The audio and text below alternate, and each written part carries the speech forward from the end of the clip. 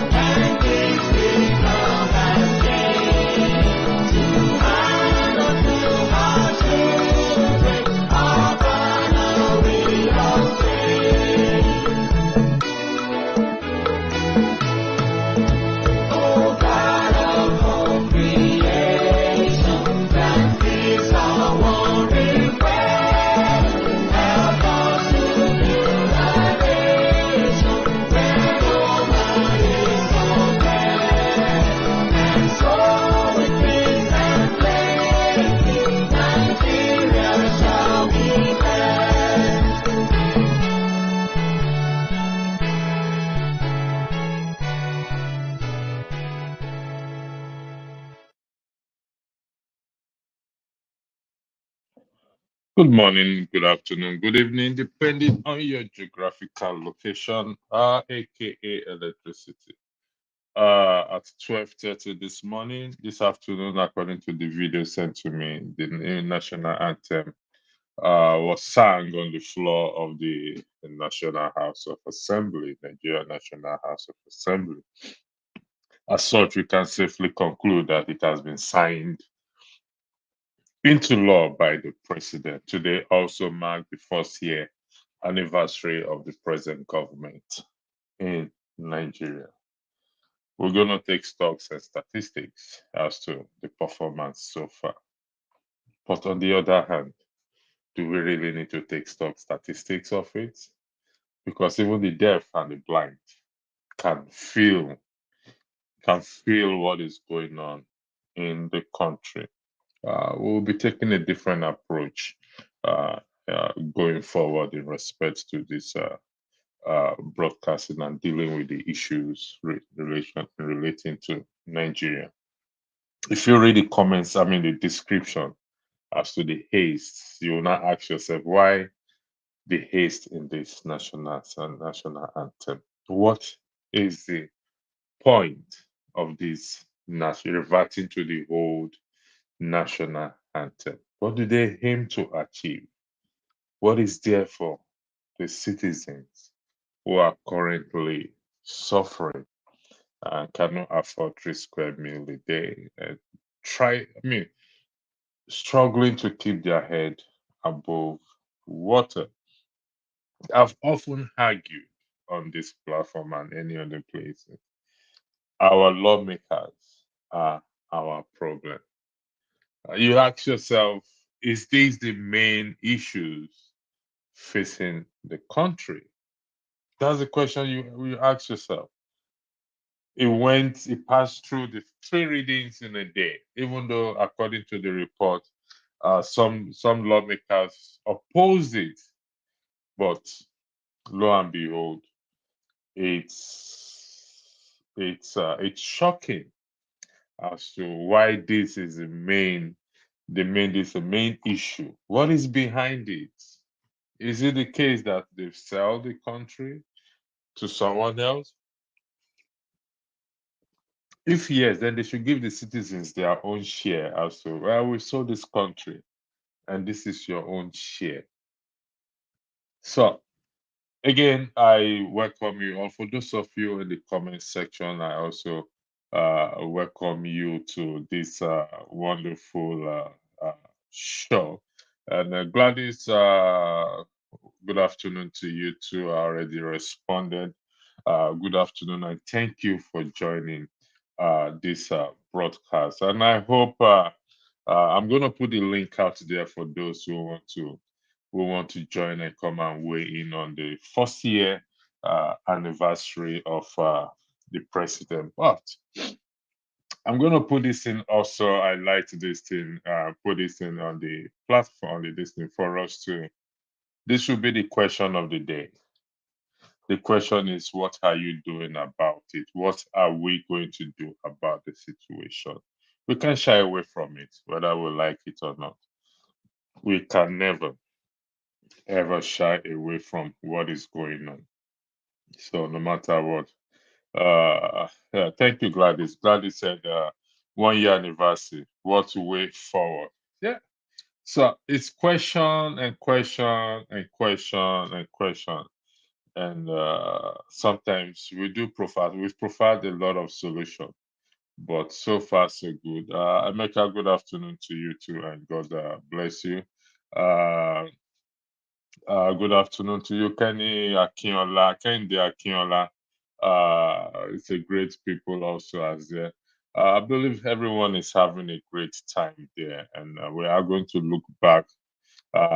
So thank you very much. Someone said, Folusha Adeniyi, you said it is to hurt Obasanjo. How will that hurt Obasanjo? The Nigerians have been hurt. How does this hurt Obasanjo? Obasanjo is close to his grave. I mean, given to his age, we don't know who is going to go first, whether it's him or me. But if we go by age, Obasanjo is going to die soon. So how does it hurt him? The man has lived his life. How? The thing is, how does it hurt him? Tracy Jacopa, thank you also for joining. Your admonition is taken on board. Thank you. That is to me personally. I appreciate it. And I'm going to put the link out there right now for those of you who wants to come in and weigh in into this matter. So here is the link for those of you who wants to come and join the broadcast and tell us. The May 29th of last year, the first announcement that was made by the president is fuel subsidy is gone. And after that, we've seen what has gone on in the country. But somebody said something yesterday. I think it's my brother's show. He said since they've reverted back to the old national anthem, are they going to revert back to the old price of the fuel pump, old bag of rice? I go back to how everything has to go back. If this national anthem means a lot to our lawmakers and the president, then the cost of petrol, should also mean a lot to them as to how its people has been suffering. I mean, suffered in respect to this. Thank you very much again.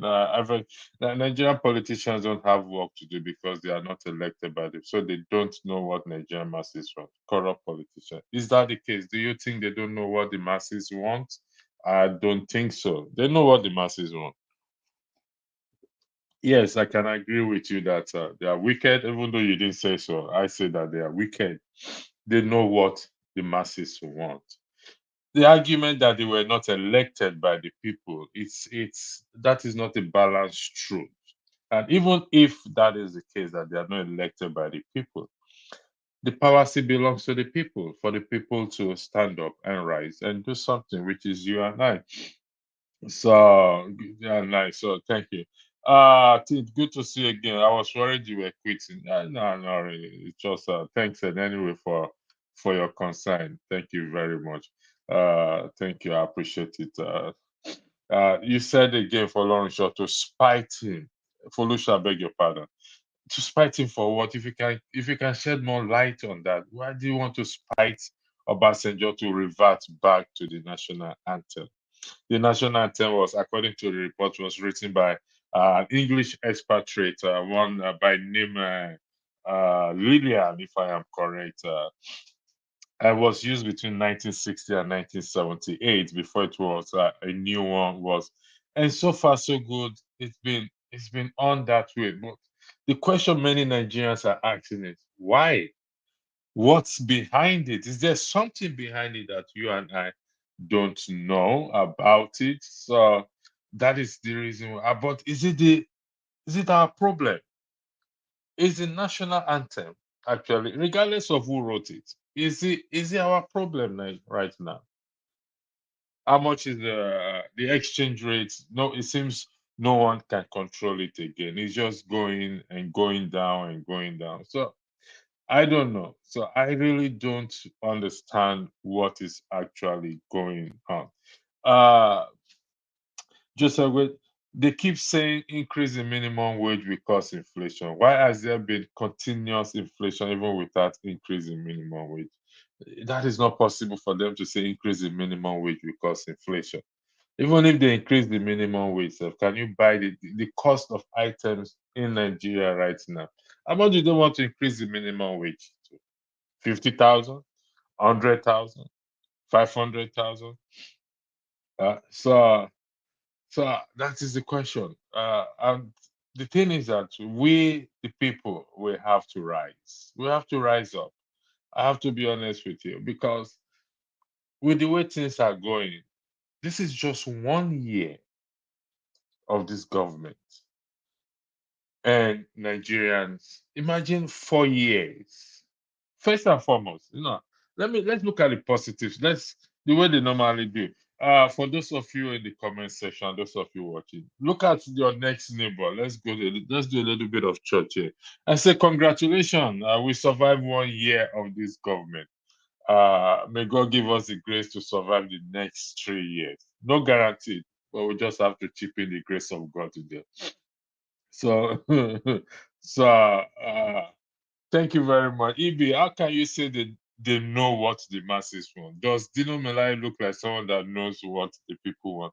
Yes, they know what the people want. Ibi, listen, these people are not they are not spirits. The lawmakers are not spirits. Our leaders are not spirits. They know what the people want, for crying out loud. Don't let us create or live in this illusion that they don't know what the people want. I know what you want, but because of my wickedness or the wickedness of my heart, I refuse to do the right thing. That doesn't mean I don't know what you want. That doesn't mean I don't know what you want. I know you need electricity, constant electricity. I know I'm supposed to create a job as a government. I know the basic to protect life and security because I provide that for myself. So if I can provide that for myself, that means also my other fellow human beings or my neighbors or the people who I am leading also have the same need. Our needs are the same. roof over our head, which is shelter, food on the table, clothing. We all have the same needs. So saying they don't know what we want, it's that argument does not hold any ground. It is wickedness, and that is ask anybody. It is wickedness at the end of the day. Now, let's. I don't. It was composed under his regime. So what? If it was composed under his regime, so what? If it was, how does this help the common man on the ground? That's the question we should be asking ourselves. How does this? If let's argue that it's tit for tat, that we want to hurt him. How does this help the common man on the ground? How does this put food on the table? How does this increase minimum wage? How does this help the dollar to be stable? How does this create job for people? These are the questions. These are the legitimate questions we should be asking ourselves. If I want to revenge you, how does it help the people around me? The man will soon die. So what? My brother, OBJ and bad no gree. OBJ introduced the Arise of Compatriots in 1978. That's, listen, the facts are there. When he introduced it, if we go by the lyrics itself, neither is bad. If we go by the lyrics and the context, none is bad. But the question I'm asking us is this: if it is tit for tat, sure, how does it help the common man on the ground? And what are we going to do about it? Because this is not about national anthem. You can compose whatever you want to compose. You can write whatever you want to write. People want to eat. People are hungry. No jobs. No jobs. So someone has said, Igbo people train animals to behave like human beings. Our own people train human beings to behave like animals. You are not far from the truth, my brother. Why are we doing this to ourselves? And tomorrow we'll be blaming the white man, that the white man doesn't want us to grow. Says who? Says who? The white man is our fault. Huh? You want to beat the anthem? Yeah, you will get her. You already have one now. You already have one. So, uh, where is our president? Here to sky. Where is our president at no speech? Now, what do you want him to tell you? But, like I said, it is not about the president. It is not about the president. According to the report, let me read it out again so that for those of you who did not read the description section there, allow me to read the report out again, or the comments. Just give me 1 second, please. I'm going to bring it out now. Where are the? Where are the? Where are the? It's somewhere here. Yeah. It says here that, no, further down, further down, further down, further down. Okay. I think I've lost it. Yeah, I've lost it. I've deleted it. The majority speaker of the House of Rep, is the one behind this that tabled this motion on the floor. So these are our problem. People should ask him. He's representing a constituency in Edo State, from what I read so far. He's representing a constituency. Can his constituency go ask him, is this our problem? Is this what we sent you there for, to do, to represent us? That is fair. That is the question people should be asking him. Is this our problem? Uh, so, according to Spiderweb, these Babu Earth call leaders are in a house that is on fire, and they run around chasing rats and cockroaches instead of them to what? To find a way to what? To extinguish that fire, which is Nigeria. Thank you for that. Sure, I want to suggest on your mandate as the new anthem, the song suite. Actually, that should have been the new anthem. If they change the national anthem to "On your mandate we shall stand," on its mandate, that would make more sense. But going back, reverting that, I really don't know. I'm waiting for my brother forefather. Allegedly, I heard he's on his way to the number 10 Downing Street, allegedly, to go and challenge Rishi Sunak as to why they have to allow our president and lawmakers to change the national anthem. He probably will join us soon. So yeah, sure is right. It's never about the common man, and it's a shame that I'm going to say this. Some of us have uncles, aunties, fathers, brothers, sisters in the house. We dance around them. We applaud them. We fan them. We boost their ego. We feel what's our business? We are getting our own share. We are okay in our own world. You can never be okay in your own world. It's not possible. You can never be okay in your own world. You don't call them out. So APC has no plan for Nigeria and Nigeria. This is not about APC. I keep saying this, people don't understand this. Take party out of this thing. Take party, political party out of this. This is not about APC. Please. If it is about APC, then the other party should rise up. But it's not about APC. And look at what is happening in the Labour Party. The shameless and the shambolic way they are doing things. So it's not about the party. It's about people's behavior. It's about not having empathy for the citizens. It's got nothing to do about the party. It's not. It's not. One Nigeria, thank you for joining. You may be trained to behave like animal. My parents never trained me to behave like animal. I don't understand what you're saying. One Nigeria. Seiko Kelly, thanks for joining the platform here. Let me see if I can change this. Okay, yeah, I think this is much better. Yeah, Thank you. Yeah, I don't know where you are joining from. I'm just in your face for the first time, but I yield the floor to you. Thank you. yes. Thank you very much. Your voice is kind of echoing. I don't know if it's from my end or your. Oh, Yeah, it is. is it still echoing?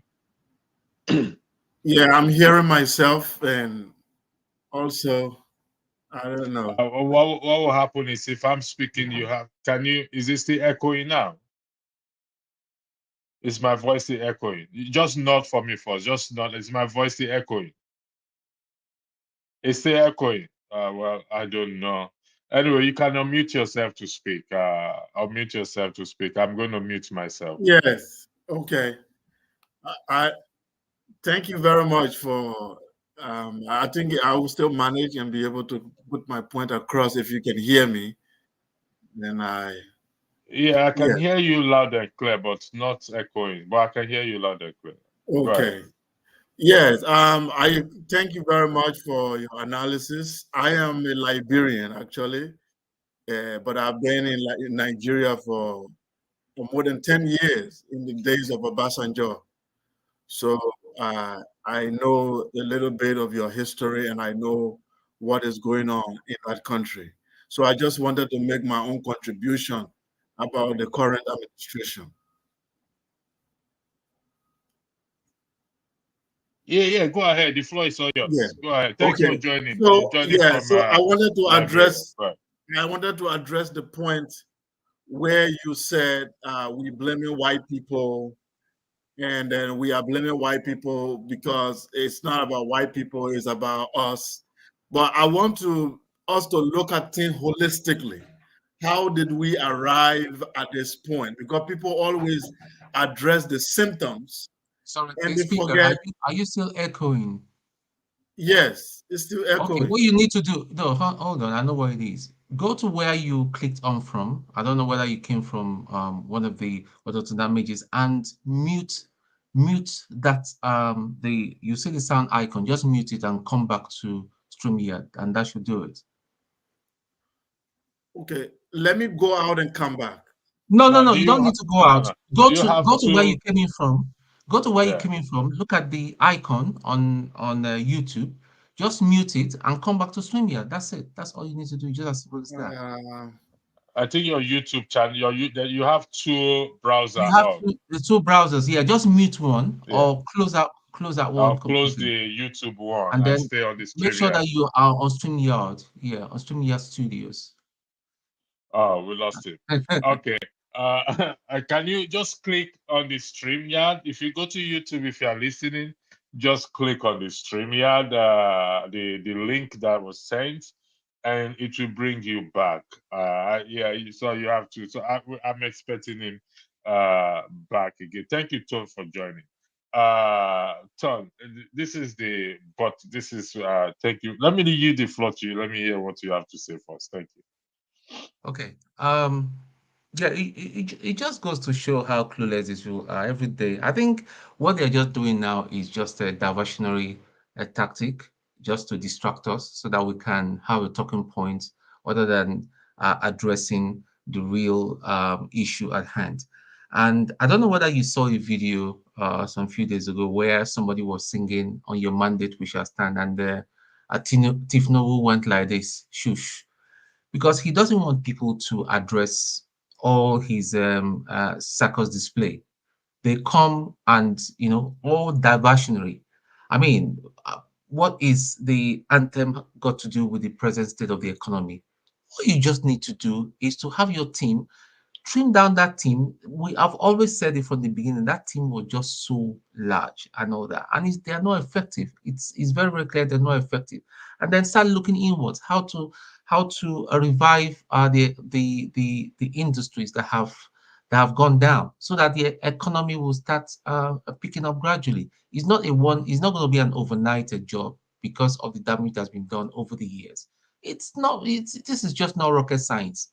But the man had just come, he just shows, and when we say, they say, yeah, you hate Tinubu, you hate APC. No, nobody hates Tinubu. We love our country. That's why we're here. We love our country. That is why you're here on a Wednesday afternoon. I'm working right now. I'm working from home today, but I just saw the broadcast. I said, okay, let me just hop in and add my 2 cents.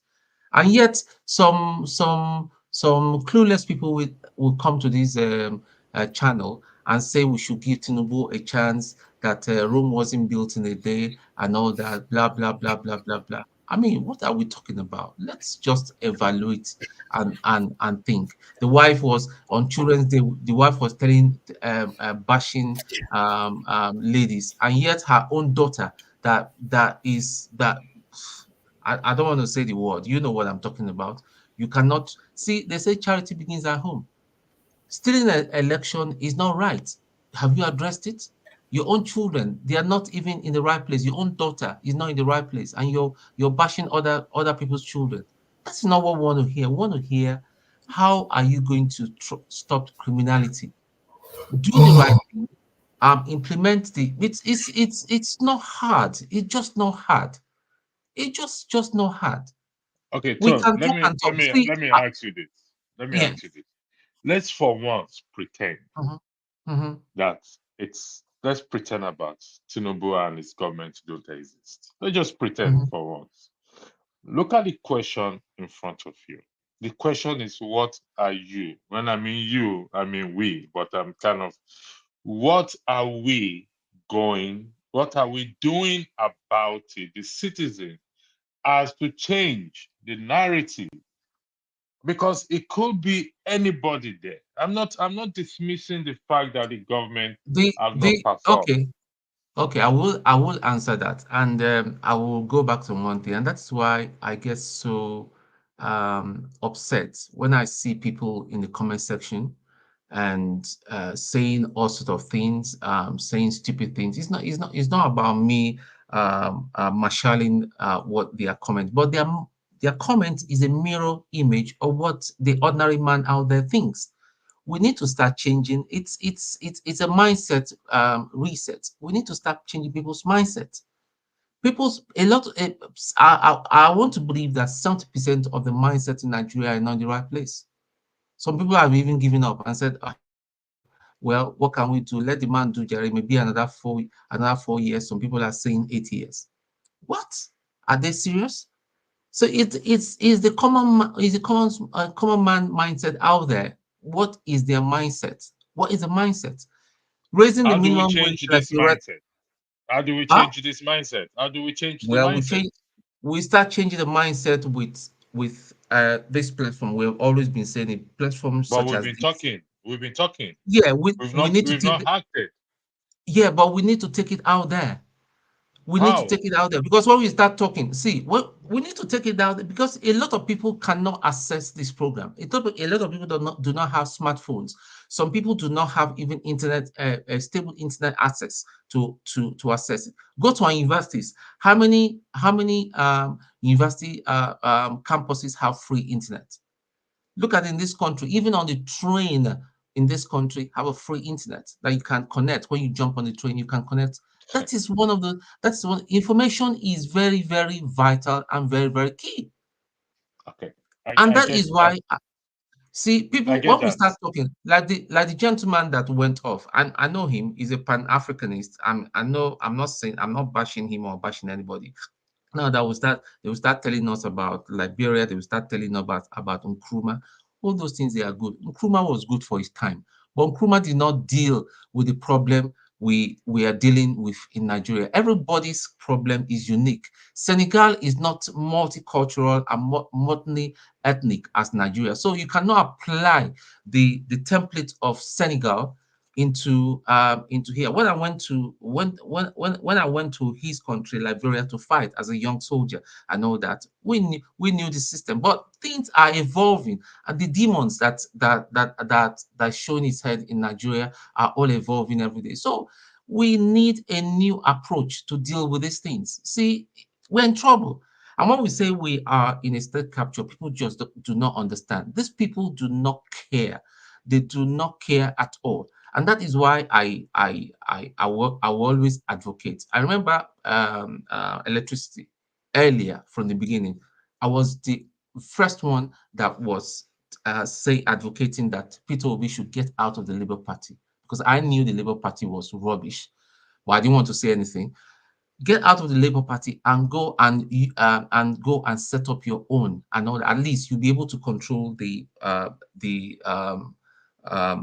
executive. You'll be able to cherry pick the executive. The problem with the present Labour Party is that most of them are compromised. Nothing good is not going to happen. Nothing good is going to happen with the Labour Party. And let me just say categorically, yeah, if Peter Obi runs on the platform of Labour Party, it's going to be the same story, if not worse. He is going to lose big time. It's just as simple Thank as you very that. much. Thank you. Thank you. I'll come back to you, Tony. Mr. Seku, thank you for joining. I will give Seku Keller a chance. He was here before. He had issue. We asked him to click on something, but I believe he clicked on the wrong thing. Seku, you're back. The floor is yours, please. You were saying something. Yes, I think now I don't hear the echo anymore. All right. So Thank you it's for kind that. of better. Yes. Thanks for the last speaker. He said he was in my country as a soldier. So I believe he has seen similar things that's happening in Nigeria there in terms of incompetence of leaders, in terms of the lack of vision in the African leadership as a whole, not only in Nigeria. So what I wanted to say is that relating to what we are saying, accusing white people, not accusing white people, we are saying that the institutions that we are using right now to dream for development, those institutions are not properly arranged for development. And that's the fact. How did Bola Tinubu become your president? What was the process that brought a man who had a lot of scandals, a man who had a lot of things on him? What process brought him to be the #1 man in your country? That's the process you should question. That's the process. What's the process in Nigeria that rejects an Obi, that rejects a Showore, but prefers an Abubakar, and it prefers someone called Tinubu? That's the process you need to question. What is that process? And that's what we are saying. We are saying your education is not good. We are saying that your entire governance system is just cut and paste. There is no national thinking. There is nothing that is inspirational about Nigeria for Nigerians. For you, you are just there. The many Nigerians I have met, they are only loyal to their local kingdom. A Hausa man is loyal to the Emir than Nigeria. That's the fact. In Kano, your people are protesting right now. Have they protested for the food shortage? Have they protested for the kidnappings that are happening in your country? But they kidnapped because Senussi is removed from the throne. They are more closer to that local emir than the thing you call Nigeria. The entity called Nigeria has not defined itself. What do you benefit from being a Nigerian? I am a Liberian. I came to Canada 5 years ago. I've benefited from student loan. I've been able to go to college and graduate. I couldn't do that in my own country. I benefited from housing. During COVID, when the jobs were gone, the country decided to give all of us certain amount of money in our account. You don't need to protest for it. There was just $500 in your account. I have a lot of social amenities. If I get sick, I just call an ambulance. They call me. There is a need for me to die for Canada if I have to. Why does a Nigerian need to die for Nigeria? Just because of the name? Just because you are in a geographical location called Nigeria that doesn't even have its own language? So for me, I'm saying after independence, we have not defined what an African state is supposed to look like. We still have a Sharia. Nigeria says it's a democracy. Nigeria claims to be a secular state with democracy. But you have Islamic law, a Sharia law, a theocracy in a democracy. Where do you see that? Where do you see that? So I'm saying the entire Nigeria state does not have the mechanism to develop. That's all I'm saying. Thank you, Mr. Seko. You said something that that jumped out at me, to me, in terms of people, Nigerians are busy protesting for emir and other things, but they are not protesting for for food shortage and all those things. That is a very strong, valid point that you have just made. It seems that we don't really care. Now, other things you said, I will leave the those who wants to challenge it or question you about it to question you. Mr. James, you will have to bear a second. I will come to you because there are people here before you. So, addressing the process, you can see the issue there. Addressing the process, the INEC is one of the process, the electoral process institution that we have. We have the judiciary when it went to court. Also, we need to address that. But we've been saying it here every time we come here. We talk about Mahmoud and everything, but not until the people come together to fight this thing. That process will remain as it is. I have to be honest with you. So, can I ask you a question? Our job. Go ahead, sir. Okay, is Nigeria a monarchy, a democracy, or what? Can you tell me what Nigeria is? Is it a republican? Well, is it a democracy? What is Nigeria? what system does Nigeria practice? As it is now, Nigeria is assumed, let me use the word, to be a democratic country. It's not. I grew up I went to school in the northern part of Nigeria. There's some that declare Sharia law. Where Niger State and other people. Yeah. It's not a democracy. It's not. My brother, hold on. Mr. Electricity, democracy may not be practiced. Mr. James, you want? Or can you hold on? Yeah, Okay, what do you want to say? burnt for freedom of I just speech. want For to. talking against Muhammad, she was burnt alive. Is that a Okay, freedom Mr. of speech? Hold on, my friend, keep Mr. quiet. Sekwa. Keep quiet. No, Please, Mr. James, excuse me. let's be respectful, please. Okay, Go I ahead, Mr. James. apologize. I apologize. Okay. All right, go ahead. Please, I kindly seek permission from those who got here before me, because it's not yet my turn to speak.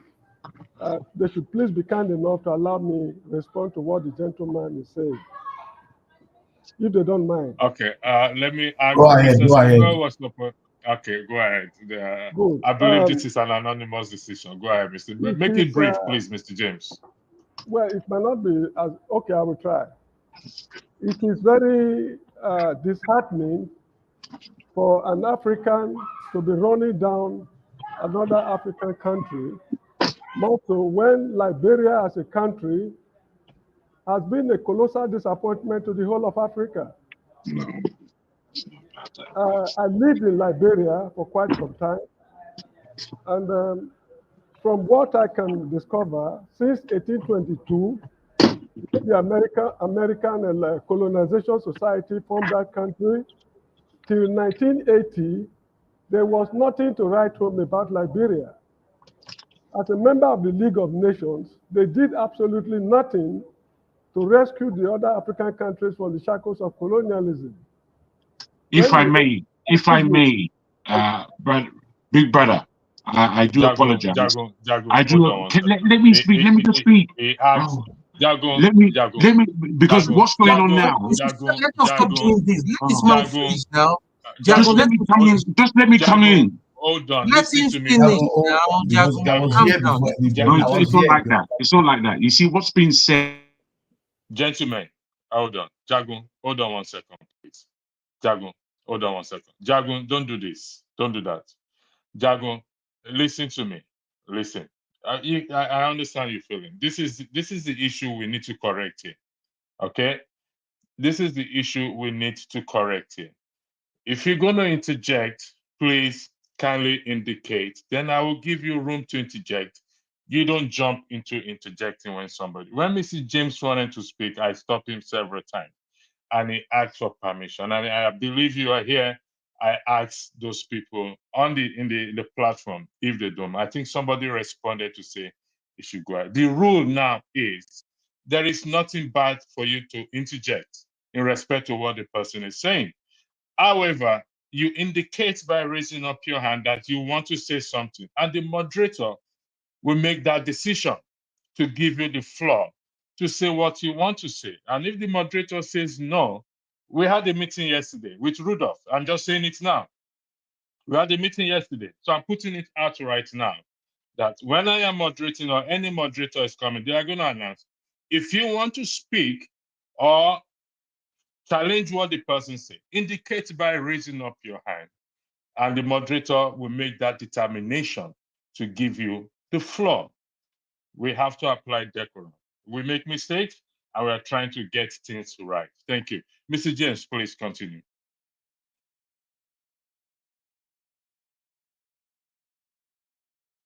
You're muted, Mr. James. We can't hear you. Yeah, as I was saying, Liberia as a country was a colossal disappointment to the whole of Africa.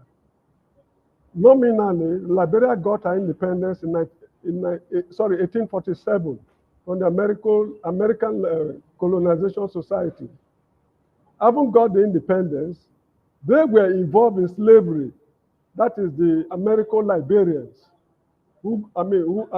These were free slaves from America who were forcibly relocated to the territory now called Liberia. When they got there, they were involved in slavery, enslaving the native Liberians to go and farm in Fernando Po in what we call coffee and cocoa plantation belonging to the Spanish authorities. And not only that, they did not do anything tangible to rescue the rest of Africa from colonial rule. They were members of the League of Nations. When President DBC King, his Vice President Nancy and others were misbehaving, nothing happened. In the year 1944, what is his name? William. May I interrupt? No, okay, I don't mind. I do apologize. You see, the conversation that I've been listening to before I came online is going in a straight line. The critique of Nigeria by our Liberian brother here is an accurate critique. We should be responding to the critique, not to Liberian Nigeria injustifications. I'm saying this with all politeness. But exactly. Excuse me. He's not bashing Nigeria. Let's just get this right. He's not bashing Nigeria. See, electricity. Why are you speaking now? Interrupt me after that long tirade that electricity wrote about the law. Why are you interrupting? You asked me not to interrupt. I've asked to interrupt with my hands raised. But I didn't. You see, I think what if I may. Jagun, you raise your hand. I didn't say coming, but you just went ahead to speak. The person who said coming was the person speaking, which is fair enough, I think. If he likes to be interrupted. I'm the moderator, Jagun. Oh, okay. Go on, be pedantic if that's very important to you, electricity. That's just being pedantic, what you're doing. Ridiculous. Jagun, we're trying to have. Bro, take my name out of it. I'm here. I'm continuing with your dictation. I'm following you. Go ahead. The floor is yours. No, hold on 1 second, gentlemen. Go ahead, Jagun. The floor is all yours. Speak as long as you want to. All I wanted to say was very small in my initial interruption. I just wanted to keep us in line and not get to this African argument, Liberia, Nigeria, Ghana. That's not what we're talking about here. What we're talking about is the question asked. So the critique from our Liberian friend, I think, is on par with what the question is asking. And we should try and stick in that frame instead of reaching into myopic history that we don't need.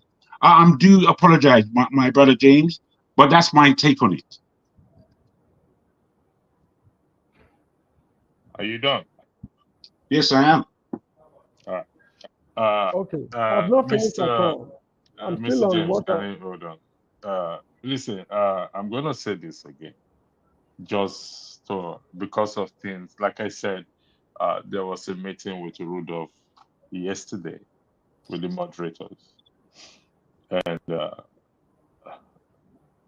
there's nothing wrong if you want to interject, if you want to challenge what someone said. But I think it is proper for us to allow the person to finish their thought or whatever they are saying. And when you raise your hand to interject, the moderator will give you the floor. Every one of us wants to say something. And that's why we have pen and paper to take note on what that person is saying. Then you can now challenge what the person is saying. So people are going to express their views and their opinion. And so if we keep doing back and forth, we will not arrive at where we're going.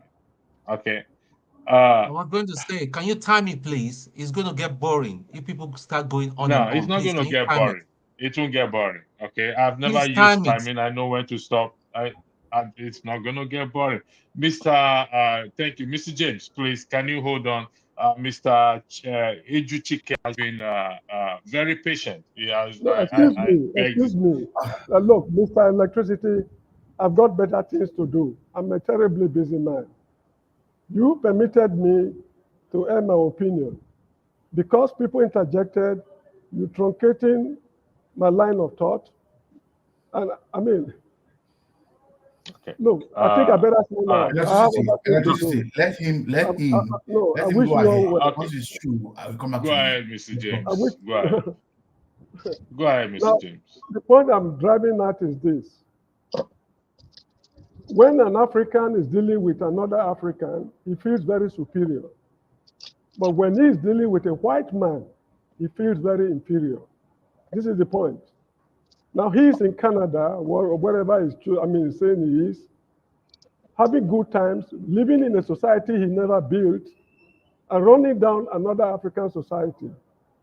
The Nigerian government is running down right now, in collaboration with Ghana during the days of Kwame Nkrumah, rescued South Africa, Zimbabwe, formerly Rhodesia.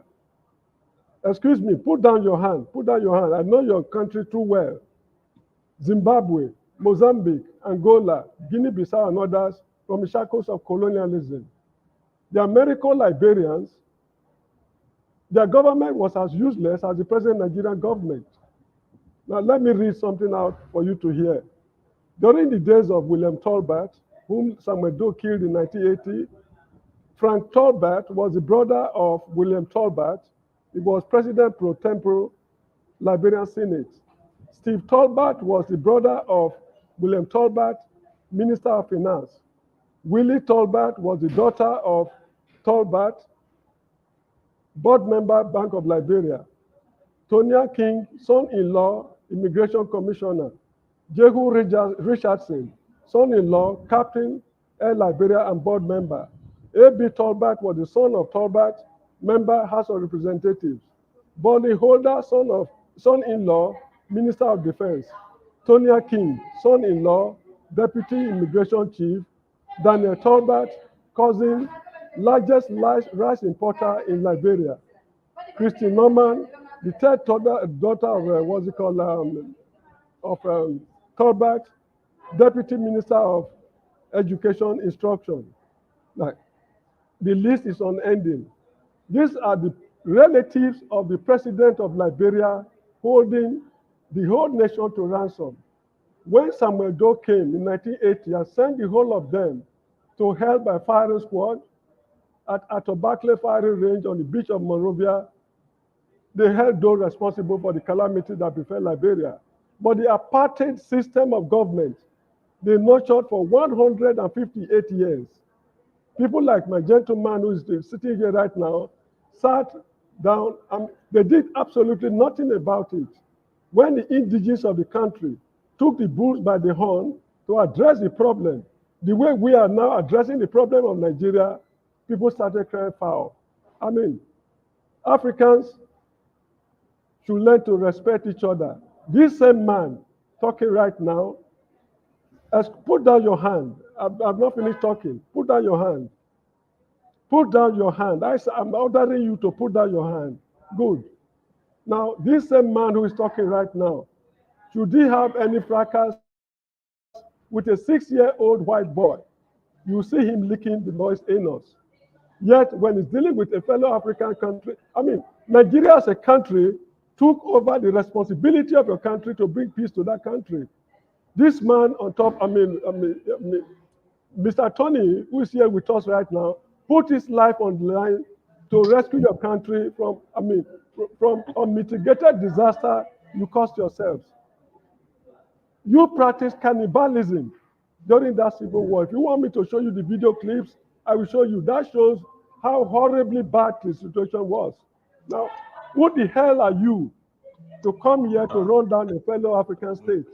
In all my preachings here, excuse me, in all my preachings here, there was no time, there has been no time I run down any African state since I've been appearing on Dr. Damage's platform.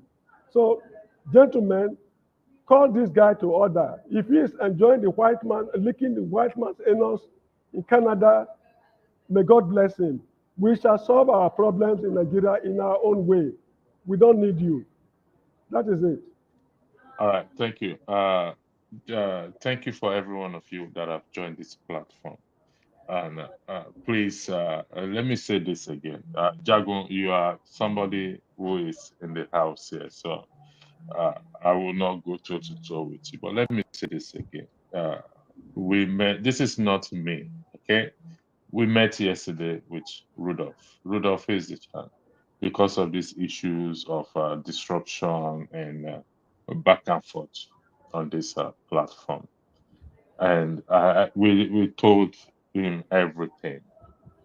And I don't think the rule is bad in respect to decorum, that if somebody is speaking and you have issues with what the person is saying or has said, you can take note. There's nothing wrong in it. Can I ask electricity whilst you're speaking with me? No, I'm not speaking with you. What I said is, I said I highlighted you because you are a senior man. I mean, a continuous person in this house, in that I Okay. expect that when Well, we say if I there are can say, rules. if I can just quickly say, electricity in line of this particular program that we're doing now, what the meeting between yourself and Rudolph, I can understand where it comes from. I've been watching the show even sometimes when I don't. So between yourself and Ferreira, what took place and all this thing, I know you would have had a lot to speak about.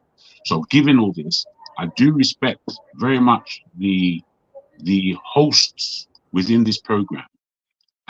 But there is something that we, as people who come to this program, are actually wanting to do, which is air our thoughts to the point of understanding, to the point of further exposure to the show. That's why I'm here. And I think it's very important that those who have something to say must be given that opportunity.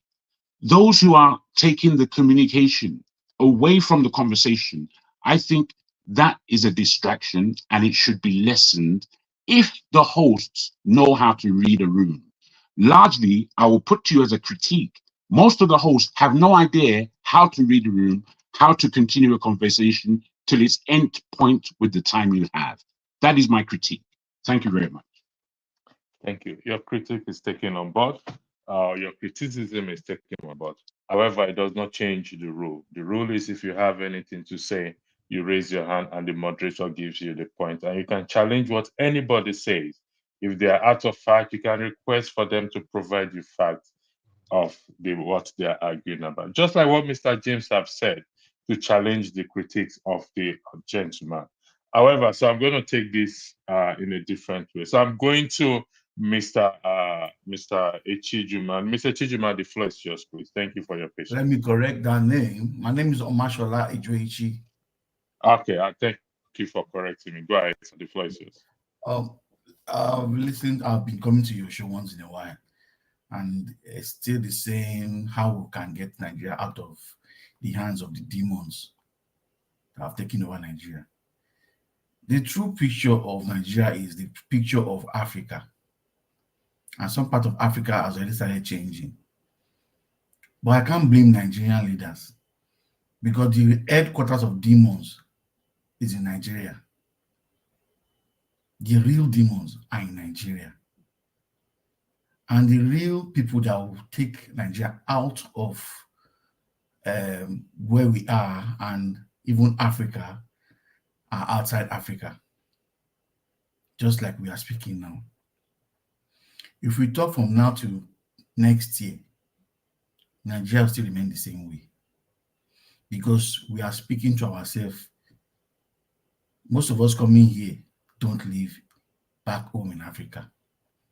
An average Nigerian does not have the luxury of internet to watch electricity speak for the next 1 hour on his cell phone or on his laptop. They don't have that kind of gigabyte to play with. So the only way is for us, as we go, once some of us travel back home, we have people, we need to tell them the message. And I think it's high time we have leaflets somehow put in newspapers spread around Nigeria. If you can get somebody that can do that in Nigeria and spread out this our message. Some of these videos we have on the internet can be sent on the internet. And average Nigeria cannot come and sit down on this show to listen for the next, not even 30 minutes. He does not have that luxury because his phone is not fully charged. He does not have light in his house.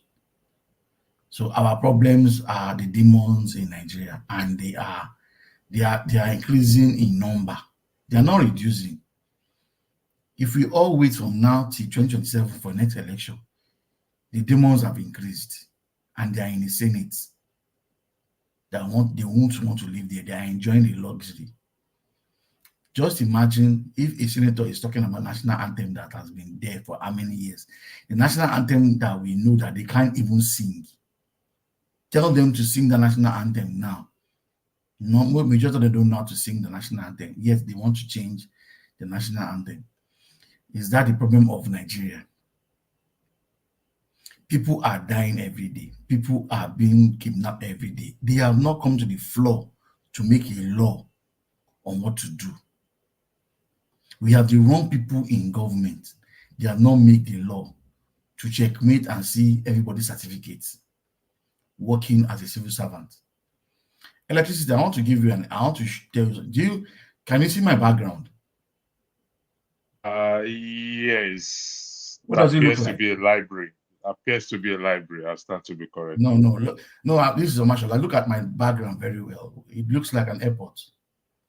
Okay. I mean, it's from where I'm sitting. That's supposed to be a proposal for your international airport. I did some days ago, which I presented to you, your civil servants, and average civil servant in Nigeria yesterday on Zoom.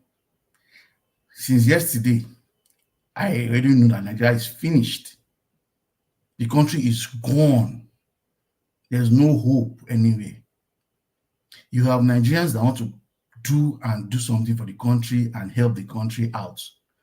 But a lot of them are not being encouraged each time they try to bring their head out to help at any point. Because you have civil servants anyway destroying the country. It's not the senators. Senators are one set of demons. Nigerian civil servants are the biggest demons. They wait for the new crop of demons to come and take over every 4 years. And that's why the country cannot change. Do you understand? It's the same, the stealing of money. The assistance is done by civil servants. Passing bills, passing checks left and right. And we cannot change the system.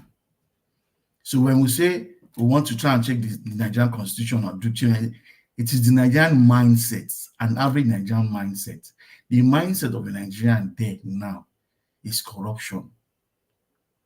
Anybody trying to do good will not be taken. That's why Obi, as I say, Obi moved from Labour to PDP. He will not get there. That's the truth. Group of people are stealing. You now want to bring a saint to their middle so that when he comes, they arrest all the demons. Example is what's happening in River State. Fubara and Wike. Okay. If Wike knew this is what's going to happen, he wouldn't support him. Me as a person, I will support that Obi should just play along with the crook. Because many Nigerians are saying Obi is going to stay in his hand. Stay in his hand, stay in his white garment is allowed. Let him stay in it. So if I can get there and wash it and then kill and trample all over. Because if you don't do it, these people, to be a thief, act like a thief to get what you want. So a lot of people will not agree with that your last argument. That's the problem. See, But that's the problem. You said something important. A lot of people will not accept it, agree. But for you to get there, behave like a thief, get the ticket, sit down on the seat, and then you do what you want to do. I think I will go with your argument whereby you said we should find a way making leaflets and because truly the average Nigerian cannot stay on the internet for maybe 10 minutes. Even if they can, electricity will not even allow them to, because sometimes they may be without electricity for 2 or 3 days, and it's not difficult to even fuel their generator. And that is the purpose of this program. As to the question that is before us is, what are we going to do? It's not about the national anthem. Let's make this clear. But how the legislators, respectfully, they are still civil servants as well too. Our lawmakers, including the president, is classed as a civil servant as well too. I agree. Like you said, they are civil servants, but they were civil servants, career civil servants, waiting for political civil servants to come and join them. So the career civil servant will always show them, this is what we do, this is how we do it here, and things will not change. And they are in the one in the INEC, they are in the INEC, and that's why INEC is still the same way. a man has given the wrong person the chance to rule Nigeria fraudulently. So what do you expect? Thank you, sir. Please, I know we're having issue with timing. I have never been used to timing people, if you understand. But let's keep our point. Let's go straight to our point and make it as brief as possible. I've never been used to timing people. I don't know. Maybe I will start it, but just let's make our point straight to the point and make it brief. Also, let's be respectful to one another. We can disagree with somebody's point and counter it respectfully. We have to be. I was listening to Michael Jackson's song about the man in the mirror, and I wrote something down that if we want to make the world a better place, then we must ready to change ourselves. We must be the change that we want, so that when our children, and this video will be watched over again, then they will see us. If you want to make a change, you want to be a better place. So henceforth, please don't go beyond. Time yourself if you want to time yourself, but I'll time you. Going forward now, I'll give you 3 to 5 minutes. Then I will mute you if you're going beyond 5 minutes. Mr. Biafran, I'll come to you, Seko. I'll come to you. Mr. Biafran Voice, the floor is yours. You have between 3 to 5 minutes to make your argument, please. Thank you so much. Thank you so much. And all protocol observed. My greetings to everyone in the house. I will start with our brother. Sorry, let me hold on one second, Mr. Biafran. For those of you in the comment section who are very good at moderating, Rudolph is looking for moderators, and he will definitely be glad to have you as a moderator, please. Thank you. Back to you, Mr. Biafran Voice. Okay, thank you. My brother Seko Keller made a point, and it was like letting the hell loose. Everybody was not happy. Nobody wants to hear it. Our problem is that we don't want to hear the truth. What he said here is truth. It doesn't matter who tells you the truth. It doesn't matter where the truth is coming from. The important thing is that this man, I never know he was from Liberia until now. When you see the truth, grab the truth. Make use of the truth. It doesn't matter if your enemy is telling you the truth.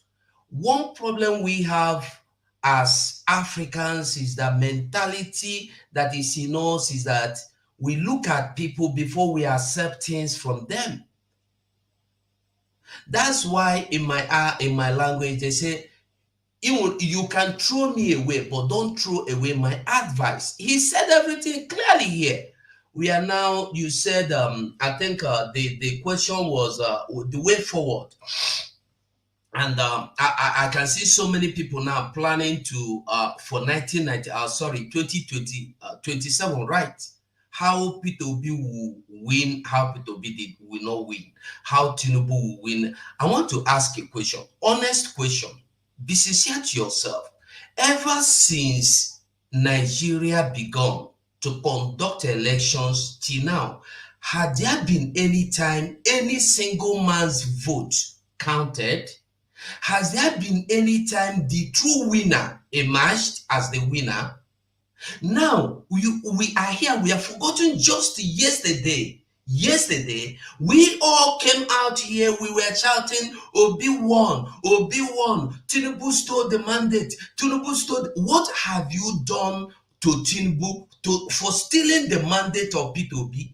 Have you been able to claim back your mandate? No. Even if you are going to win again, are you sure of getting the mandate? You are not sure. You cannot get your mandate. So Nigeria, like my brother said here before, is not even. I don't agree. It's demons. The people there are just the people there to frustrate you. There is no way we have seen it and we have understood it that there is no way anybody is going to allow people like Shore that have vision that is more younger to come into the power. We have seen that.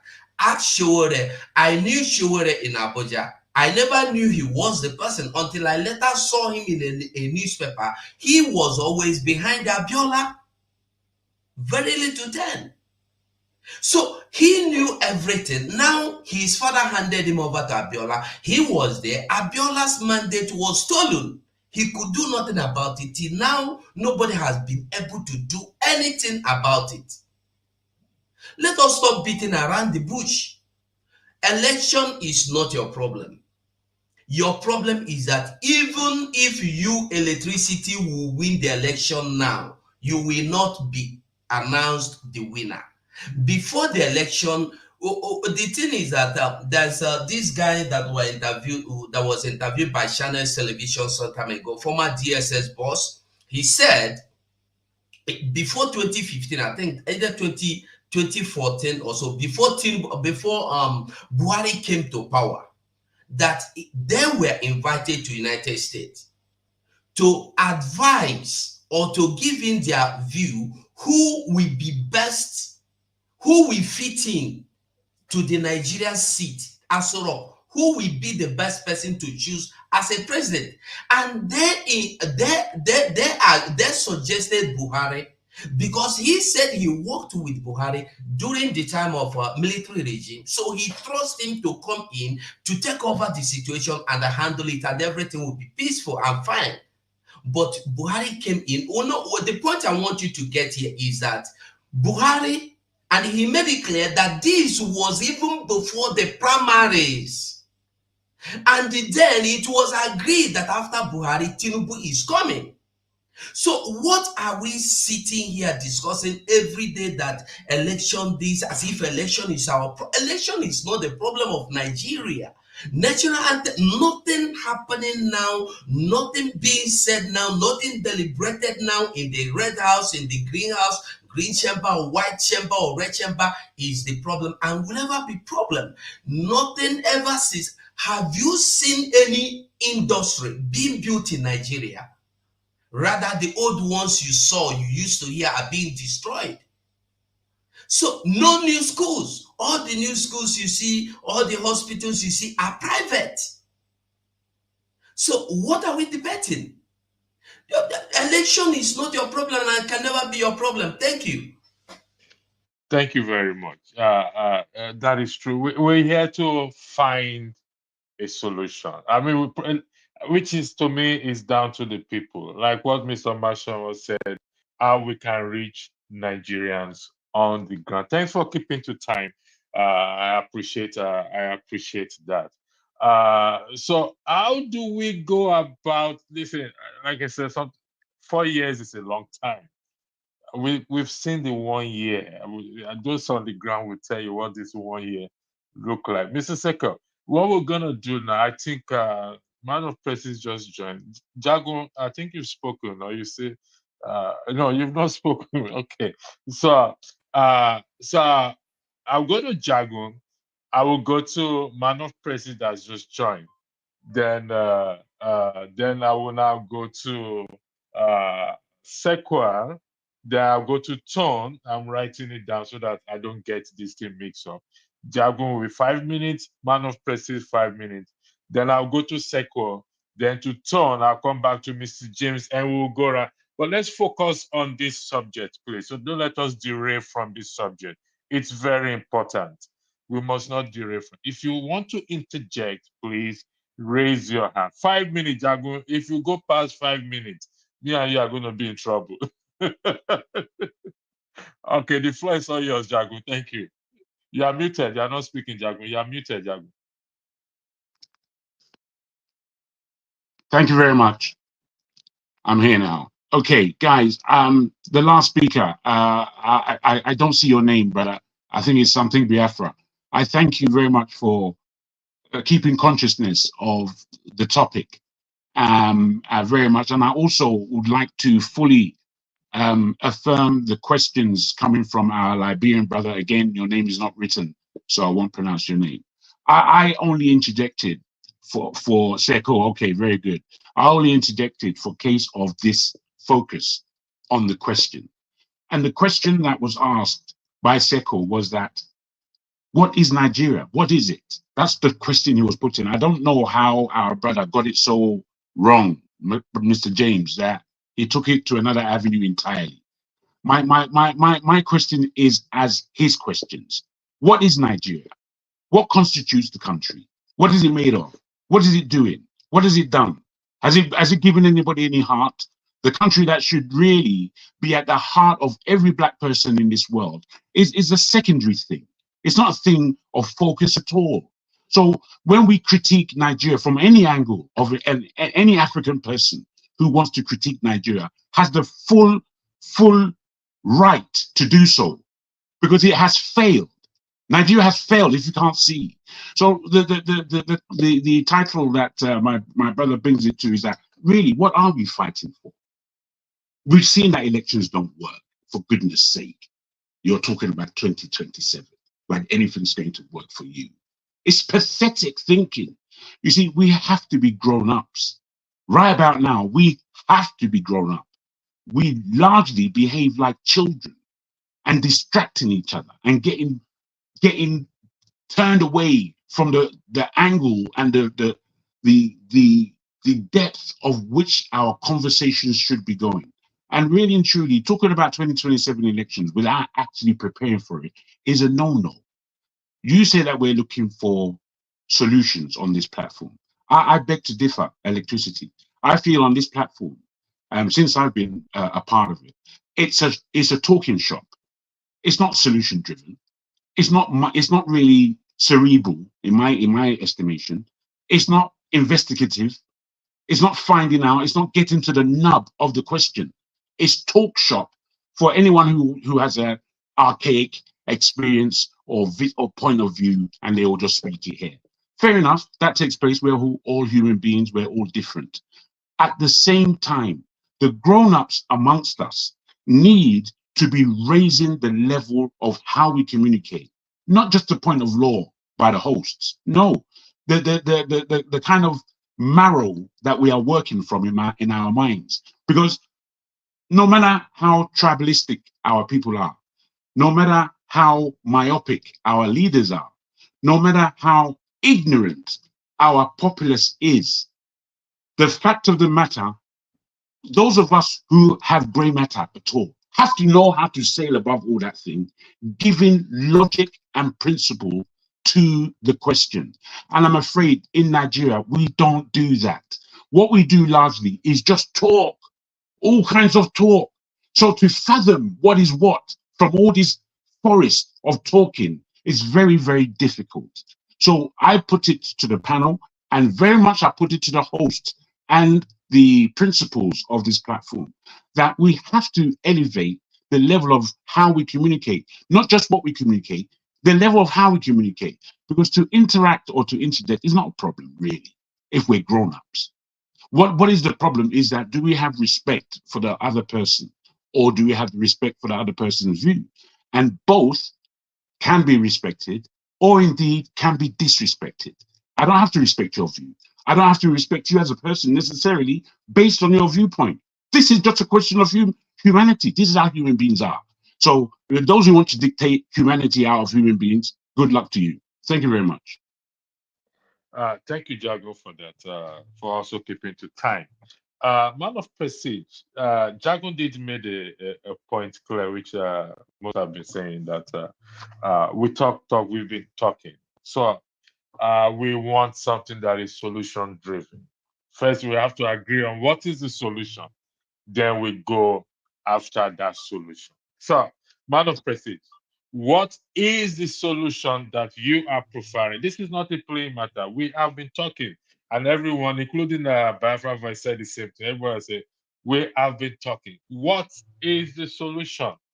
And how do we go about this solution? We may differ on the solution, but at the end of the day, we will come to an agreement. So the floor is yours for 5 minutes, Man of Prestige. Thanks for joining me.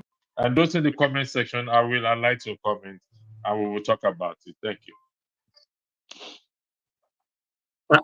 The floor is yours, Man of Prestige. Thank you, Electricity. Good morning, good afternoon, everybody. Ask me what is the solution. I mean, if I had the solution, I wouldn't be where I am right now. I think I will be in, try to solve the Nigerian predicament where we are right now. I don't have the solution. I'm not an economist. I can only come here or, in the Nigerian space and portray, the knowledge that I had, or maybe some knowledge that I have in America here, to help the countries. Honestly, I don't have the solution. Like I said, I'm not in government. I'm not a politician, and I'm not going to be. That's not my partake. I'm a corporate worker and a businessman. So having said that, I'm only here to provide a little bit of my critique. Because critique is part of the solution. And I hope that they had to be part of the critic, we are narrating. You may have some people may come here or the APC, utilize the government, that's all good. It's all politics. But there has to be a different opinion in order for that country to work. So where I'm coming from, I see the handwriting from the beginning. And I will begin from the area, where we are exported to a different country to go and share what we can do for the country. That's the Chatham House. In my own opinion, that was a very disgraceful moment, to the country.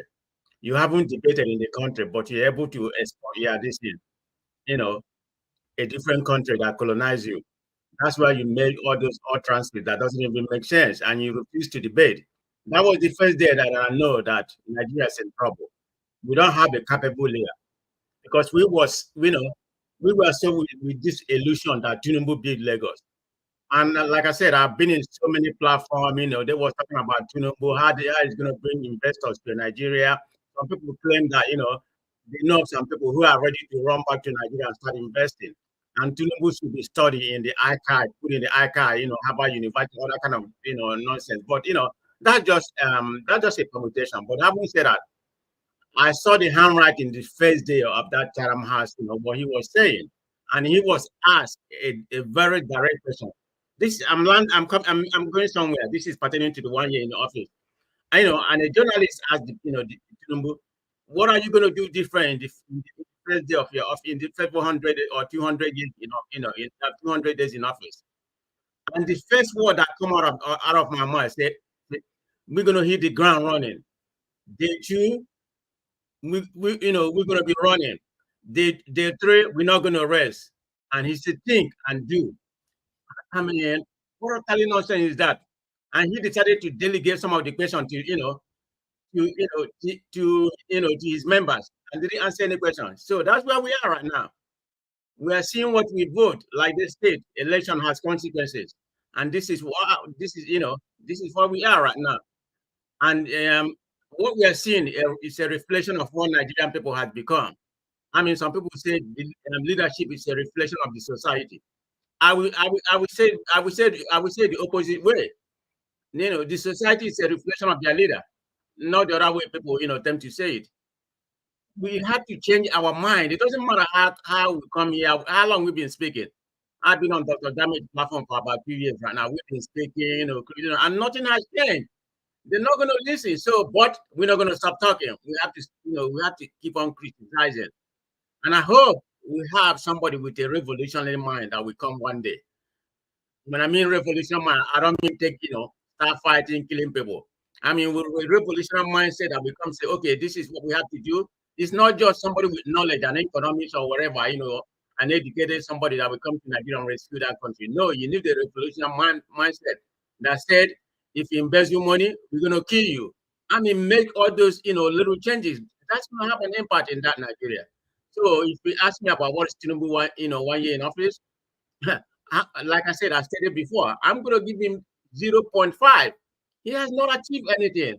Maybe minimum in the interior minister and something like that, and all this nonsense that they're doing right now, changing the national anthem. Is it for revenge against Obasanjo? But I don't really care. We don't want to emancipate ourselves from the colonial master. We are going back to the old national anthem. Is that the Nigerian priority right now, national anthem? The old one may sound good, but it's not about sounding good. It's what it represents. Thank you, so I'm just out of work, but we're still talking. He hasn't achieved, in summary of my commentary, he has not achieved anything. I think we are regressing. The last but not the least, are you better this year than during Buhari last year. Buhari 4 years in office. In 1 year, Tinubu, are you better? The answer is definitely no. So that summarizes my Thank narrative. you. Thank you, man of president. You said revolutionary mind. We need someone with a revolutionary mind. Witness, I think it's a Seko or Ton, if I'm correct. Who is next? I think it's Seko or Ton. Is Okay, it my Ton, you are the turn? one. I think it's Ton. Then I'll come to you, Seko. Okay. No, Ton. Do you mind holding on 1 second? Let me go to Seko. Do you mind, Ton? Are you okay holding on to? Okay, thank you. Second, the last speaker used said revolutionary mindset. Someone who have a revolutionary mindset. I know you are not in Nigeria, but from your argument, you know Nigeria or you were into it. Between Peter Obi and Shore, it may appear to be a stupid question. Which one do you think have a revolutionary mind that can ginger the people? Somebody, I highlighted a comment here earlier. I don't know about that can ginger the people to rise up and challenge. I use the word challenge for want of better word. The present establishment. The floor is All yours. right. You have 5 minutes. Thank you very much. I will respond to your question very quickly, but I have 3 things to say after answering your question. There's one I would like to address the senior man, Mind Mr. you, James. you have 5 minutes. Yes, 5 minutes, and then I All will right. also talk on issues. So let me go quickly to your question. Between Shore and Obi, who has the revolution, who has the ability or the following? What is the question again? Just Who have the answer following? whichever way you want to answer it. It doesn't matter. Okay. Go ahead. So for me, this is the way I see it. I see Shore to be an idealistic revolutionary, and I see Obi as a reformer, a great reformer. Now, there seems to be people in 2 different camps, but there are 2 people that could have worked together. In one way, Obi, we should not deny that no matter how we love him, he's a product of the establishment. He comes from the establishment. He has not really suffered poverty like most Nigerians will do. And he grew up a bank manager and then later governor. He had a very good life. However, he's a very, what I would say, a patriotic Nigerian from his record. And he's also very diligent and very hardworking. And that earned him a very good reputation to be a good reformer of the system. Now, what Shore is doing is saying, God damn it, burn down the system so we can rebuild it. He said, burn it down so we can rebuild it. Now, burning it down, the reformer will say, hey, take it easy. Sometimes burning it down, you can burn down the gold in the house as well. You will burn down some good stuff. So let's do some reforms, structural reforms, and that will bring about the change that you need. So I'm saying these 2 people should have worked together. I personally, I supported Shore in 2019. Take it back. I contributed money. That's how I will come to James when he doesn't know who I am. I contributed to the Take It Back. Okay. I saw Shore, how he started the Take It Back. But when he came back this time, I wrote on my Facebook page that you are going to get less vote. That's before the election. I said, Shore, you will get less vote than you got in 2019. Reason being, the dynamic has changed. The Nigerian youth organically woke up and supported one man called Obi. Whether you like Obi or not, you should realize that when the people from different parts, north, central, north, east, west, rise up and say, we support this person. If you are a revolutionary, you should align with the people. If you go against the people, then you are swimming against the tide. Because Obi following is very organic. So any revolutionary who kick against that, you are swimming against the tide. All you do there then is to compromise, because politics is a compromise. You sit down with the reformer and say, look, I have some revolutionary ideas and I want to infuse them in your reform. Are we going to work together? And this is how it's going to be. You put condition and you work together to flush out the real bad element in the system, the PDP, the APC. These are the establishment that do not want Nigeria to move forward. These are the cabal, the owners of Nigeria, who inherited the colonial legacy that they want to continue with because they benefit from it.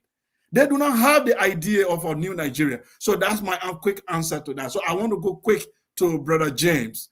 Mr. James, thank you very much for what you said about Liberia. And I do agree with you 100% about everything you say about Liberia.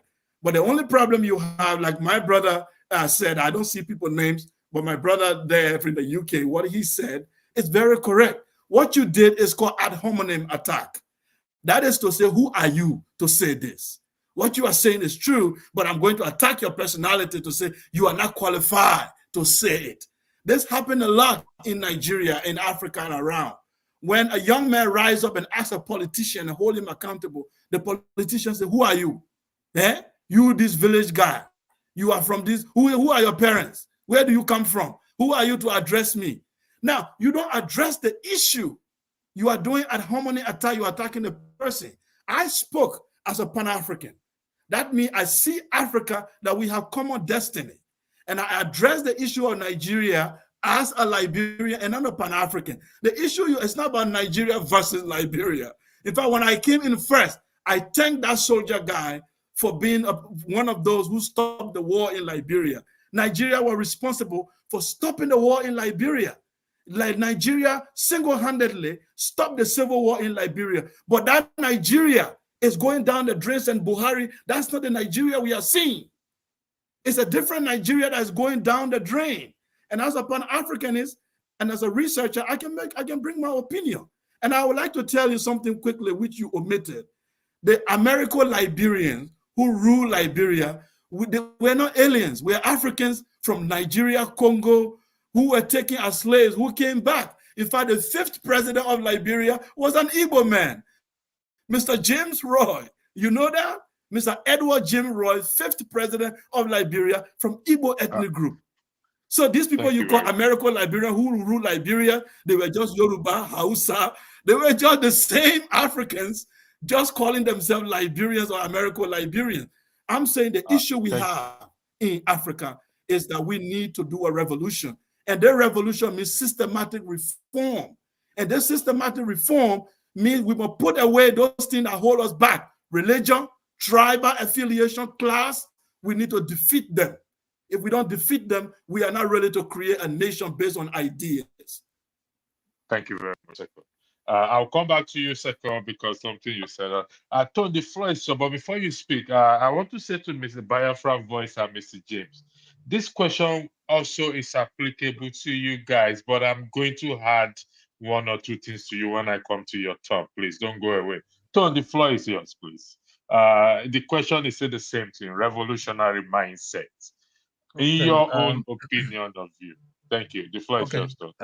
Okay. Seko, you've spoken well. You touched most of the things I wanted to comment about. And to our dear esteemed Mr. James, I think you misunderstood him. I know you're not like that player. I've never seen you that way. Actually, you totally misunderstood him. And can I just say something? I live here in the United Kingdom. This is my home. I carry a British passport, and just because my original roots is from Nigeria does not disqualify me from making comments about the United Kingdom. So this gentleman has lived at some point in time in Nigeria. I think he has some stake in making some comments, even as a Nigerian. I would dare say that. I'm also a fellow African. So let's just get that right, and that is one thing we kind of it's a class thing when it comes to Nigeria. So moving forward without wasting much time, I've always maintained, if there's no revolution, see, we're playing. And I just believe that the one fits all solution that we are preferring with different problems we have in Africa would not work. We need to have a bespoke solution for our challenges.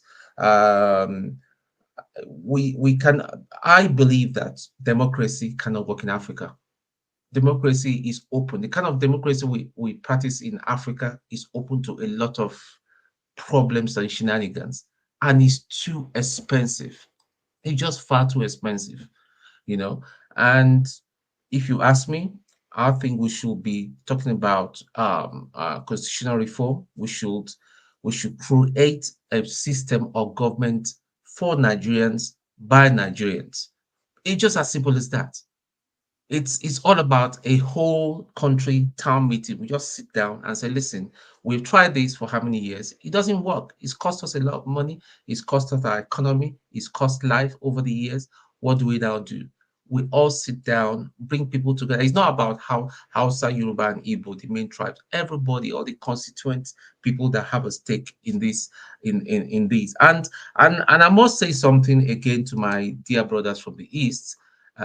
Without being disrespectful, if you're saying that you're a Biafran, you keep saying you're a Biafran, you're the zoo, that we are of the zoo and all that kind of thing, then I don't think you have a place to come and talk when people are talking about Nigeria. Maybe you should concentrate on about getting your Biafra and there. But when it comes, but is it not?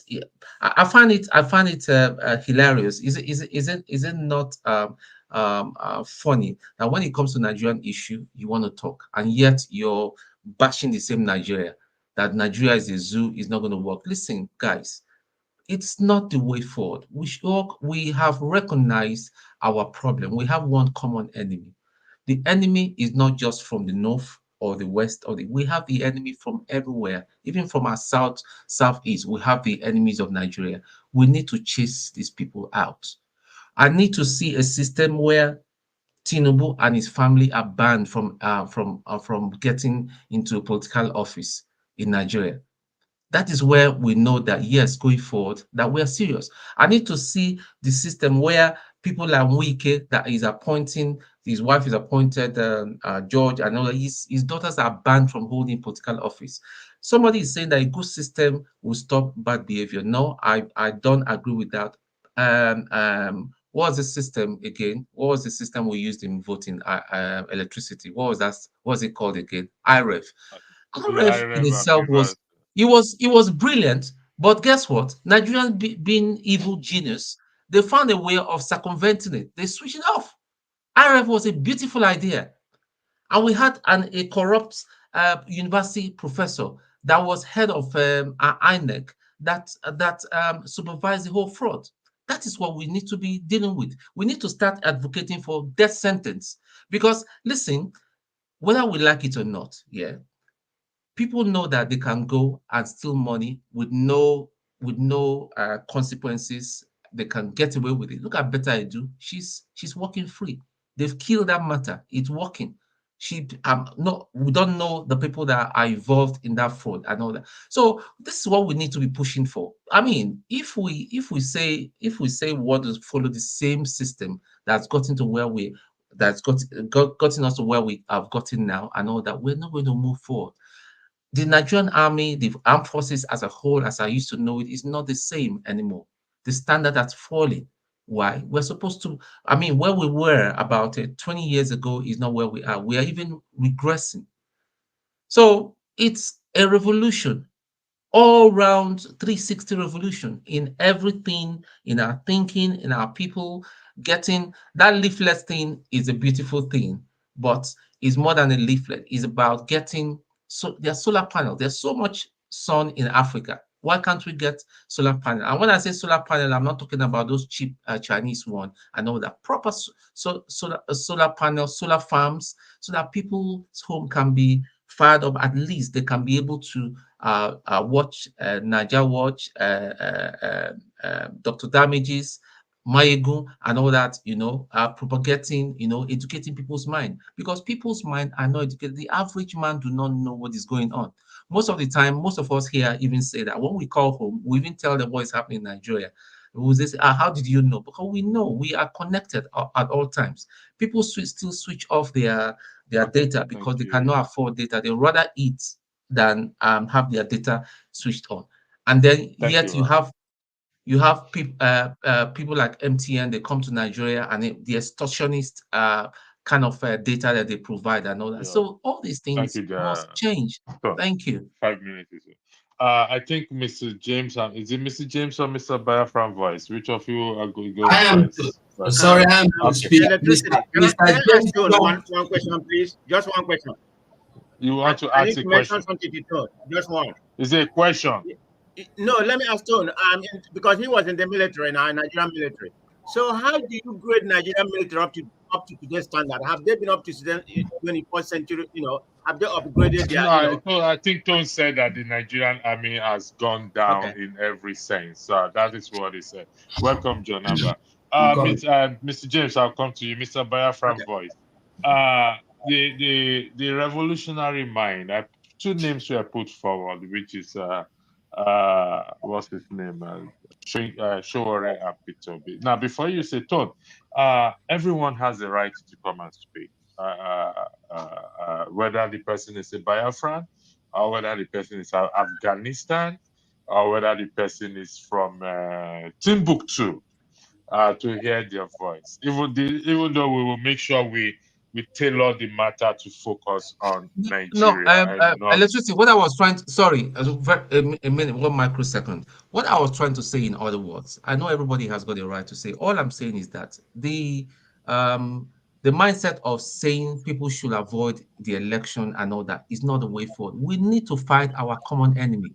Mr. Nnamdi Kanu has been there in detention for a while. It is not right. Everybody has unanimously agreed that it's not right. This man shouldn't be there. He should be released. That's not what we should be talking about. We should be. Everybody should be coming out to protest and say, "Listen, this is an innocent man. He's not done anything wrong. He's not done anything wrong to the Nigerian government. Rather, the Nigerian government came out to kill him, and people were murdered on that day. That's all I'm saying. Thank you very much. Okay, thank you. Mr. Biafran voice, if you disagree that Peter Obi or Showore is the one to lead this revolutionary, what are you proposing, or what are you proposing, please? The floor is yours. Remember, it's about revolutionary mind, please.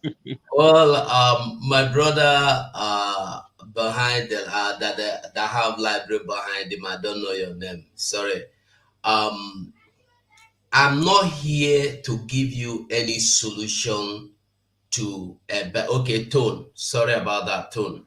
I'm not here to lead you to anywhere to a better Nigeria, because Nigeria can never be better.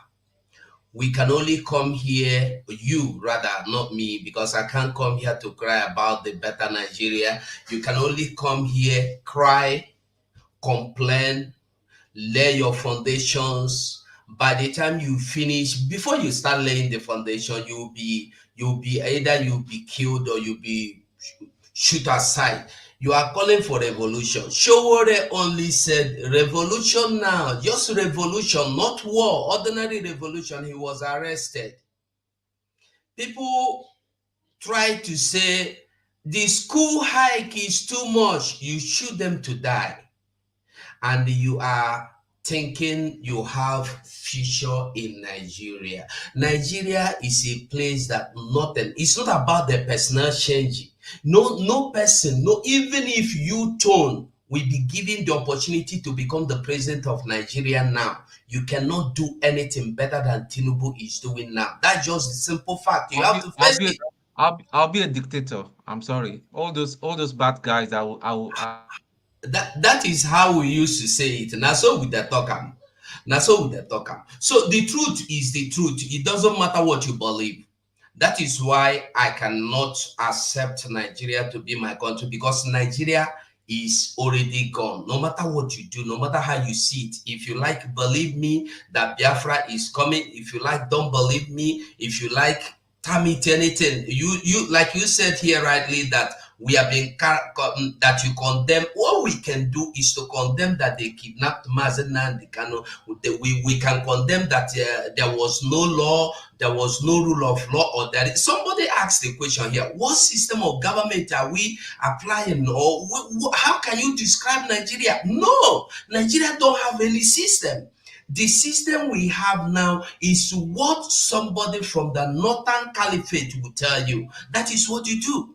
I said here the other day that in Nigeria, you have state within state, and you are still calling for one Nigeria that P2B will come or Showore will come. Are you going to stop the state within state of the Fulanese having their Sharia law and their Sharia government and their police?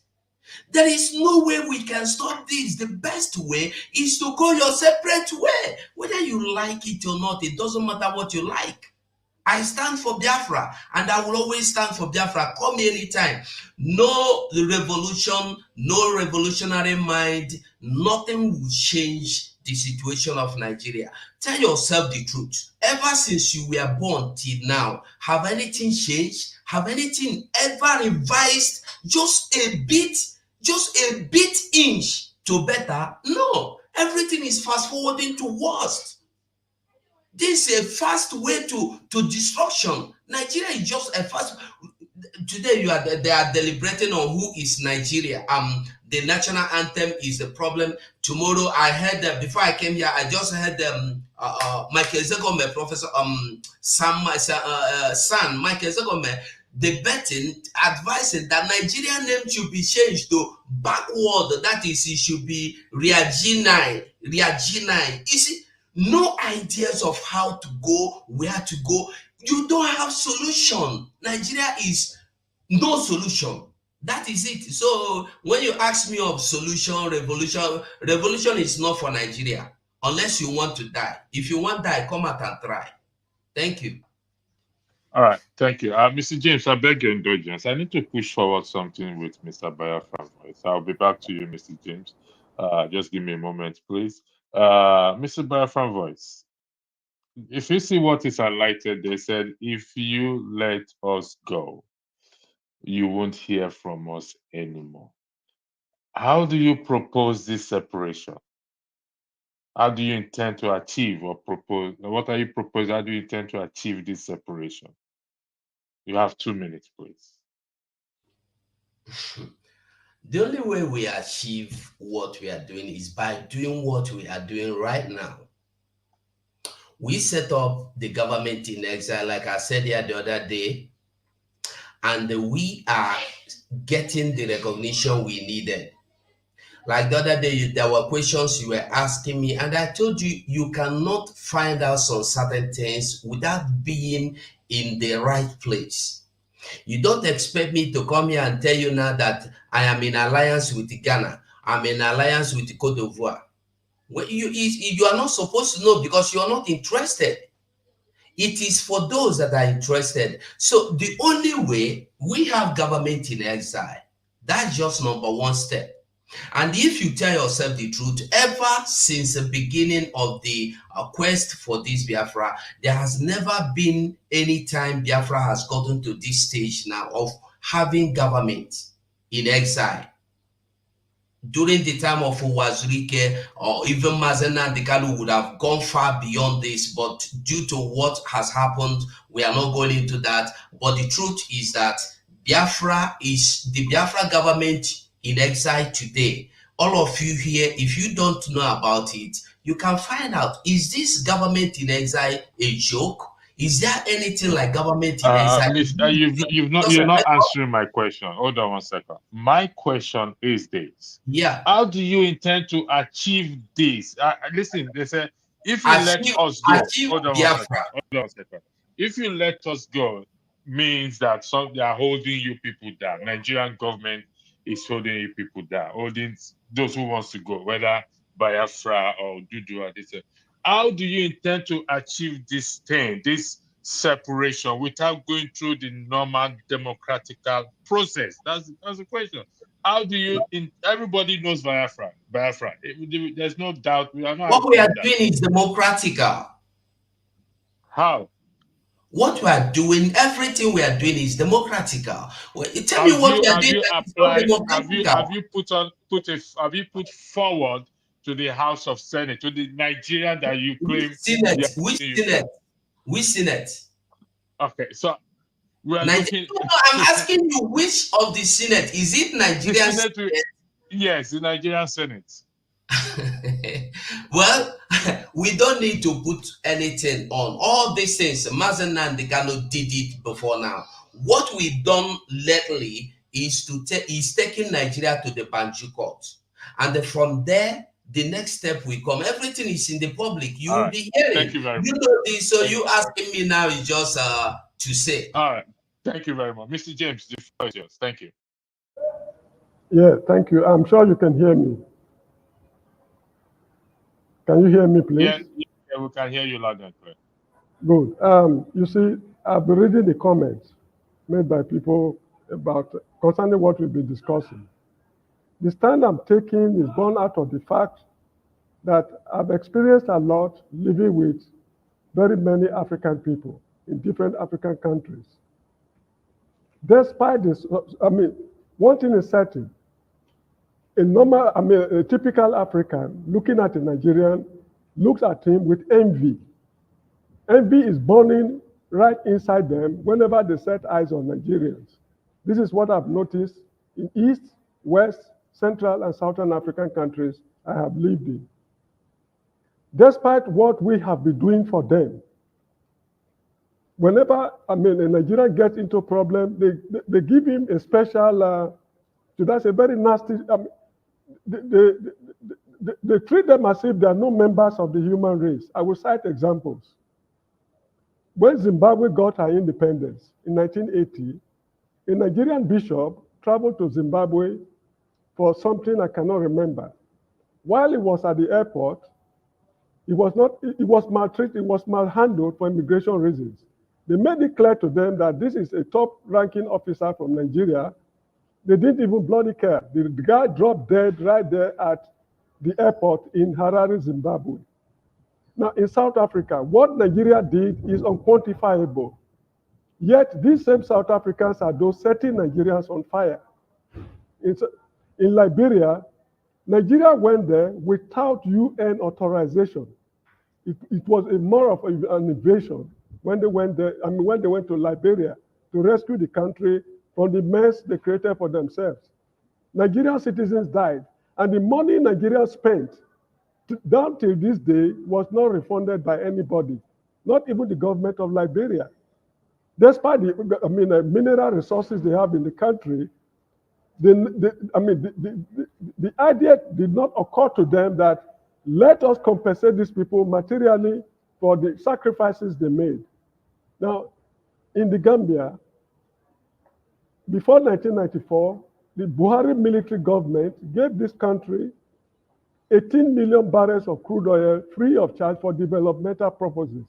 They could not account for how they spent the money or what happened to the crude oil.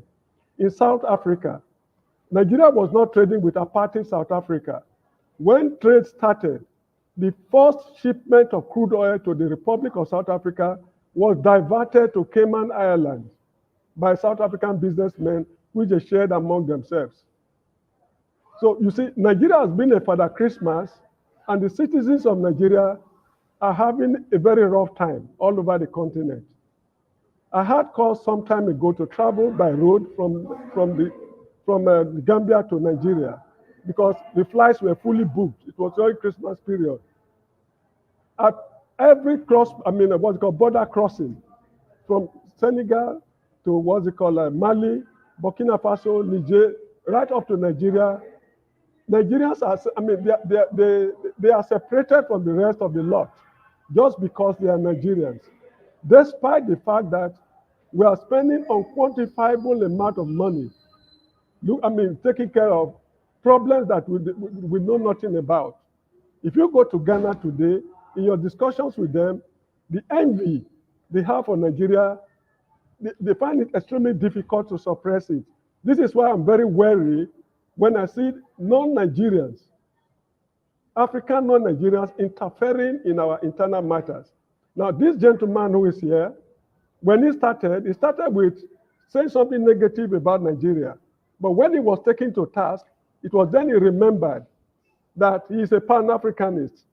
He donated to Sowore's fund or whatever it is, and there's no proof, no proof to show that he donated anything to Sowore. And I'm in doubt. During the Liberian Civil War, the story is, I don't know what to say. It's unending of the calamities we'll be going through with these people. And this is exactly what Kwame Nkrumah also did, experienced in Ghana. When Ghana was Ghana, a lot of Africans flooded that country. And at the end of the day, they were paid with ingratitude. That is why I said earlier on, that when an African is dealing with another African, he feels superior. But when they are dealing with white men, they feel very inferior. So this is what I think, is it Mr. Seko seem to be displaying on this platform. Anyway, let me summarize what I really have in mind. To solve this problem we are going through in Nigeria, the issue is that no foreigner will ever be able to help us. In fact, they should not help us because we don't need their help. We have the capability to address Nigerian problems squarely. If the road is rough now, that does not mean it will be rough forever. There is an African saying that hot water cannot remain hot forever. If Nigeria will get out of this quagmire, it's just a question of time. And if we cannot get out of it, there's nothing wrong. The country will break up. Ethiopia broke up. Yugoslavia, the Ottoman Empire, empires have come and gone. So there's nothing strange happening in Nigeria. All I'm saying is that based on my experience with Africans, they should wash their dirty hands off Nigerian problem. This is the point I'm making. Thank you. Okay, thank you, Mr. James. You highlighted the way Nigerians are treated or have been treated and are still being treated in other countries without giving us respect. Would that be correct? Given to the amount of help we've given to the assistance. They are ungrateful. They are ungrateful. Okay. That is the point I'm making. James. Excuse me. The money we are spending, listen, the money we are spending on these people, if you use it to build schools, expand water, water supply, build markets and other infrastructures in Nigeria, we will alleviate our problems. These guys are very, very ungrateful. This is the point I'm making. We've wasted a lot. Up till now, we are still pouring technical aid or whatever it is to all African countries. I mean, what the hell is wrong with Nigeria? We should distance ourselves from these people. They are envious. Envy is setting them on fire. Okay, Mr. James, whose fault is it if, for example, I'm going to use you as an example. Whose fault is it if you are in Gambia and you are mistreated and your country, Nigerian consulate, it's supposed to offer you or expected to offer you assistance if you are in any distress? Who are you going to blame? Are you going to blame the country? The issue is this. There's no country in the world where their citizens don't go out. Even Americans are right here in the Gambia. Americans are in Nigeria, they're in Saudi Arabia. The British nationals are coming to the Gambia to buy properties. So if I live in another country, I've committed no offense. You get the point? The problems in my country here in the Gambia is an extension of the problems in Nigeria. So when we solve the problems when we solve the problems in Nigeria, I will be able to address my problems adequately here at the Nigerian High Commission in the Gambia. Okay, so you're coming back to what I'm saying, that it is not necessarily the Gambians that you will blame our name, because you said the problem Nigerians are experiencing or you experience is an extension of the government in Nigeria. That is what you just said. In William Shakespeare's Julius Caesar, Cassius said, he was talking to Brutus, "Dear Brutus, the fault is not in our stars, but in ourselves that we are underlings." You got the point? Yeah, I'm getting you. So, yes, Cassius found if an American is treated badly in Gambia, the American government intervene, yes or no? Not in all cases. Not in all cases. Come on, Mr. James. I'm telling you the truth. Excuse me. Mr. Not James, in all cases. with due respect. Not in all. Look, excuse me. In this country, there was a Gambian national who is also an American. This guy was involved in a coup plot. He was treated like any other person and sent to Mile 2 prison in Banjul. Okay. That is a coup plot. Excuse me. Okay. The fact that you are an American does not mean that whenever you get into some nasty problems, the U.S. government will come to your rescue. If an American is involved with Al-Qaeda boys against the interests of America, Will America support the person?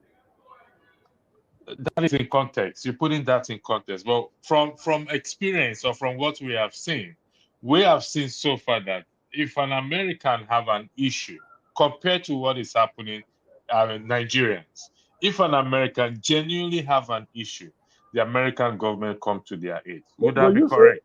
No, it will not be correct. When they are unfairly treated, I use the word genuinely. When they are unfairly treated, the U.S. government can't come to their rescue. But when they are not unfairly treated, when they are fairly treated, the U.S. government, like what happened here in the Gambia, I think his name is Mr. Jasse or so. I can't remember. The U.S. government had nothing to do with it because it was linked with the attempted coup. You get the point? Anyway, the point I'm making is they should wash their hands off our problem. We've done too much for them. Let me round up this way.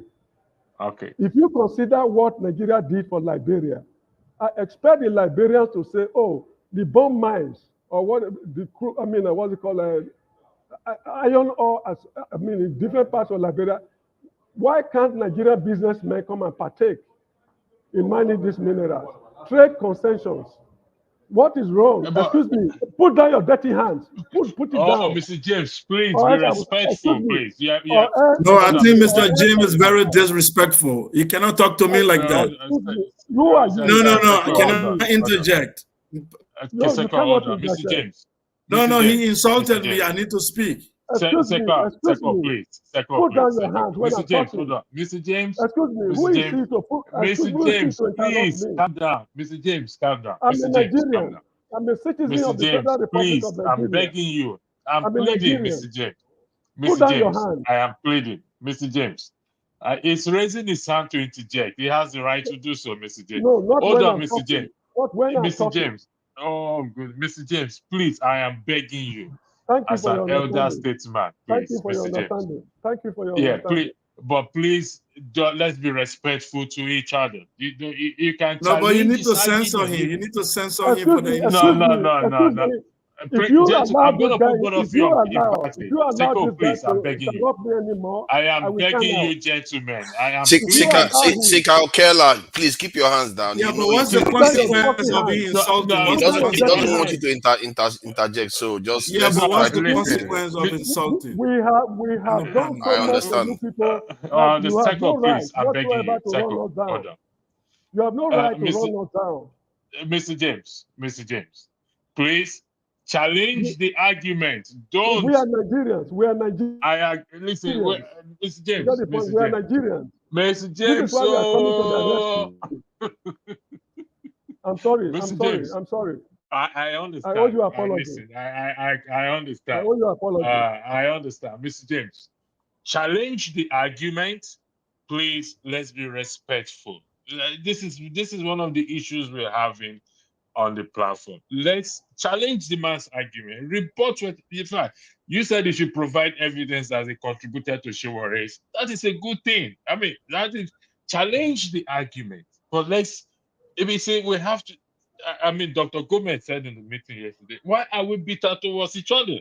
There's no need for it. We need to do better than this. Please, Mr. James, I am pleading with you. You are knowledgeable, our historian, but please, the gentleman have a right to say whatever he wants to say.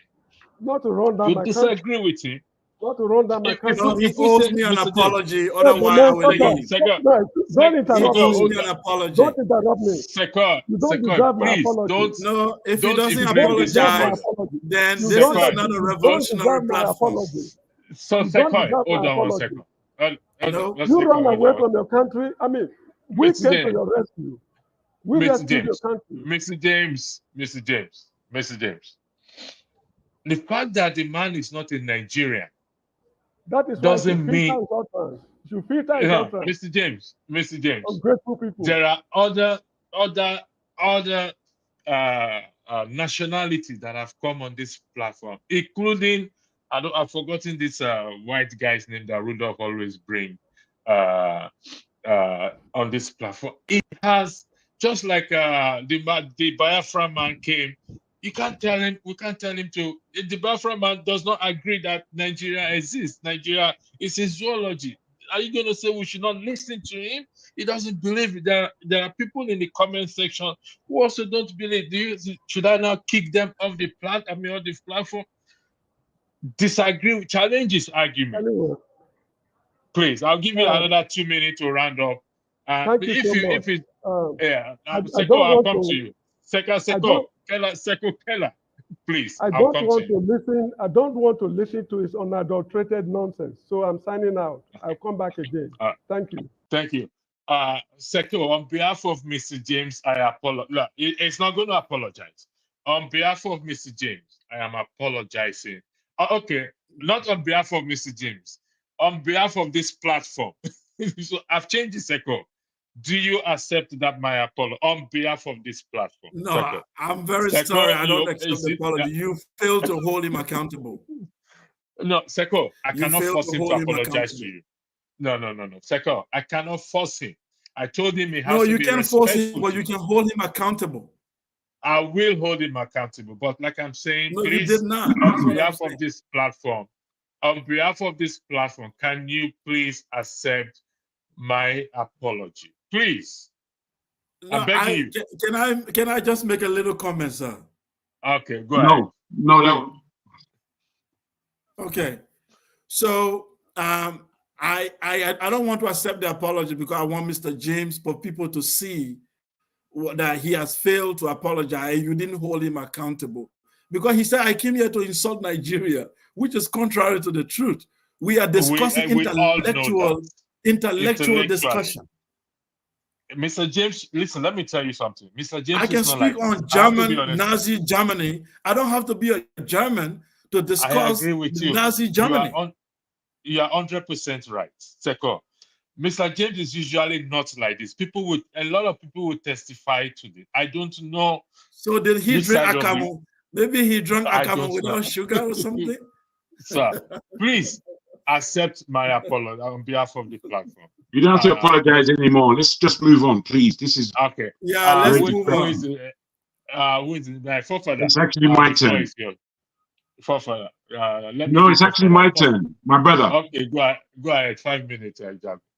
Thank you very much. It's a bit of a shame. I'm actually quite happy that I'm now next door to Seko, because I wanted to go from his points. The points that followed were rather distracting again. What you asked him, Electricity, I thought was a fantastic question, and it really brings us again to the nub of where we should be speaking in terms of having cerebral thoughts. You put to him between Obi and Sore, both could be seen as revolutionary. However, what is what? And it was made very well put, very clearly put by Seko, who said that Obi is more of a reformist. And in that paradigm, I thought, and I had thoughts, and I thought, you know what? Maybe reform is actually better than revolution. Then he went on to say that as far as Shore is concerned, he will just burn down the whole system, regardless. And my thought is that the actual problem of Nigeria is the system. We can talk about any issue that we like to choose to talk about, but the system is the problem. And for my deepest thought, I believe it needs tearing down. I believe there's no democracy. I believe the unity within the people doesn't make it a country. I believe the nationals who wish to separate have a point, whether I agree with them or not. They have a valid point to want to scarper, run away from what they call Nigeria. Now, for me, forgive me, but these are the real points. It was really unfortunate, I believe, in terms of what brother Henry. It's very unfortunate what he said, and I would never think he would have that point of view living in Gambia and being such a man of experience. You know, what he talks about, if I can just sidetrack a little, in terms of the pain that Nigerians feel around the world, and especially in Africa and amongst Black people. It can be seen as an envy, but it's not actually an envy, or the envy part of it will be very small. Or what it is, I believe, is that Nigerians are arrogant. There's not two ways about it. Nigerians have an arrogant aura. And within the other African countries who are a lot more, what's the word? A lot more, what's the word? I don't want to use calm. It's not calm. A lot more, I don't want to use oppressed either. It's not oppressed. Reserved. Reserved. That's fair enough. I'll use that word. Thank you. It's not reserved exactly, but it's a better word than I had. A lot more reserved than we are. I think we are very reserved people as Nigerians, or don't get me wrong. But the other Africans, timid is the word I'm looking for. They have a different relationship with their surroundings than we do. Once we know our surroundings, we're in it. Once we know the white man, we can deal with him directly. I have no aspect of fear in this planet. And I don't know whether that's me being a Nigerian or my upbringing or whatever it is, but I realize that other Black people aren't the same. I realize that from the off. And once realizing that, then I think we as Nigerians have to know that we have a responsibility. We have a doggone responsibility. It's not good enough for us to do what James just done and start complaining, almost crying about it. You have a damn god responsibility, my friend. Stand up straight and stop complaining in that sheepish level. I'm not a sheep. I'm a whole man. So I don't take what brother has said at all, and I don't believe that you should. People that speak like this, and again, as Electricity said, this is not the way we view our brother James. The way we view our brother James, we give him good respect. He's a man of oratory and he's a man of understanding. But I don't agree with the statements he's made today at all. And the fact that he doubled down to make them after what I said earlier. I mean, I thought what I said earlier made everything crystal clear as to where we should be thinking. So given the revolutionary aspect and whether I think reform or revolution, man, I think this is where the thought is. And I think somehow it's got to be a joining of the two. I like what you put forward, Electricity, in terms of this question, because this is where the question is. You know, it really is. We can't be, are we going to have a revolution or are we going to reform? Because it can't stay the way it is. That's the truth. It cannot stay the way it is. So I hand over. Thank you very much. Again, Seko, I'm going to highlight two things to you before I bring Forefather, I give Forefather the floor to speak. I think I lost those two things when I moved away from Electricity. Can I make my point before you leave? I would like you to hear my point. No, just hold on 1 second. Hold on 1 second, please. Yeah. Seko, Yes. look at this comment here. It's the first time Mr. James has done this. 2, Florence said, Mr. James is very different today. I'm really shocked. And what Fire Jagun said is, it's not, I don't know what, Nigerians are in pain. So I don't think it's against you personally, but please, again, I am going to repeat on behalf of Mr. James and on behalf of the channel, I apologize. And I hope you will come back again. So, Forefather, the floor is yours. Go ahead. I will speak later. Forefather came in. Let me give him the opportunity, please. Forefather. Thank you for having me, Pastor, and greetings to everyone on the panel, and to the chat, and to the viewers. Okay, we are checking whether the national anthem is our problem, isn't it? That's the title. You know, when I heard about it yesterday, for the life of me, I couldn't believe it. Because clearly we have bigger fishes to fry. And there is a lot of serious issues, and even the logic behind going back to pre-1960 and getting a foreigner's rendition of our national anthem to replace the one a Nigerian wrote in a country that exports music I just found that very strange. And then the stranger part is the stuff was passed very, very quickly through the system. This is Nigeria where they can barely get anything done. And they passed it very quickly, and the president flagged it on today. And our people just watch these type of things happen and they feel powerless. I feel like the people feel powerless because nobody has ever showed them the way to actually hold their leaders accountable. They know their leaders are sellouts. They know even if they cannot fully express it in words, they know their leaders are sellouts. These people are not there for them.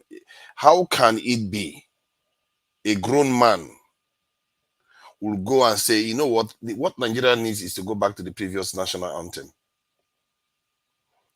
That should tell you everything you need to know. You don't even need to worry too much about the fact that they are stealing our natural resources. They are they are stealing money and not. That should tell you why all the rest is happening.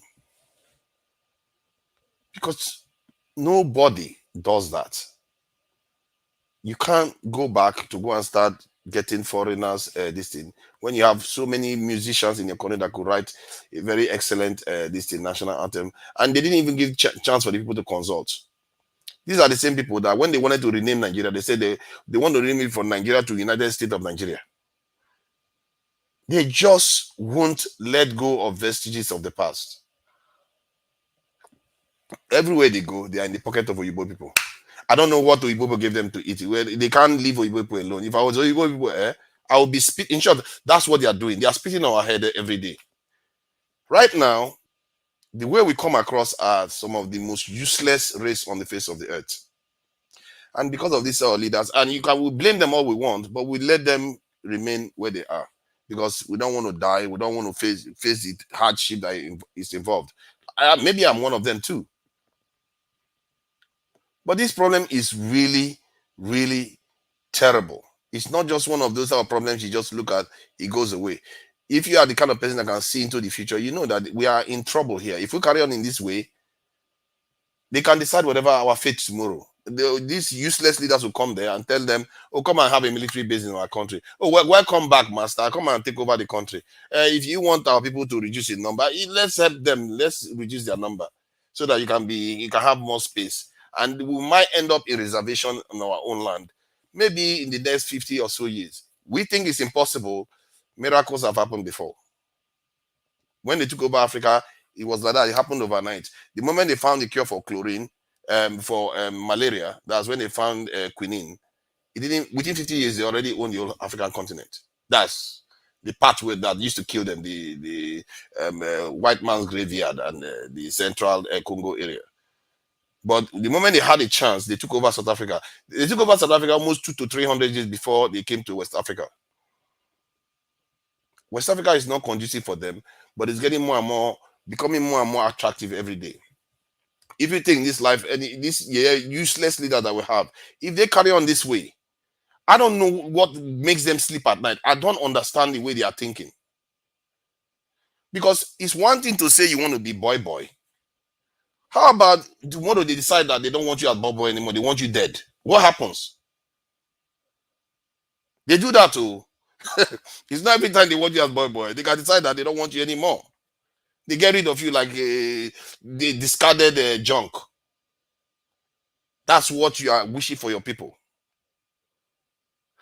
The way I look at it is that there are only one way to go after this sort of thing. I think I like the term people use when they said reformist, because revolution seems to imply tearing things down and building it back up again. The danger of doing that is that you can't control the outcome, because there are a lot of forces all over the world. The people in this country, if you want to carry out a revolution, you better be aligned with some powerful forces that are against the ones that are keeping us where we are. Because if you do it, they will just come, replace it with their own person, and then you've just set the nation back. Either you go for reforming the system in such a way that you have your own people go in there. There's going to be skirmishes, but it's not going to be on the scale of revolution. There's going to be skirmishes. You fight your way through it, and you remove those leaders that are there. Because in the case of Senegal, Father, don't hijack the platform now. I mean, you're the moderator. How many minutes have I been speaking? Almost about 10 minutes now. Come. Is it 10 minutes? Yeah. Okay, now I'll go and check it physically. We're supposed to be having 5 minutes. Oh, hold on now. Let's check it now. Let's check it. Let's check it. If it's 10 minutes, then I'll stop. You see, you need to stop that. That's just rude now. It's not even close. I've not even spoken 5 minutes. You're being rude. Why do you do that? Just because you don't like what I'm saying. Why do you do that? It's just rude. I didn't say I don't like what you're saying, but I'm trying to make but don't just interrupt. Don't interrupt me and say I've been talking for 10 minutes. Yeah, you know. When it's not. I just went back in time. It's not even 5 minutes. I went back 4 point something minutes, and I met this guy on this thing on the stage. What's his name? Pastor on the stage. But if you want to talk so much, you can go ahead and talk. There's no. All right. You don't want to listen. Thank you very much. We have plenty of time. We have all day. Don't be mad. Calm down. You know. Let me talk. Okay. We have all day. You know. But anyway, before I begin, I think we already talked about the flag and some other things of where the country is right now. Then I brought the subject about revolutionary mindset. So I'm gonna expatiate on that.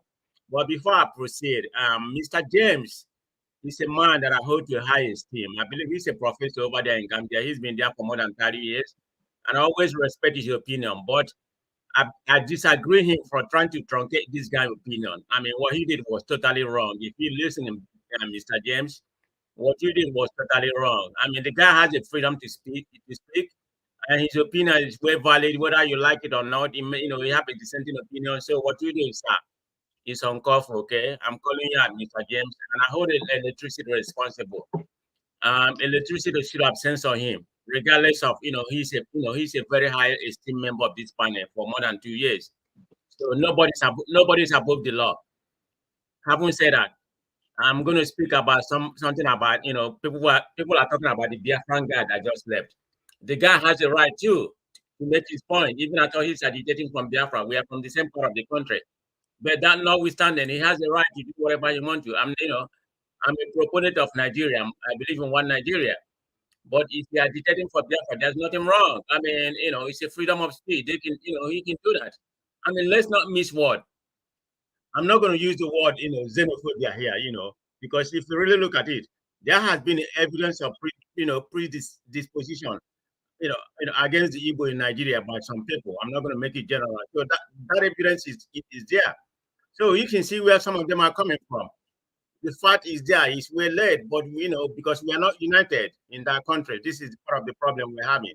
So when somebody comes here and says they are Biafra, yeah, they have a right to agitate. It's a freedom of speech. There's nothing wrong. So it's very bad for somebody to make their comment and everybody here bashing whatever the opinion is. So that's all I have to say to that. I just have to have here. So I raised the point about revolution. People are just pivoting towards Obi and Showore. I mean, both of them have different way of handling things. I supported Obi, but I'm not obedient. I don't know if Obi has come to power. What could have been? I don't know, because of the way the Nigerian system is set up. It may not have been easy for him. Would he have done better than Tinubu? I don't know, because I'm not going to say foresee about the future. He would have had a lot of obstacles. I mean, the Congress would have been, maybe about 80% against him. But can you do it? According to what I know, he was able to do some things in Anambra. I mean, I wasn't privy during that time, because I never followed politics at that time. He looked like a very quiet man or that kind of thing. But from what I read, the way he handled whatever was going on in Anambra, was very commendable. But can he duplicate it in the Nigerian space? That's debatable, because Anambra is not Nigeria. It's just like Tinubu, the way he ruled Lagos, whether he did well or not did well, I mean, Lagos is Lagos. Lagos is not Nigeria. Look at his failure right now. So you can't just really say what somebody did, it's going to come to the national space and duplicate that. That's not possible. And Showore doesn't have any antecedent in government, so we don't really know. All we know what he's been saying. He have a revolutionary mindset. Can he do that? We don't know. So that's where we find ourselves in a conundrum. We don't know, we don't know what, the person that will lead us to that revolution mindset that I propose, which is a very, I mean, it's going to be, Nigeria has a long way to go. I mean, I don't see any, I mean, I hate to sound like a doom. I don't see any really immediate hope for Nigeria. Maybe it's going to take a lot of process for we to get there. Or maybe somebody just come. I don't know who is going to lead that revolution mindset. Maybe it's going to take a collective of all of us to do that. That's what I have to say, because when I brought that up, I wasn't really thinking towards Shukure or something like that. It's just for us, to think about. Maybe that's the way we need to go. Thank you. Oh, Father, I'm sorry to cut you off. It wasn't intentional. Thank you. Is this Sikao? You wanted to say something? Of course, I wanted to say something. Please go ahead. Yes, thank you very much. So for me, I'll go straight to the point on the issue of Shore and Obi based on my own analysis. So for me, what I do is that I download their manifesto. I don't just, apart from the fact that I listen to you talking, and if I open my computer right now, I have the manifesto of both of them, the Spice Heart of Shore and also the one of Obi. And I've analyzed these things. So one of the things I've seen from listening to them, also reading their manifesto, like I said, Shore is very idealistic. For him, he imagined a very prosperous Nigeria. But for that to happen, the old Nigeria needs to die. That's the way he sees it. It's like he has to tear it down from the military to the educational system. He wants to tear it down. But there are some obstacles that he's not seeing, which is always true for people who are idealistic. That is to say, the structures that hold Nigeria down. If he gets into power, he will find out that those structures will surface. And I will mention one of them right now, which I always mention and I get in trouble, is the religion, for example. If you look in the north, the emirate system that they have right now, which is leading to crisis. The emirate system is a double colonial system. It was not the original structure of the Hausa traditional rulership. It was 1804 that Usman Danfodio created the emirate system. Those emirates were supposed to be governors. They are not kings. They are not traditional ruler. I know your media called them that. They were the original governors of the north. Then the British came and sacked them and made them ceremonial. Then now modern Nigeria upheld these people. So they are actually Fulani colonialists in Hausa land. Even though nobody want to talk about it, you have to avoid it because it can create controversy, but it's the fact. I talk about it all the time. The Emirates are Fulani colonialists in Hausa land. It's an issue which will be addressed later in Nigeria. You will see it will surface. Now, you have all the traditional rulers all over Nigeria who are having some stakes in the nation. Then you have the religious group. So Nigeria is not really a full democracy. It's not really functioning as a secular state. So when you do your revolution in the south, very easy. You can bring people in Lagos on the street, and then you take over in Abuja. Then what? You face the Emirates. You face the other top guy. You can't dislodge them, unless you will break the country. So Shore will run into trouble as soon as he sits in the Aso Rock. The Sharia North will tell him, you have to play by the rule, or the army will kick you out. You will play by the rule. Now, these are the challenges, but his idea is very good. That's what you need. You need a revolution to reform Nigeria. But what will you do with the Emirates? What will you do with the Sharia state? What will you do? There is no freedom of speech in a Sharia law.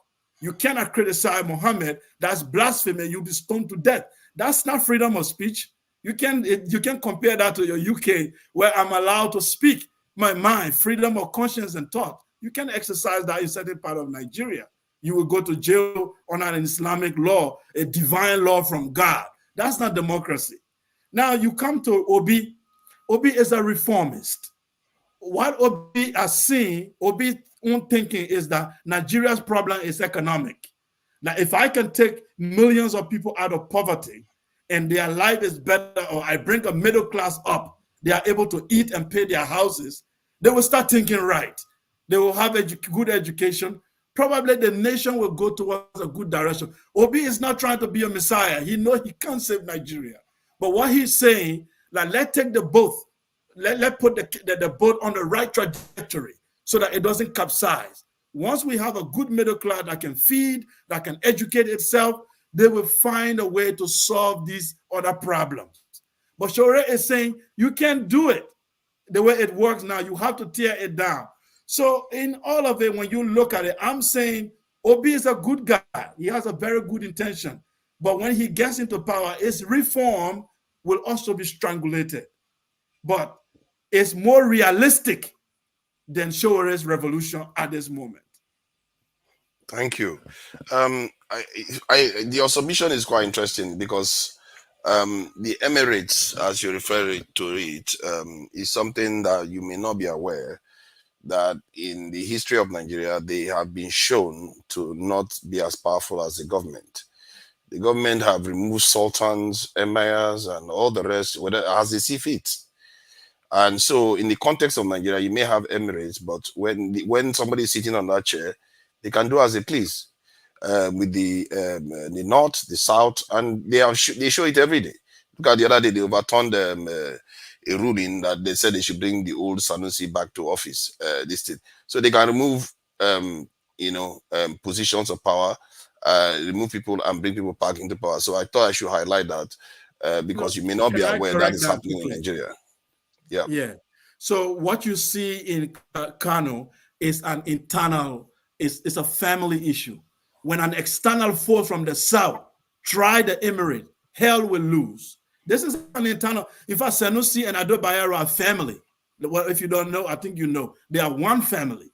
This is a family issue where a governor, the governor in the north can change the emir and what have you. But when the central government of a southern president tries to temper with the emirate, you will not believe what will happen. Let me just tell you that.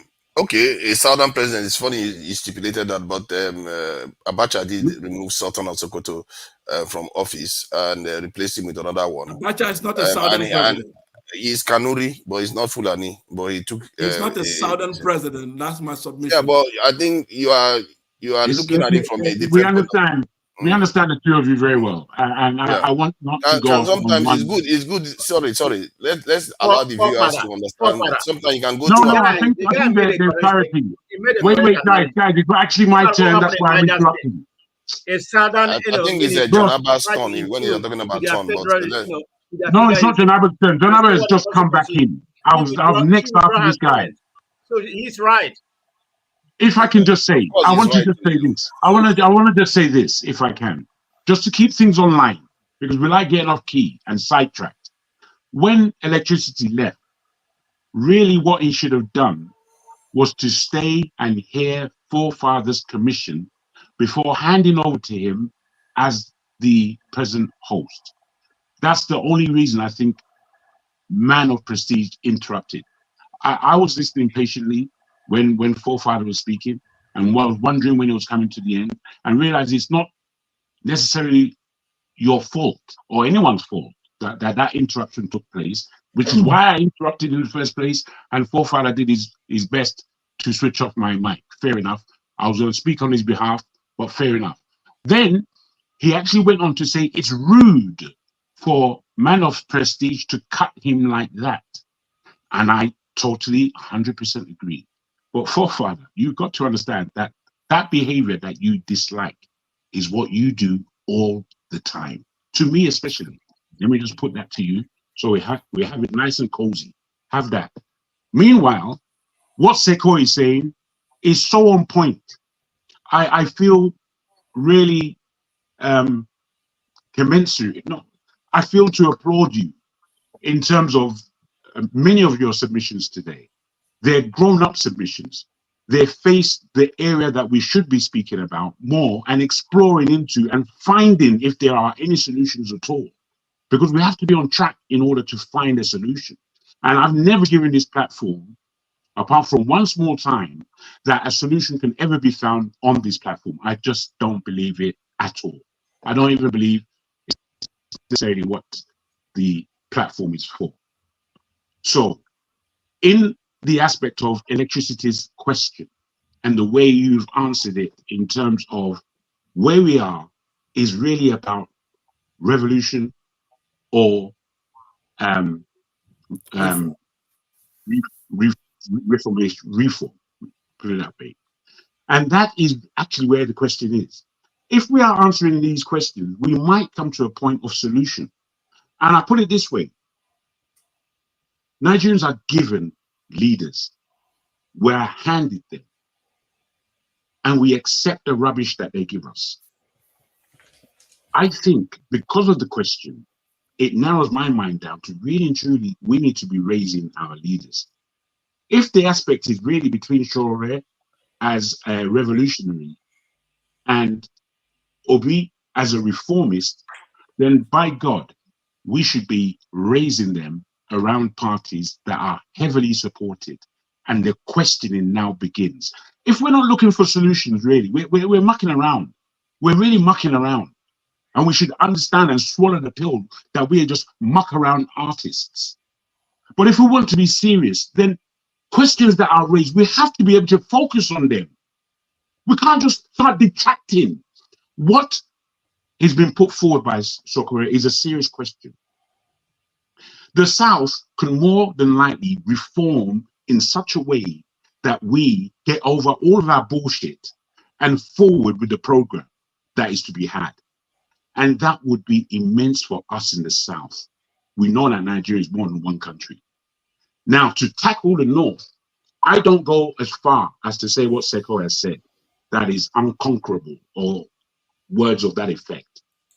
I feel that human beings are still human beings. And once human beings in the North understand that human beings in the South are living a politically organized, structured unit, they will choose to come along or go away. It's very, very simple. They come along or they go away. Because this religious aspect is rubbish. Tribal aspect is another rubbish. All these things that we put our head into and stuff. I've said it, there's no way you can say somebody is not who they are. You can't say an Igbo man is not an Igbo man. You can't say a Yoruba man is not a Yoruba man. You can't talk that. That's just, if you packaging yourself like that, go to hell as far as I'm concerned. Because it is what it is. And as a Yoruba man, if we operated a federation in that country, a true federation, the West, South, Southeast would know what they have to do. And they would come together within no time. They would operate a federation, no doubt, but they will come together as a unit because they're functioning within a structure. Those in the core North, because I believe that the Midwest, the Middle Belt, would join us quite easy. And the Middle Belt is a big portion of what they call the North. It's not the North.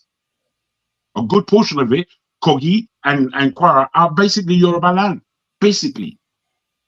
So they're not the North, for goodness sake. So we say the Middle Belt. You see, all I'm trying to polit in my sessions in this forum, in this platform, is, are we encouraging ourselves a forward motion where Nigeria is concerned, or are we just having a talk shop? Because talk shop philosophy, fuck off. I'm sorry to put it that way, but I've had more than enough of the talk shop level. I've had too much. They'll sit down here and I listen. People are just whacking their gums as though they're adding anything to anybody. So one, I'm not going to have, there are certain things I'm not going to do anymore here. I'm not going to be taking unnecessary insults, swearing.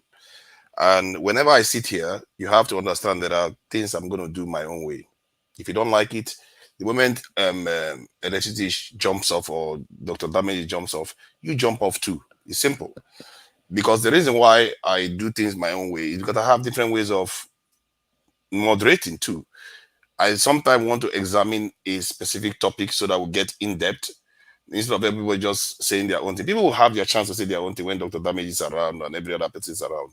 But sometimes I actually want to examine ideas because some people prefer those.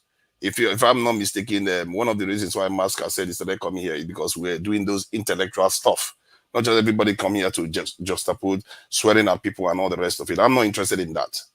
So that's why I put him backstage. You shouldn't be swearing at people.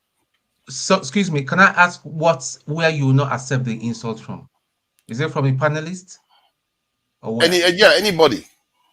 Okay, thank you. We shouldn't be insulting each other. We shouldn't be swearing at each other. You're on a panel. You're saying everybody's talking nonsense. It's not nice. The thing is, forefathers, I agree with you 150%, but please be consistent with it. So wherever it comes from and all that, please enforce it. Thank you.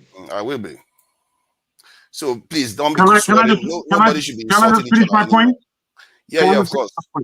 Well done. Thank you.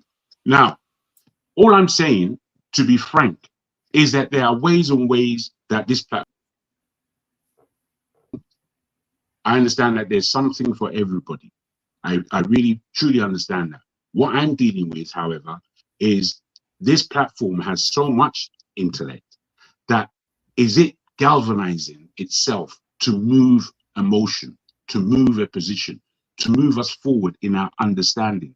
So much so to gather a psyche of development for our people and our country and our circumstances that we're in our corners. This is why I'm speaking here. I'm not speaking to insult anyone. The way the platform is run, you guys have your meetings about that, and Electricity has spoken to us briefly today about that. And I think it's a good thing that you're functioning in that. And I would like to throw my own in.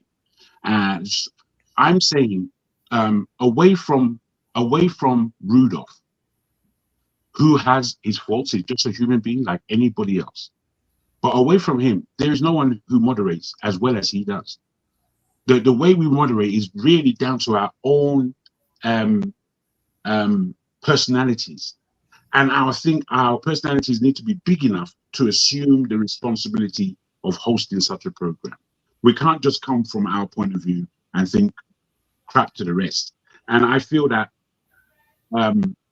Rudolph does a great job at doing that.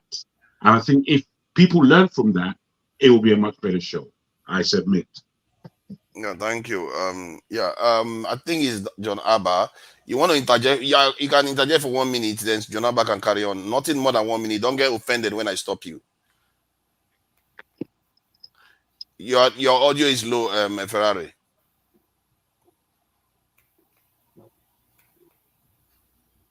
We still can't hear you, Ferrari. Yeah, something is wrong with your mic or something. We need to go out and come back. Go out and come back. Yeah, we can't hear you.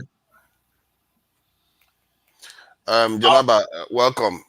Thank you so very much, forefather and fellow panelists, for having me. A quick question to Sekio. When you say two things, I want to ask you quick. When you say religion is part of the problem in Nigeria, do you only refer to the Islamic religions or the religion in general? One. Secondly, when you say James will apologize to you, on what base? Okay. Can I answer, the moderator? Yeah, of course. Go ahead. Yes. So when I say religion is a problem in Nigeria, I mean on both ways, especially the North. Emphasis. Then when I say she should apologize to me, he actually insulted me. When I raised my hand, he said, "Put down your dirty hands." Okay. So I said that he cannot use that word on the panel in an intellectual space. He needs to apologize. Thank you so very much. And now I think there's no excuse to whom much is given, much is expected. It's an elder statement here. Using that word may come from anger. Everybody loses it once in a while, but also you cannot discard or dismiss his own pain that he have experienced as an African man that live in African space. So I want you to also respect that, notwithstanding if he used that word, then he can come and clarify himself on that. All right. And then when you talk about that religion, I want you to know that religion is not only a problem of Nigeria, but the whole African continent. And whichever way you want to take it or leave it, that's what I will leave you with there. That if we can speak intellectual or be direct about it, we should not shy away. It's a big problem in Africa, both religion. Thank you. Thank you. On the issue of a national item of Nigerian being revert, I was expecting the Tinubu uh, to uh, to dissolve EFCC.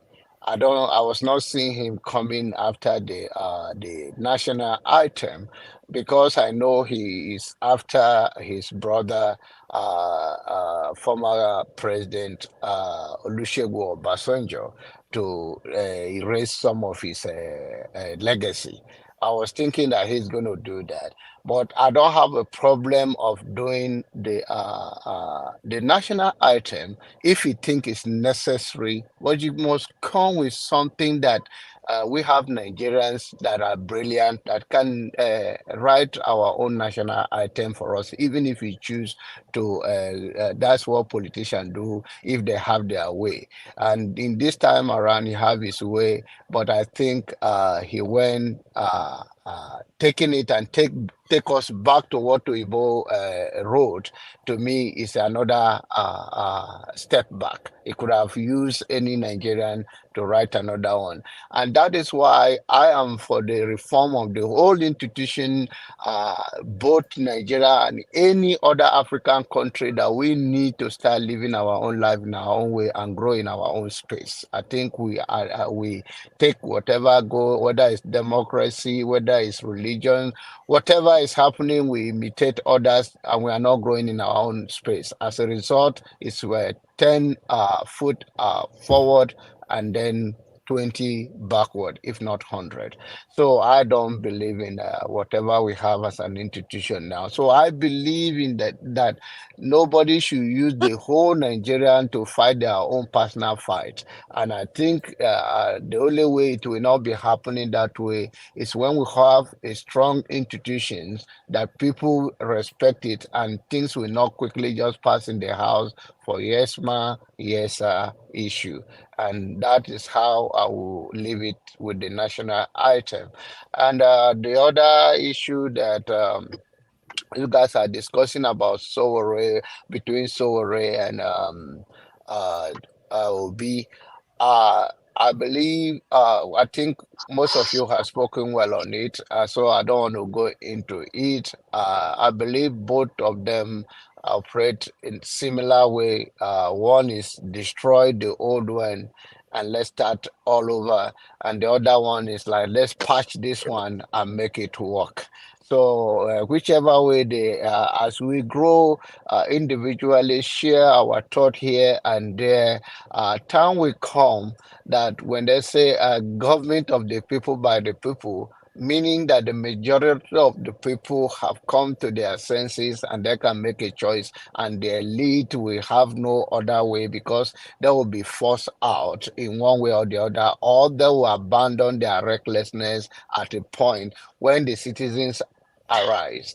So we will see with time how that turn out to be. But both of them, this is what I believe. One say destroy it and let's start all over. One say let's manage it. And to me, both of them have no chance in this because of the citizens have not gotten there yet. Thank you. This is my submission for now. Thank you. I think it's Jonaba next. Jonaba, please go ahead. No, John Abba just spoke. I thought it's my. No, sorry. Jonaba is in my head. It's Ferrari. Oh, thank you, guys. The reason I was raising up my hand so bad is that I'm on break and my kids would soon walk in. So 5 minutes. I wanted to make my shot before my break, before the kids walk in. I won't be able to do that. The issue of Nigeria, Anthem, reform or revolution. what's the way forward? Let me be very clear to you all. You see, those of you who have made great submissions, you have made good submission, but sometimes some of these submissions, I object to it. For example, people who have said Nigerian problem is religious. It's not religious, it's the religious leaders. It's not tribal, it's the tribal people, because we have thieves from every tribe.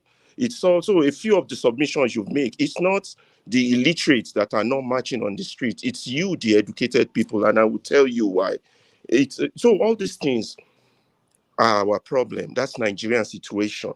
So what does those things need? Does it need reform or does it need a revolution? For example, I used to believe that Nigeria is messed up. It's true, Nigeria is messed up, until I found out that Nigerians are messed up.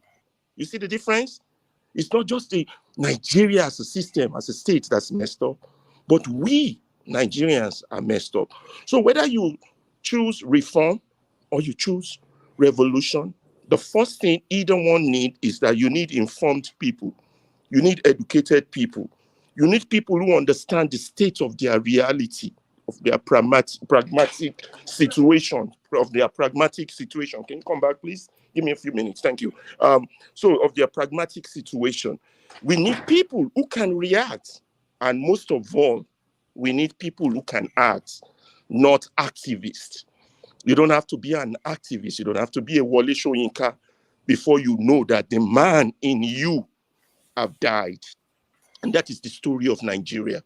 The man in us have died. Why do I say this? Every Nigerian, from the history, from the locking up of Awolowo to the man who said, "My hands are tied," which Show repeated also yesterday, to those who staged the first coup, second coup, to the civil war. The man died in our men. And that's why Nigeria is in this state. Now, the man died because even on this panel, we are a total reflection of the state of Nigeria. In this panel, we are all activists talking of Tinubu did this, the government did that, the security is this, but yet when injustice occurs right in our very face, none of us acted. You see, Nigeria has a tendency, when you challenge competency, they act against you, like they locked Fela up, like they locked Nnamdi up, like they locked Showore up, when you challenge competency. I love Dr. Rudolph for one thing, have your say. You see, when he came with this idea, I thought that is Nigerian solution. Have your say, because Nigerians have never been allowed to have their say since independence. And some people, when they get the opportunity to host, they now think they are the power and they abuse power. Nigerian problem is a question of abuse, power, and authority. An authority that rejects accountability. Yesterday, the most enormous or the most proverbic people were on board and they watch injustice, and yet none of them acted. Although people I least expect on the chat zone, like Kulata, they acted. Like Shegun O, like Equity Fair, they were saying that was wrong. But yet, great speakers like Kene, Osita, KJ, Olumide, Harry, CM, Victor, Show, didn't act. That is the problem of Nigeria. Forefather, how many minutes do I have left? I don't want to talk too much, but I want to thank in the words of Lincoln that says that, please teach my child that for every scoundrel, there is a dedicated leader. I want to tag those dedicated people in the chat who stood up, who acted against injustice, because we have failed that country, because every time injustice happens, none of us act. You don't have to act to risk your life, but the little things you can do will change that country. And the people that were on the panel yesterday, they failed. Rudolph set up this channel so that Nigerians can have a voice. Don't take that away from them. And then let us elevate the discussion. Let us stop doing a hit job like a journalist who have just received an envelope. Let us elevate this discussion to the point where we save our country. No one's going to do it for us. Thank you. Thank you. Welcome. If not now, I appreciate you for joining us. This is a bit early. Thank you for, I don't know what you've got to contribute. Please go ahead.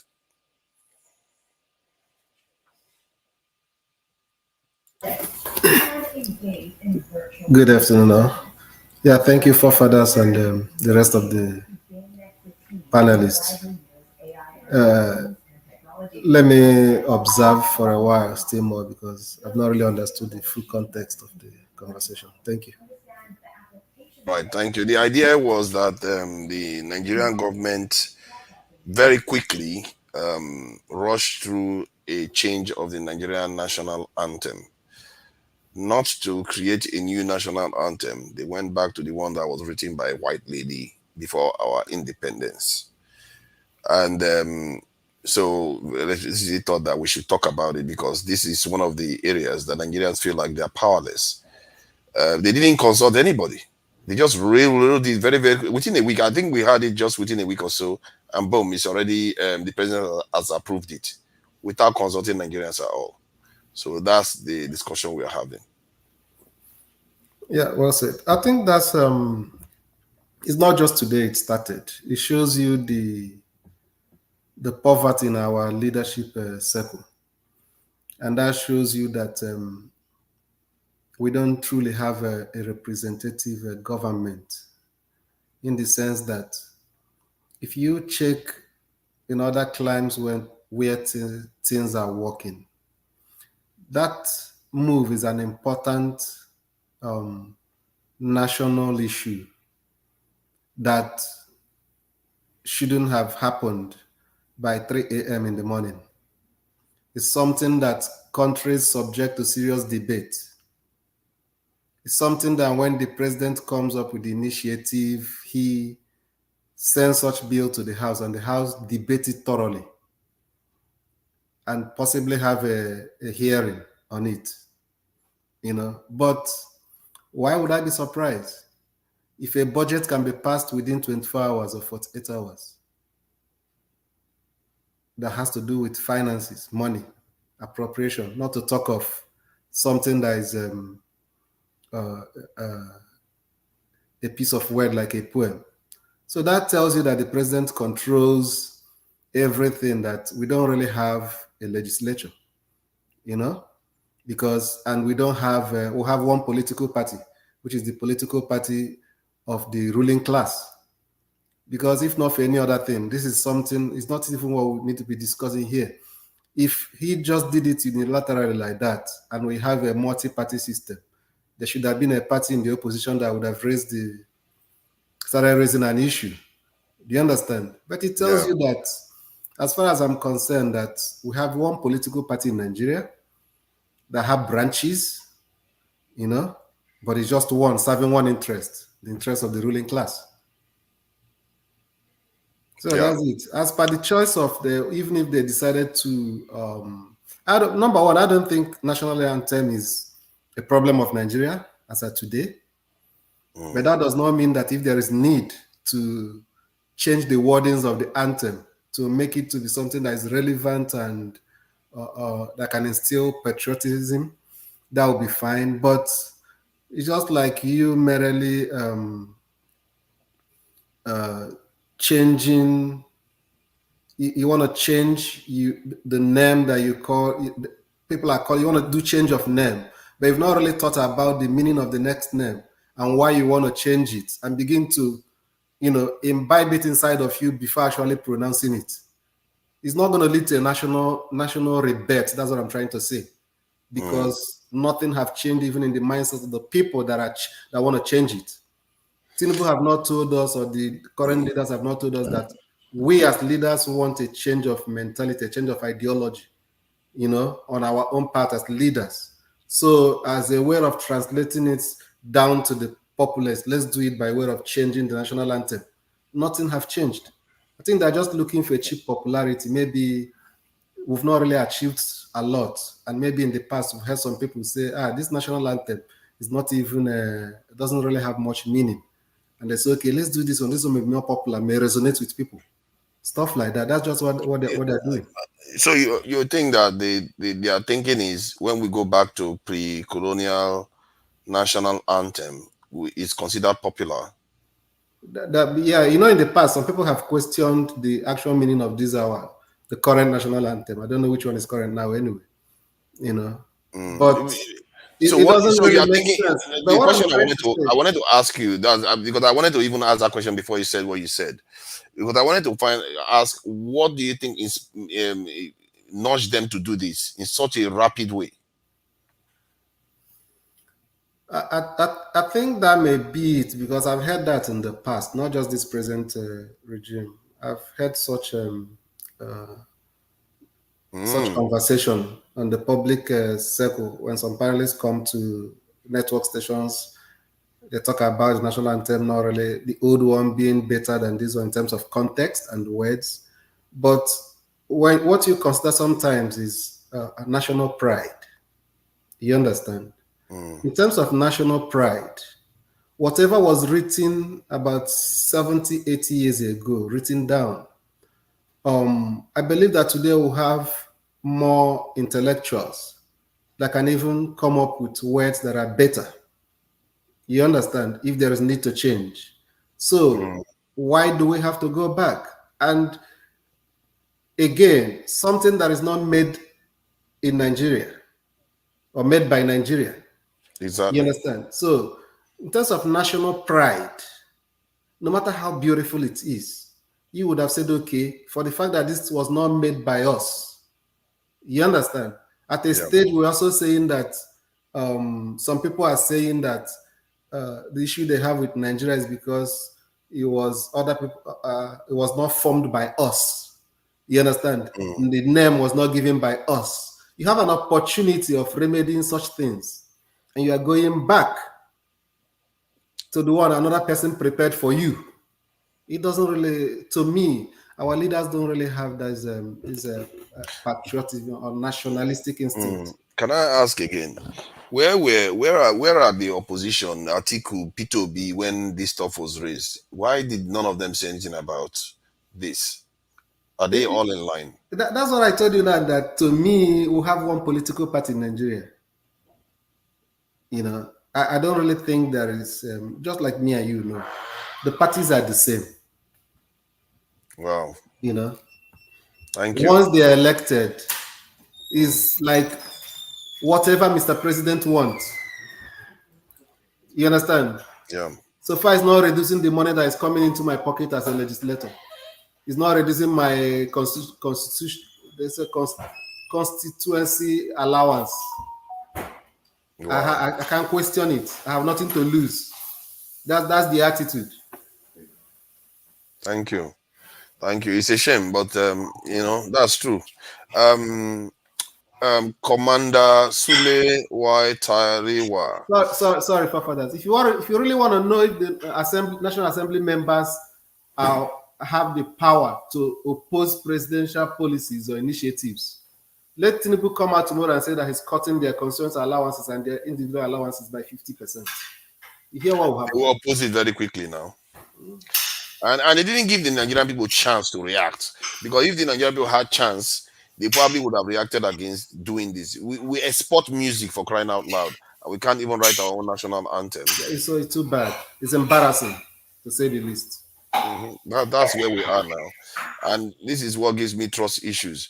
Sule, Commander Tariwa, you came with your full title today. It's comrade. Oh, it's comrade. I thought it was commander today. Welcome, commander. Comrade. So how do you know it was comrade anyway? Too. Did you encounter him yesterday? Was he here yesterday? Mate, it's common sense now. So you know, you talk about sense to me. Please go ahead, comrade. I think it's frozen, you know. Okay, if it's frozen, then we can go back to Osho. You want to say something? Well, good evening to everyone. It's been a pleasure listening to you guys. Interesting conversations. I've seen people do the usual. I don't think there's any getting away from it. Quite interesting. You know, when people sit on the other side and they critique, doesn't bother me much. You know, Rudolph is Rudolph. I don't want to be Rudolph. He does what he does. LBC is a popular channel in the UK. They have many presenters, so many. There are some I listen to, And the minute they finish their shift, I log off, like you suggested. So if somebody's going to present and you don't like it, go do something else. Go outside. That's life outside of YouTube. So if I'm about to present, I'll do it the way I deem fit. If you don't like it, log off and go do something else. Also, so my brother, to where are you aiming that statement, my friend? I don't know the how. card fits, Jargon, wherever it fits. That's not the issue. To come to the Jargon, please let me speak. Okay, please let me speak. Right. Sure. You're quite fond of interjecting people. Sure, I said go for it, bro. Go for it. So you do you. So the constant, and the Alaba who came as well saying people didn't defend him. My job is not to come and defend you. You're a grown man. Speak your piece. Defend yourself when you have the opportunity to. It's not my job. Plus, I did try, especially I didn't watch the show from the beginning, which I made clear. I joined in the middle. I wasn't sure what had happened, and you want me to veto what another moderator was doing, just to say what? Solidarity. We have simple rules. Some of the rules that everybody knows on this show. Driving is not allowed. Yet people join while driving, but they will come and tell you how to run the show. The same people will be eating on the show. We know it's one of the rules. We might forget everything else. Driving, eating, sleeping, slouching, not properly dressed is not allowed. You do it, but you come and tell us Nigeria is not working. Simple rules. Some of the most simple instructions cannot be followed. But yet we'll sit on our high horses and be telling people how to do things. This is the last I'll speak on it. I don't have time for such nonsense. You have time. Of course you have time. You just used it. How funny you are. It's okay. Regarding the national anthem, I just want to make it clear. I don't think it was Tinubu's idea. Maybe he used the guy to front it, but let's put out the right information. It was the majority leader, John Ihon is an Edo guy. It was the one that moved the motion, and it was moved quickly.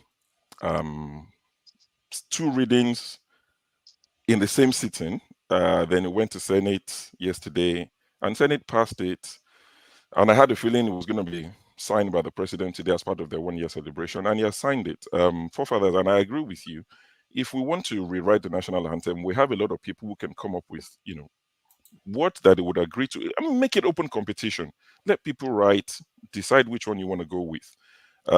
Don't go back to the last one. And let me read what the guy said. I think he said something along the line of what did he say? He said that there's a need for Nigerians to see the anthem as a national symbol and sign of authority, which does not deny the realities. I don't even know where they're going with this. I don't know how it affects anything. If you want to go back to the past, there are a few things I would say we should go back to.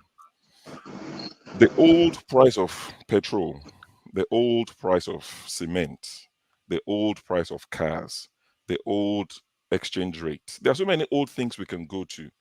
Going back to the old anthem, I'm struggling to see how that solved the problem of an average Nigerian. The people who sent this Mr. Bihon Vobore, whatever his name is that what they told him is their most pressing need? So you begin to wonder, these guys are like tone deaf. They are so detached from reality, except there's more to it than we see right now, because I can't understand for the life of me what this is going to do for Nigerians. Tomorrow you go to the market, things are still expensive. So I don't know how they're getting their priorities so wrong. The loss, they're out of touch with what the average Nigerian is dealing with. It's a shame. And I saw that Madam Obi, I've never been able to pronounce her last name, Ezekwesili. She's already said she's not going to sing the new national anthem. No one is going to make her sing it. She's not interested. Anytime she needs to sing the anthem, she would sing the... I will never sing it. I will never sing it. That's for sure. I need to learn it. That's the thing. I need to learn it because by the time Obasanjo changed it in 1978, I wasn't born. I was on my way, but I wasn't born in 1978 when it was changed. So I've never sang it in my life. Thankfully, I have no need to sing it. I don't play for the Super Eagles. I'm looking forward to the next Super Eagles game. I want to watch something. I want to watch those boys sing the new national anthem. But that's all I've got to say. Well, if I had to also ask you, though, you said it was the Edo the chief Minority speaker, leader from Edo, yeah. minority leader. Sorry, So majority leader. would Yeah, carry he do such a thing? Would he carry out such a thing without the blessing of the higher ups? That's why I And said him. what do you That's think why I said he might inspired have him? been a front. You know, I said it. I said it's possible that it was Ah, a front. You know, they might you just said that. used him to front it. I'm saying because I don't think his people called him and said, you know what, please go and tell them there that we need the new national anthem. That's the biggest problem we have in Edo State. Imagine the You two know, people coming so to tell him that. Oh, we need new exactly. national anthem when they have root problems and power problems. crazy. Oh my God, man, these Yeah. leaders. Unbelievable. Thank you. I really appreciate your submission. Bumi, long time. I obviously, you know, all these enemies of progress. You show up here where the pastor is here. You come for pastor's child. The weekday, we don't see you during the weekends anymore. But it's all good. Bumi, welcome. So, what do you think about this national anthem wahala that is going on right now? So, yeah, go ahead. Good evening, everyone, or good day, wherever you guys are. To be honest, I'm not surprised about the whole national anthem. And for me, my question is to everyone: are you surprised about this even popping up? Because we keep on talking about this, but the question is, but the problem is that we also say we have bad leaders. If you say you have bad leaders, are you then shocked about things like this popping up in your current state? It's like I feel like at some point we need to start asking ourselves questions in terms of like, what do we want? We cannot be surprised and say, "Oh, these people are not being reasonable," but then say we also have leaders that don't care about us. This is a real point to prove to us that these people don't care. And now that we know we don't care, the question is, what are you going to do about it? Is it a huge problem in terms of like, are we okay living this way, or do we want to change things? Because there's nothing I could speak on this national anthem. I can't speak on anything because I'm not shocked. Whether it's from a minority man or from a majority whoever, I'm not shocked about it. But the question is, why are we talking about it? Why are we making it the topic of the conversation with so many things going on in Nigeria? This is what we're talking about, whether or not these people are sensible in bringing this or passing this bill. We already know they're not sensible. So why are we talking about if they're sensible? It's I have a question to everyone in terms of us talking about this topic. That's my question here. You see, the reason why I think maybe it was sensible to highlight this because there are certain things some people do, like if they are trying to build Lagos Calabar Road, they want to build stations, and you know, you can debate whether it's a priority, whether they are supposed to do it, or are these people inept, they are not securing the country. You can have all those arguments, but when somebody decides that national anthem, not just national anthem, then going back to the one that is not even part of it's not a Nigerian that wrote it to make that our own national anthem now that everybody has to sing to. It's a kind of symptom of a deeper problem here. And that But is are you shocked about it? Is this something that you woke up and you're like, oh my days, I can't believe these people did this? see, I'm one of those people that I see the data pointing the other way. I still try to hope that maybe there's a plan, they're heading in the right direction. And this stuff sometimes still hits me hard when it happens. I'm not entirely closed off to them doing the right thing. That is why. Well, I'm not shocked. So yeah, I'm sure you are not. You see, maybe it's a good thing because you guys understand them more, and you know you're younger and you know how they operate already fully. but But you for need me, to understand that if you keep on entertaining behaviors like this, they're never going to change.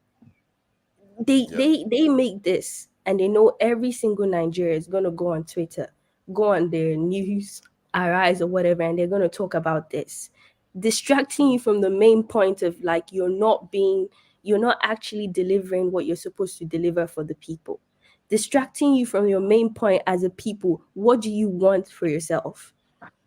if you're saying this is not what we want for yourself, don't be talking about this because you're entertaining what they call it. This is a distraction. Is actually basically nonsense. I will mention there are about 9 point something million children that would die of starvation in Nigeria in this year. What is my business with national anthem? That's me already knowing that we have a failed society. So I cannot speak on an issue that makes no sense coming from a government that has proven that they do not care for the society. And us as a people, we need to understand this is basically nonsense. When it also with the same thing with the whole Lagos to Calabar stuff, when it turns out that they cannot actually continue with this project for a very stupid reason that you did not check. You absolutely did not check what was going on there. You just made an announcement for no reason. That was already a sign to show you that you have a group of people in power that don't have sense, and they're not checking, they're not going into they're not going into the environment to observe what do the people actually need. And it's for us to understand, are we okay with this or we're not? If we are not okay with this, what is the next plan? That's it. That's where we should be talking about. That's what we should be talking about as people. How do we try to change this environment, but not the national anthem? Whether it's written by a white woman, a black woman, or by an alien, that's none of my business. Thank you. You've spoken well. It's my business whether it's a white woman or because especially not a Nigerian citizen. I mean, that What I've is also noticed is there's a trend now that every topic you discuss, people tell you it's irrelevant, it's a distraction. This is the problem. You leave it when it's little, then it festers. It becomes a bigger problem. It's national anthem today. It'll be something tomorrow. Then all these little things, they metamorphosize into big issues. Then we'll now say, oh, where were we? How did this happen? You talk about Naira exchange, like somebody put out there, they'll say it's irrelevant. Oh, Naira is not your problem. You talk about whatever. I think the way we should approach some of these things is, I can come here and say, oh, the topic you're discussing, probably not of interest to me. I would pass and I'll talk on the next one. We come here every weekend. We discuss big issues. We've scored this government. We've done the scorecard for them. I think that's relevant. So we should not take our eyes away from the big issues we discuss. If this is not relevant to a lot of people, which I appreciate that, it's freedom of expression and thought. You might think, oh, it's relevant, I wouldn't join, I'll just leave them alone. The day they discuss something relevant, I would join. I think personally that's the way I see it, and I'm not expecting everyone to see it that way, but that's the way I see it. Can I just ask Joe and others if they watched the show from the beginning? Because the question asked indeed is a puzzling one. I didn't watch it from the beginning. Electricity meant it. Yes, electricity meant it in the light of, look at what's come up. Meanwhile, there are all these other things going on. And as we were pushing the conversation forward, it developed into what I felt was fundamental is the national anthem important? Because it came on to say that there is a point of revolution or the word, please, my brother. Revolution or reform. Reform. Or reform. And I felt that this is a crux of a position that allows us to start answering real questions. Because we all know that Nigeria is upside down. Some people are afraid of the word revolution. They don't fully understand what it means. Maybe people would lean to the word, goodness, it keeps escaping me for some crazy reason. Can you help me, forefather? Revolution, reform, and the reformation of our polity. And I think we have gone into an important space. So, in answering the question, is it important to change the national anthem? As unimportant as it is, we've come to a very important point where I felt that the conversation was getting deep to the point of people's cerebral exercise, if you like. Sorry. Thank you. Yeah, go ahead, Ebumi. Don't worry, Just I'm going to give you your time, Fellas, I've not comrade. spoken for a while. Everybody has been going over me. I just kept quiet because I'm working. Yeah, I I'll just come kept to you. quiet. Yeah, you're a gentleman now, and don't worry, we'll come to you. Bumi, please go ahead. just to clarify, when I said that I don't care, or not to what Mr. Show said, it's not necessarily saying that whether like changing the national anthem is not important, or it's not necessarily saying that. I'm just saying that when you have a group of people who have shown that they don't care, you cannot just put a question out there without observing your present day state.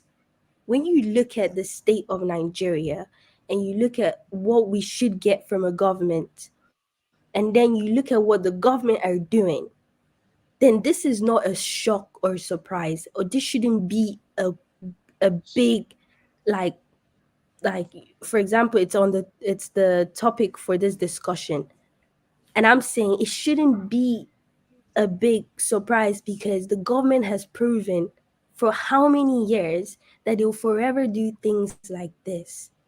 So my angle is coming from redirecting our focus from the national anthem itself, but redirecting it to where majority of us come in, where we're coming from a part that Nigeria needs change. I feel like, unless someone's going to prove me wrong, is it that no one here realized that Nigeria needs change?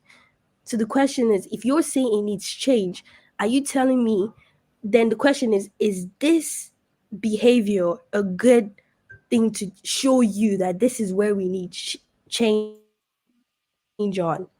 I don't know if that makes sense from where I'm coming from. I think it makes perfect sense what you said. I just thought I should highlight that aspect, the reasons why we had it. You spoke very well today, and as a matter of fact, probably more passionately than I've had you speak. Maybe you have been attending this one, so I've not seen you speak like this. So that's really good. I really appreciate it. Comrade Sule, thank you for your patience. Man, for a moment I thought you were a masker. I don't know whether you know masker. Yeah, for a moment there. Please go ahead.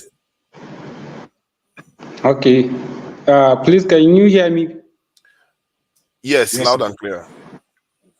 Okay, thank you very much. I think this is the first time I found myself in this very important table where the national issues have been discussed. And I'm very interested in today's topic, because I think is one of the issues that are currently on trending, especially in Nigeria's social media cycle. And the issue is a very critical topic that need to be given an adequate attention, because at the state which Nigeria is going on now, I don't think Nigeria problem now is national anthem. And I have even written it there on Twitter that it is misplacement priority that we can ever sing in Nigeria. This is not what we need at this stage. At a kind of deplorable that Nigeria situation which Nigeria found itself, I think the National Assembly, like the senators, the president himself, and the House of Representative members should pay attention to other aspects that will improve the lives of the Nigerian people, instead of bringing this inconsequential issue of a national anthem, which will add no value to the people's life. So is actually the thing actually offend me, and is something that that is condemnable to every responsible citizen of Nigeria. And I believe the reason why even the leaders or the House of Assembly members, the senators, and the president himself signed the bill to rebut this national anthem is because they want to divert the attention of Nigerians from their cluelessness. For the past 1 year, they have never, more especially the president himself, I don't think he has offered something tangible that should be regarded as someone competent for being the president of Nigeria. So he couldn't deliver anything tangible to deserve to be praised. And today that he's celebrating his 1 year anniversary as a president of Nigeria, he ended up signing an unnecessary bill that to rebut the national anthem, which is very needless at this stage. And as I had someone mentioning the issue of revolution, I think there are many things that need to be done in order to sensitize our people or educate them about revolution.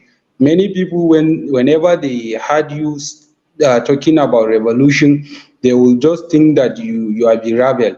And there is difference between the rebel and the revolutionist.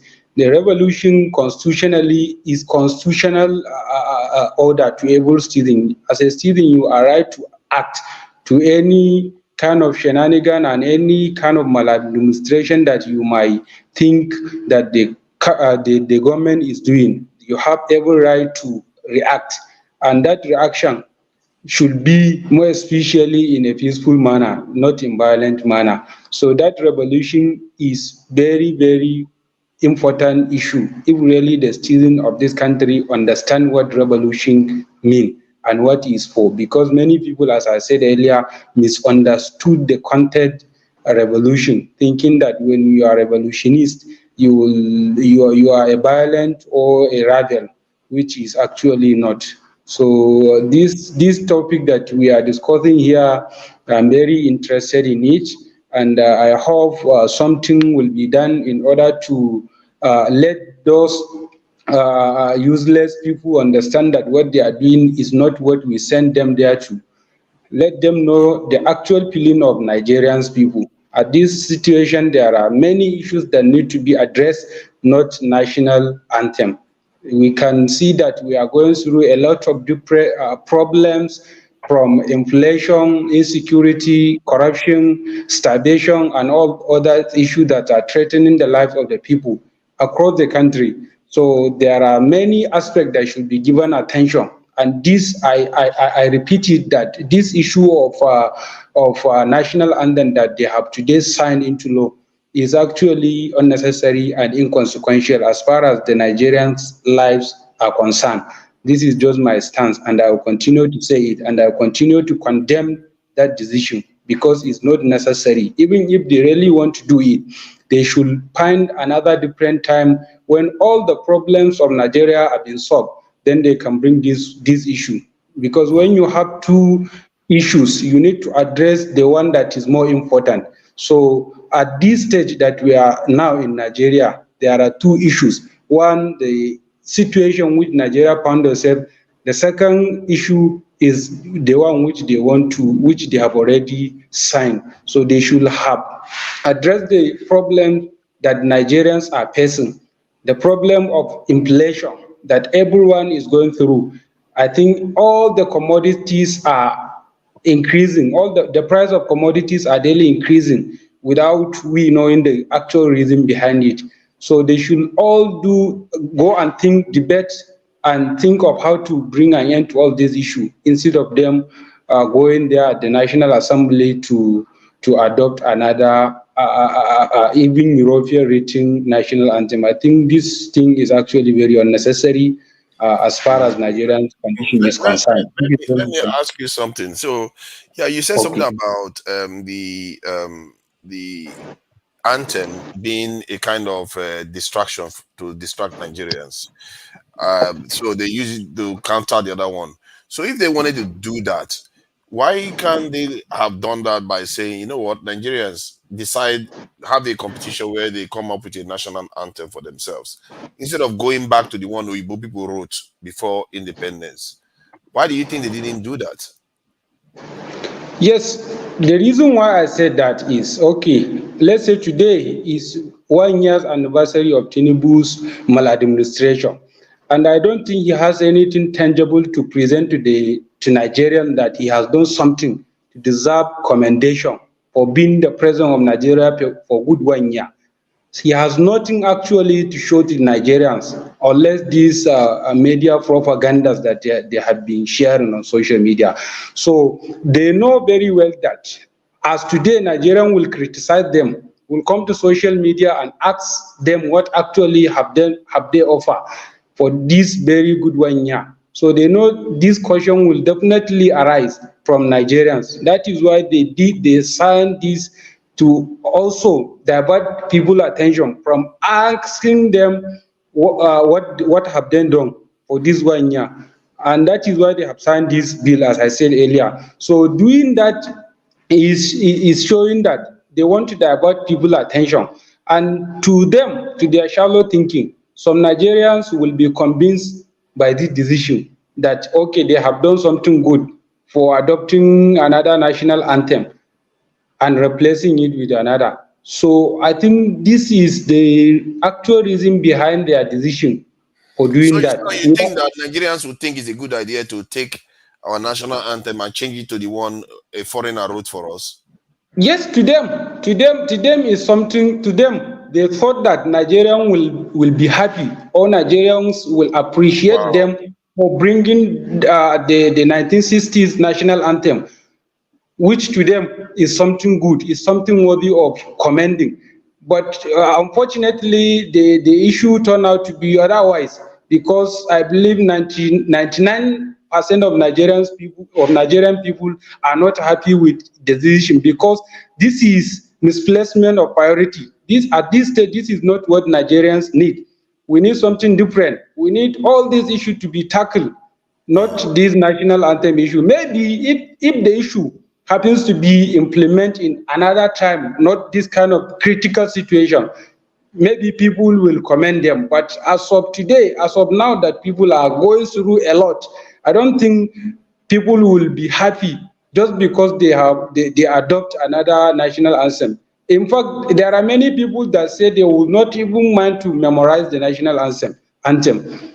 Some people are even causing it, because you can't just be starving and someone will bring national anthem to your table that you should recite national anthem. It is only when you eat food, when you have food to eat, then you will even have the feeling or the respect for your country, let alone to recite national anthem. So that is just my stance.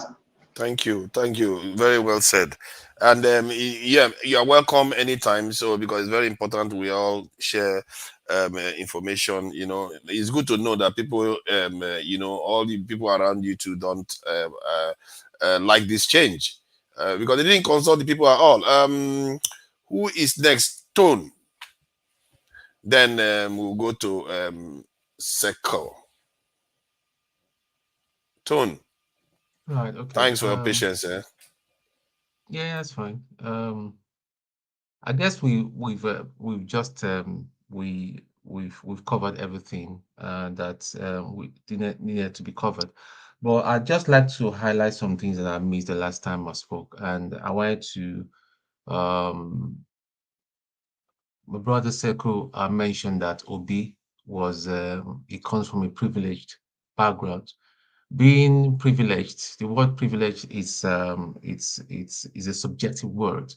So someone that grew up in say like in the middle class, or someone that grew up in a higher class, somebody coming from a lower class will look at that person as being privileged. Obi was, I believe Obi was just an ordinary kid. I wouldn't say he comes from a stinkingly rich background. He was just an ordinary kid, and he's just a person. So let's just get that. And again, we're saying that we want to take we come here and we talk and talk and talk. There's so much distraction here.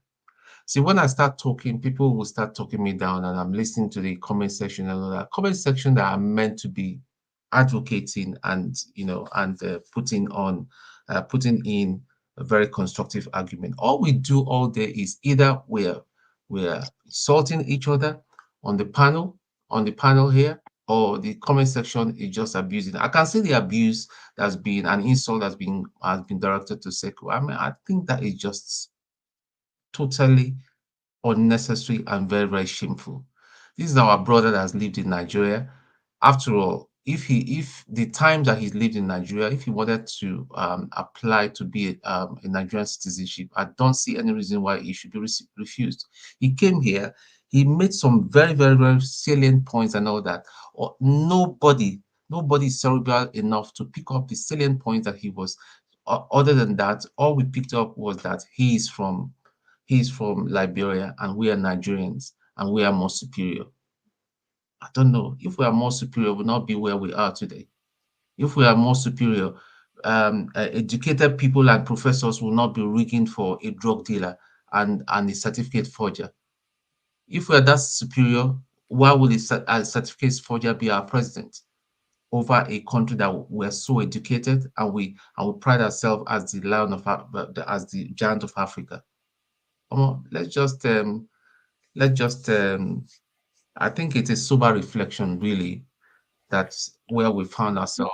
And we all need to find a way of addressing all these ills. Tinubu has run out of ideas. I mean, it's just been catalog of comedy, uh, uh, fake bishops, coastal roadway. Now we're talking about national anthem. The man is confused, and then the fool in the comment section called Kulata and all that will come, and he will be attacking people's personality and supporting evil. I just don't know. I don't know where we're going in this country. And he claims that he read electrical engineering. What's your education for, Kulata? Rubbish. And you're supporting you're supporting illegality. At your age, you live in America. You don't live even in your state that is full of rusted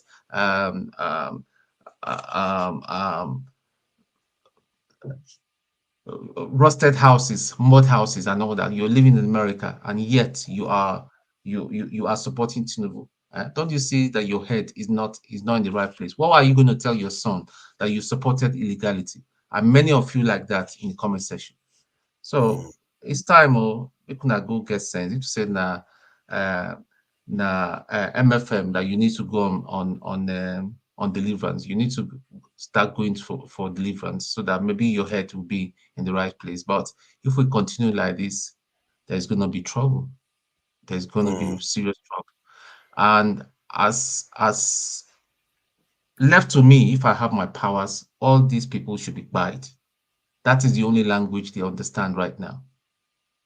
Yes, it sounds sinister. Look at Ghana now; it's a bit saner. If Rawlings did not do what he did back then and all that, maybe we need to replay that.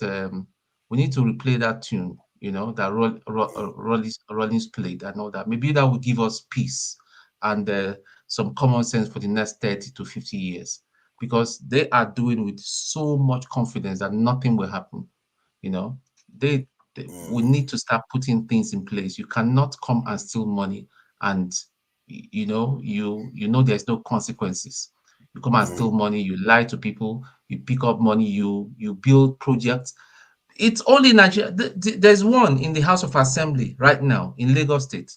He constructed a Paco bridge. What is called Paco in English is wooden bridge. Bridge over a canal. Yeah, he used to be. I don't want to mention his name. He used to be an actor. He called press conference for a World Why won't you mention his name? Are you enabling him? Shame him. No, I'm not. People know him. People know who I'm talking about. And called World Conference to commission a Paco bridge. Where are we going? The governor in Abia State have shown us that it can be done. If we can start, and I think our state governors would need to start calling them out and putting them on the horse. We can see what the governor of Abia State have done. If every state should do the right thing, the whole Nigeria will change. So this even goes to the few Edo people that are in the house and all that. You guys had better think very well. The next governorship thing. Edo State is supposed to be one of the most developed states in Nigeria. But look at the state of Edo State. It's just like a glorified village. Edo State, Benin, is more or less like a glorified village. And look at when they were exposed to the West and all that. But look at the states. No standard airport. No, the roads and all that. So the thing is that we're not ready. We're just not ready. Once we are still defending our criminals, we're still appointment is not by It's not by competence. It's about your ethnicity and the connections and all that. We're in trouble. Yeah, we are in big trouble.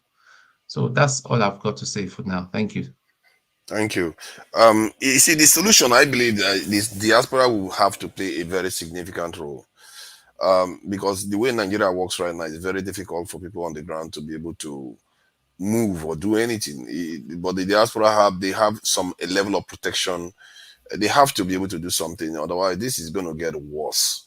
Okay. Seko. Yeah, Seko. Yeah. Yeah. It took a while. I We're back to actually you. have a lot to say, but I don't have a note, so I might forget some of them. So yeah, don't worry. So Hold on. Sometimes I may have to stop you to ask you a few questions because you do because so many points are not made and nobody goes in depth. Go ahead. Yeah, I would like to address the issue of ad hominem attack, where if you are debating someone and you make your point across, instead of the person addressing the point, they attack your personality. It's a deviation. It's called ad hominem attack. And I've suffered this a lot with even the African-American community. If you go on YouTube, I have several videos. I do a lot. I've done a lot of video on African Renaissance, African history, African culture, and all of that. And the African-American will say, hey, you are from Africa. You guys sold us into slavery. You don't have a right to talk. You know, so what happened here in the chat room with Jim, I'm used to it. But I tell people, address the issue. Address the issue I'm raising. If you can address the point I'm raising, then we can have, but if you want to attack me, I didn't come to you that I'm a righteous man. I'm just saying, let's discuss the issue. So I'm not worried about people who are saying he's from Liberia. I have a son in Nigeria. While I was there, I had a child. He's a Nigerian citizen, and I take care of him. I go there. So if you want to arrest me at Murtala Mohammed Airport, maybe you can do that. But I will always go there. Now let's discuss the issue. Nigeria's problem. I made a comment on Mayegun Diary Political that went very viral. And the Muslim community in the North where I was educated, they sent me a warning letter. They even warned me and threatened me, and I told them I will continue to speak. I said that the problem we have in Africa is that there are these forces that are bringing our country, that are trying to control our countries. Until we address these forces and really create a revolution, we cannot be able to create a very prosperous state. Because the purpose of our country is security, is to create prosperity, is to create peace for people. So if I'm in a country where prosperity is not guaranteed, my security is not guaranteed, then there is no need for me to be able to defend that country. And that's the key across all African countries, especially the Black African country. We don't benefit from these countries. We just have the flag. We were proud. I'm proud Nigerian. I'm proud. Like me, I used to tell people, I am Liberian by colonization. That's the point. My ancestors didn't sit down and create a country called Liberia. It was American who created it. So I'm Liberian by colonization. The African intelligentsia have not really sat down to create a state from their own imagination and vision. Nigeria is not a vision of an Igbo man. Nigeria is not a vision of a Yoruba man or Isekiri man or Benin man. Nigeria is a vision of a British project. That's why you went back to their national anthem without even feeling anything. Jargon, please. Jargon, please. You went back to their national anthem without even thinking about patriotism, without even thinking about what is nationalism. There are Nigerians who can write better national anthem today, but it doesn't matter. They went back to the colonial one. Why? They don't see a difference. For them, it's the same project. So I'm saying, what is the solution? We say we need a revolution. But how can we really do this revolution? We have to be very, very practical. What is the philosophy of this revolution?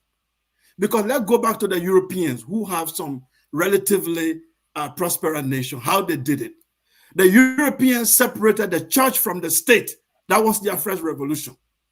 They said, we don't want God governing over a nation. We want secular constitution so that the laws are made from human consciousness and experience. We don't want the Bible to be the source of our law. We want we want the law to come from human logic and experience. That's the first step. Then they went further and removed their kings. The king of France was killed in the middle of the city in the French Revolution. They destroyed their kings and their chiefs. And they said, now the people must lead. The ordinary man, let's come on the table and create a law that is relevant to our reality and our common destiny. I'm asking the African man, did we ever overthrow our kings? No, we did not. Did we overthrow the class, the richest people in our land? Did we ever overthrow them? No, we have never. So somehow we think these people will allow for this oppression to go away. They will never allow it. They benefit from it. Wherever there is privilege, there is oppression. There is a class system in Africa that is benefiting from slavery time. Black people were benefiting from slavery. Some of them, they were benefiting from colonialism. Some of them even benefit today from neo-colonial system. So we are saying that the conversation we should be having, the progressive forces in Nigeria, I see Shawari as one of the progressive forces. I see Obi as one of them. Your supporters should stop vilifying yourself. Sit around round table and some other progressive element in the north and say, what's the way forward? How can we overthrow this system? And start having conversation and fund that system. Because I said something which people think is a contradiction.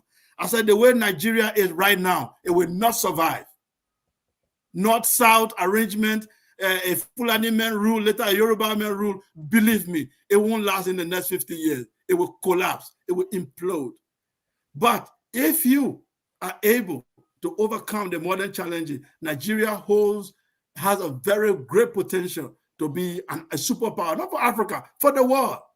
But if the current system continues, Nigeria will explode. It's not something that you don't have to be a rocket scientist to see it. It will implode and explode. That's all I have to say.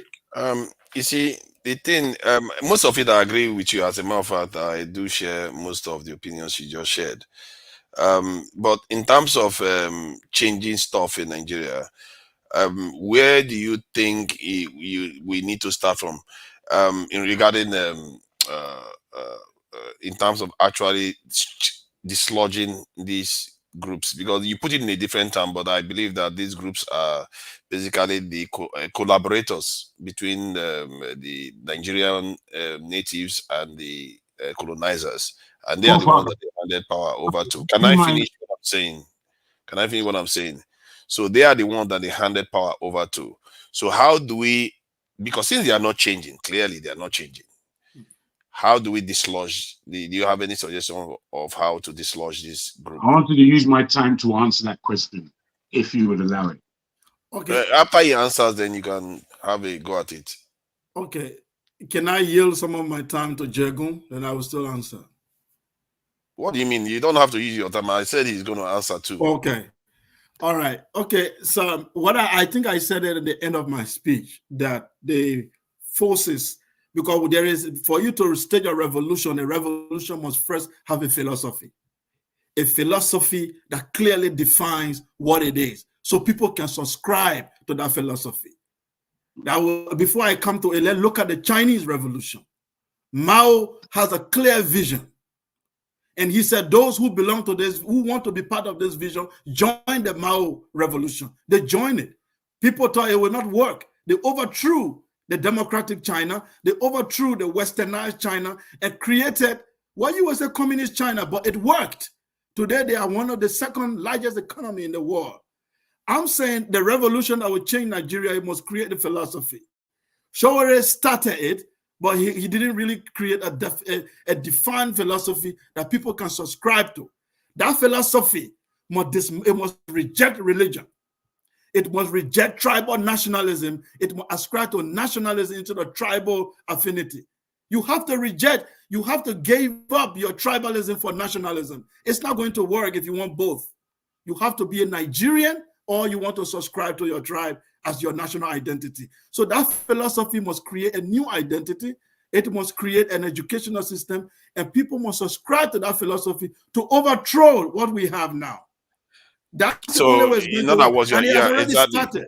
Yeah. Okay. It's funny because all these things you just said just now, Jago can testify to the fact that we've actually discussed this. But Jago, please go ahead. Thank you. Answer the question. And this is good in terms of the conversation, where you are, forefather, where Seko is, and where I am differently, because we're more or less in the same position in terms of the potentiality of what Nigeria should be and could be. I think we're agreed there. How to get from where we are to that promised position is the difficulty and is the question. And as I so much applaud so much of what Seko has said, because it's such in line with where we need to be negotiating with ourselves. This is a hardcore negotiation table, and we need what we want from that table. And so when he puts up the fact that, look, between revolution and oh dear me, God, and reformation, between these two aspects, a philosophy can be bred, a mindset can be changed, a psyche can be gathered amongst our people. So much so that we do not accept what we are gifted as leaders for our country. What we do instead is that we raise the leaders that we want.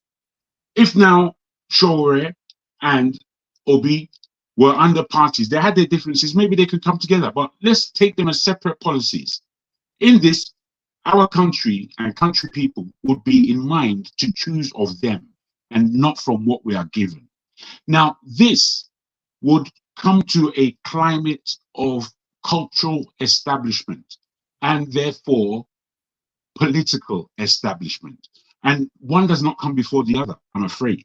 So me as a Yoruba man, when I look back at what Nigeria was in the times from colonialism into our independence, there was such a smoothness of transition that for the first 5 years, somebody like Awolowo ran the west of Nigeria like a ship. It was extremely well run.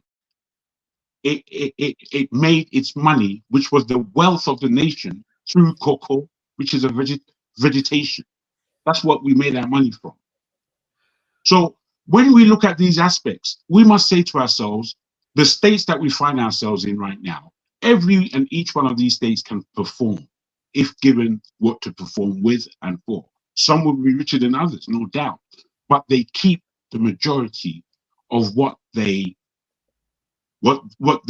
enhance in capital from their states, their regions, their areas, their tribes even. These things are particular aspects that, again, we've been given them to argue over, and we've not known how to negotiate our position. And this is the awful thing about us as a people.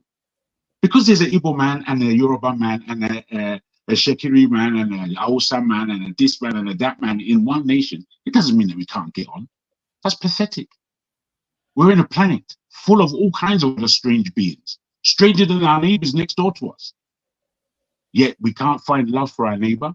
We want to go and find love with our own Igbo or our own stranger generally. So, you know, I don't want to veer too much, but I say these, what we are premising at this moment, are typical of solution finding. Because I, with all my utterances, with all one or two other people's utterances, I don't say me alone, but what Seko is coming with, what electricity position as a question. Today, I think there should be clips cut out, especially of Seko, and put out throughout the place and alert people to where we're at. Because we're at somewhere where we need minds. We need real minds to dig into how we bring forth a philosophy for our nation that trickles down into the psyche of the people. Thank you. Oh yeah, Bumi. Sorry, you know, our fellow gender always gets the listen. Mike, Bumi, please go ahead. Then man of prestige. No, Man of If you Prestige want to can say go. something anytime, you know you can speak. She knows, so she knows how it rolls here. Yeah, man of, is it if not now, is it your turn? Okay, can I go ahead? Okay. Thank you very much. You asked a very pertinent question earlier. You said, where's Obi and Atiku in reference to the national anthem? I know we have talked that a lot, but remember the way this national anthem was passed through the National Assembly. It was an overnight process. I mean, nobody was aware of it. We are just beginning to. I think it started 2 days ago. It was just a rumor. So they passed it overnight. So everything is just surfacing right now. Hopefully they can make a comment to that. So, but anyway, let me continue where I start. I mean, this government has been like trial and error. It's like a puzzle. I mean, you see the statement that's coming out from their spokesperson. I think it was Bayo Nonuga that stated that Tinubu wouldn't be addressing the nation. That is going to be addressing the house. But what the other guy, I think his name is Ngeda, then he issued a very conflicting statement today and said, no, Tinubu is not going to be addressing the country and it's not going to be addressing the National Assembly. You see, this is the problem with, with the government. They don't know what their priority is. They can't even stand with a particular statement that they made. And they keep on shifting the goalposts. You don't know where they are coming from. This is the problem in Nigeria. I mean, everything is just like a trial and error for them. See which one is going to face, with their propaganda. I mean, that's where we are right now. I mean, the country is just like in a mess situation. And I'm beginning to think this national anthem we are talking about right now is a distraction. Believe me, I'm thinking because they know we're going to be talking about it today. Try to deviate away from what's supposed to be what has Tinubu accomplished. And if you look at the Nigerian space, this has generated a lot of conversation. Maybe about 50% of what people are talking about about Tinubu achievement 100%, but maybe about 30 or 50% has shifted to about this national anthem. So they did it on purpose. And you asking somebody from Edo, somebody from Edo is the one that initiated this. I don't believe it. This started from the president, because somebody in the house definitely has to, they have to give it to somebody in the house to make it sound like it was an initiative from him. So some people, I mean, there's different conspiracy coming on. It might be against because he was jealous of Obasanjo or something like that. Maybe try to pay him back or something like that. I mean, there could be a fact to that, but in my own opinion, I'm thinking they just throw this out for a distraction. Obasanjo, or maybe it's true, maybe it's not true. But the way this government has been playing, they always find a way to play us, for us to have something to talk about. Like we rightly said, is that what we should be talking about? Well, it's idea. We have no choice. We have to talk about it. They are playing on us. This is the way this government is going to be ruling for the next 3 years, and nothing is going to happen. And they're going to win election again because I can't see anybody challenging them.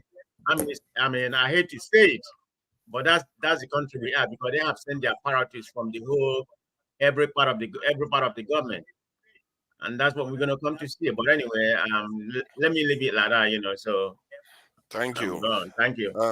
Let me just ask you one more question. Sorry, Bumi.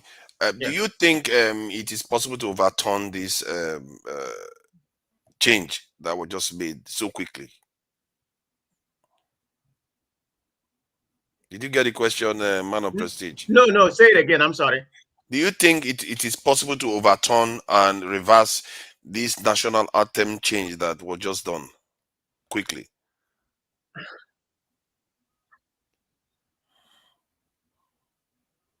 How can you overturn it? I mean, I thought it has been already been passed through the Congress. I mean, who's going to overturn it? Are you talking about the masses overturning it or the Congress? Yeah, because if the people object to it and they find that people don't like the change that was done, is it possible, or has there been any recent history where they changed something like this? On mere marriage, yeah, they may debate on it. Maybe they can overturn it. I mean, they can, but I mean, they did it for a purpose. So I mean, like we have different conspiracy talk coming up here, maybe because it came from Obasanjo or whatever, and or maybe because of distraction or something like that. I don't see them going back. I mean, that's just the way this government works. Yeah, it's possible to overturn. I mean, it's a law. Then it has to go through the National Assembly again. Then they take a vote and overturn it. So yeah, everything is possible. Can I But say in something? Nigerian space, I don't see it coming. That's just the way, they rule with impunity. So let's call it a spade. This is not the But anyway, thank you, everybody. Thank you. If you wanted to say something, if this is very interesting. The way I look at it is that we went back like 50 years backwards. I thought we are trying to liberate ourselves from the British. Now we are, when we get our independence, 1960, we are 60 years backward. So we are starting all over. And may I ask whoever that signed that into law, Tinubu, can he sing that national anthem? Does anybody in the house, anybody in Nigeria, just tell me it's one person that can close their eyes and sing that national anthem? So what you're trying to tell me that you're gonna now start forcing everybody because me, I will not learn it. It's not possible. I will not learn it. Can somebody in Nigeria ever anybody in that house, National Assembly, ever? Because when they were singing it, they were just playing the music and all of them closed their mouth. I say, look at the fools. None of them can open their mouth.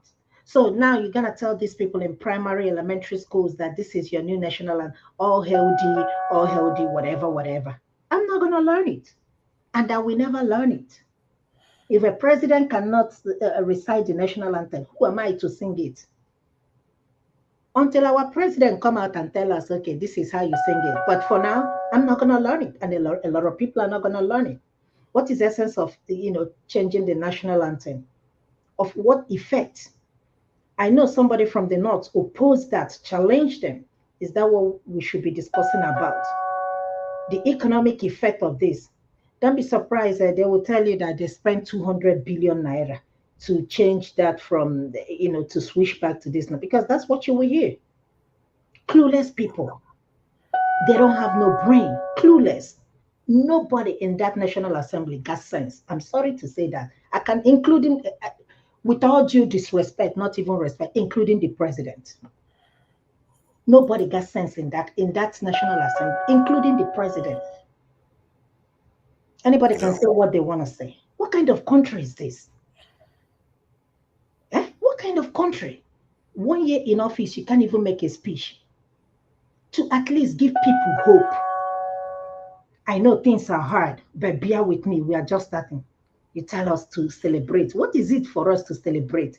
You want us to celebrate 1 year. It's just because you people don't have anything to prove to Nigerians. Because if you do, trust me, you'll be on national television for 1 hour, at least make a speech to citizens of 200 people, 200 million Nigerians. It's just because they don't have anything to offer us. And we Nigerians continue to take it. And guess what? They know that we're not going to do anything. And they will continue to do whatever they want to do. And guess what? Nothing will happen. They know that we are not going to go out and protest.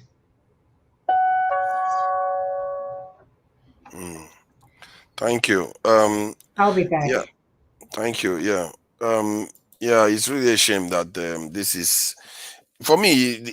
If it was a Nigerian that wrote the previous one, I would say, okay, stupid, but not priority. We can live with it.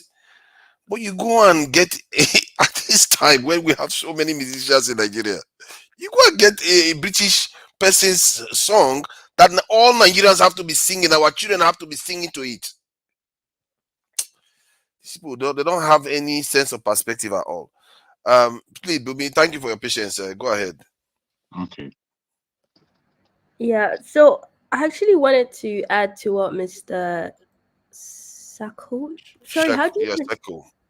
That's how it's pronounced. Okay, and to what Mr. Jagon also said in regards to creating a philosophy.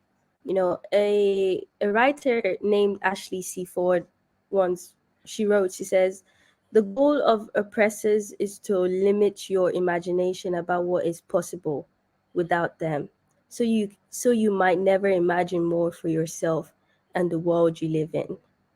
And you can see that reflect so clearly. And I wanted to give an example because, Forefather G, you said something about like, where is, people like Peter Obi, where is people like Shore and all, why are they not saying anything?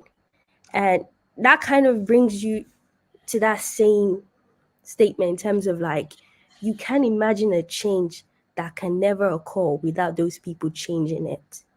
We live in a society that it has to be the politician. Us people, we could never change them. And you see that every day. You even see that in the election period. One thing that has baffled me the most is when you see those people campaigning, go back to all those videos. You always see them in a car with the roof, with an open roof, and they're there waving. It gives you vibes of like the British people when they were staying back in Nigeria. And then you see the people that are voting for them on the street, running along with them.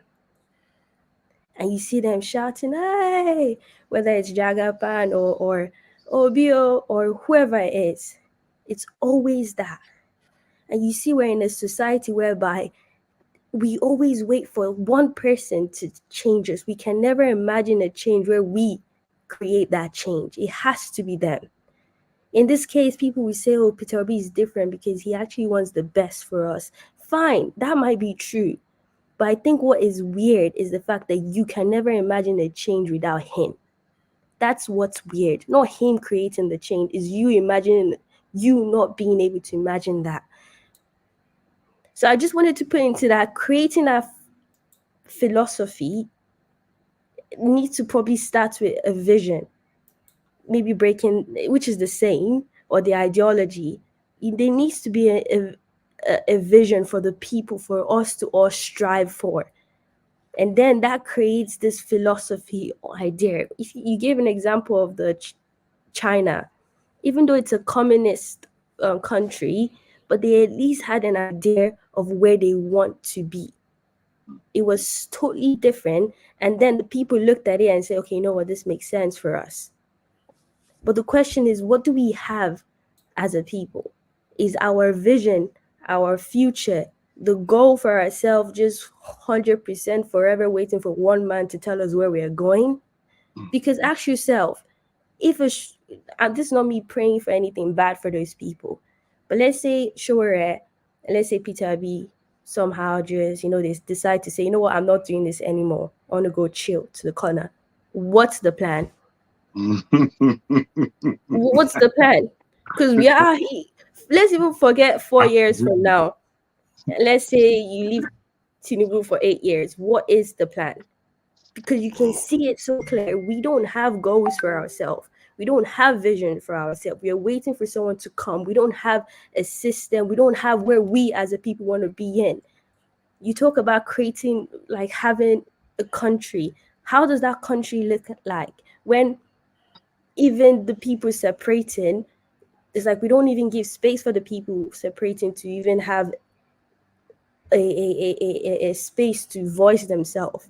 And even if you give those people who want to separate, it's like, how does that look like? I don't see any plan of where we want to go as a people. It's just kind of, we just want, and it's understandable, don't get me wrong, I understand it, because what the oppressors, like Mama Echo always says, is they use poverty to kind of limit your imagination.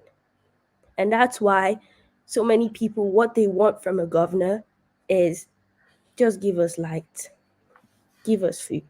So even us Nigerians, we say we're ourselves, we don't want much as Nigerians from our government. We just want you to deliver the basic. But understand, is that all? Because even if they deliver the basic, the international community, when it comes to international, like foreign, coming to forefathers' side in terms of like people who want power, it's like even if they give you water, light, and all these things, they can still oppress you. Like it doesn't stop American from coming and or the UK or whatever country that feels like, pounding on us, doesn't stop them from having control over you. So when we people, we also tell our leaders, just give us basic, and that basic is just food, electricity, and maybe security. But there's no kind of goal as a people where we want to be in this world. There's nothing, no present stamp that this is who we want to be, whether it's the Yoruba people, the Igbo people, or the Hausa people. There's no like huge goal. I'm not a big fan of America, but America is, we are forever going to be at the top, period. And you can see that in their foreign policy, in their domestic, everything they do is they have to be at the top. Where is our own? So that's why, for me, I'm just like, we're getting distracted when it comes to national anthem. I think it's important, yes, but understand that's just the tip of our problems and where we are as a people. But that's just what I wanted to add to. Yeah, I understand. You know the meaning of symbolism. What it does do is a way of fleshing out something deeper, and that is what this represents. It's not that on its own it makes no. It's just a song in the end. It makes no difference. But what it reflects is it brings out the mindset of what the people that are operating. We already know the mindsets. The idea that I lack imagination in terms of that is not very generous. It's what I mean, because clearly I have fleshed out that we need our own ideology, that we need to be on the ground, and we need to have relationship with all the necessary power institutions. If you want to change the system, it's easy to talk, but the reality is that most of those things that are prescribed are the real ways you change stuff. When the Bolsheviks arrived in the Soviet, or before the Soviet Union, the country was already ready for them, because they have already made the changes on the ground. The ideology was already, seeped into the people. And, I always give the example of how Nnamdi Kanu was able to do what most of the stuff he did overseas, and Simon Ekpa was able to do all this. How can we not do that? The examples are all there on what we need to do. We know our leaders are quite weak in terms of being able to resist the people when the people mean business. So I'm not lacking illusion, this in a vision from that point of view. The reason why I called on these people are these are the tip of the spear right now in terms of at least criticizing stuff. And when I call them out, I'm trying to imply that maybe they too are compromised, and this is the problem. And people that are following them should also keep an eye, because when I heard it immediately, my whole being just changed. And we were having a meeting, and my focus on that meeting went away.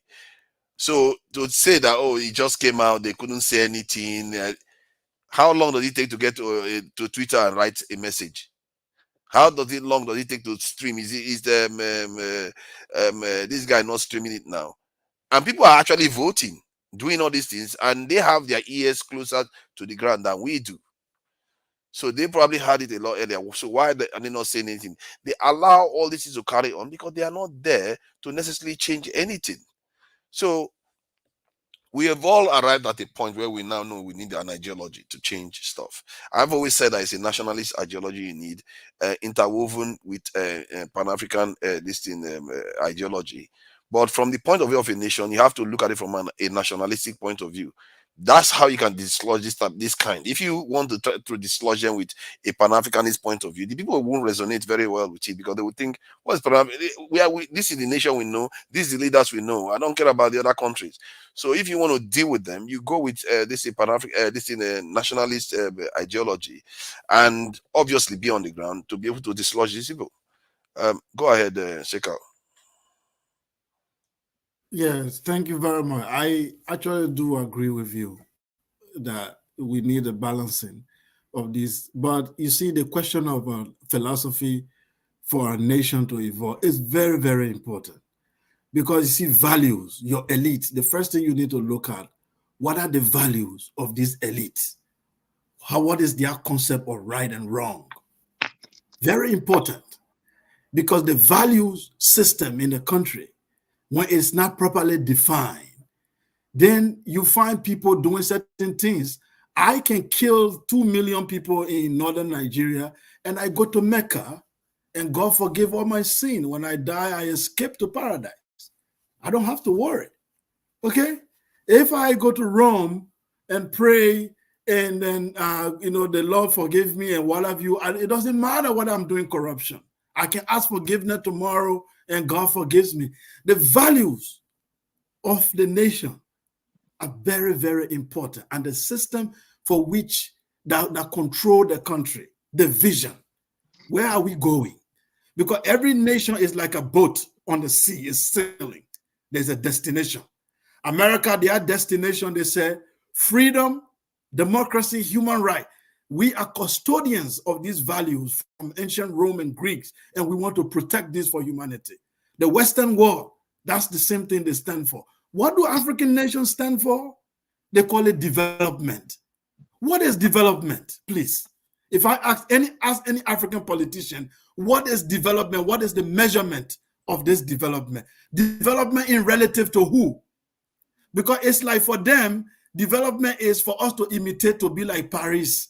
We want to imitate. If there's a road in London, a bridge in London, then we try to replicate that bridge in Lagos. That's development. That is it.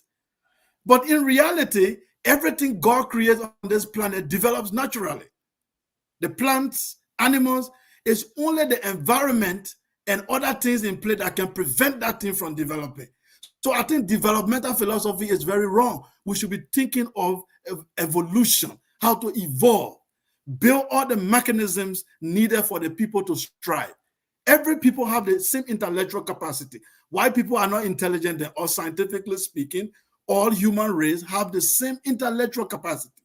But the culture of a particular group can make them to be lacking behind. The values system of a particular group can make them to be delayed. But no group is intelligent, evolutionary speaking. We all are Homo sapiens sapiens. We all have the same intellectual capacity.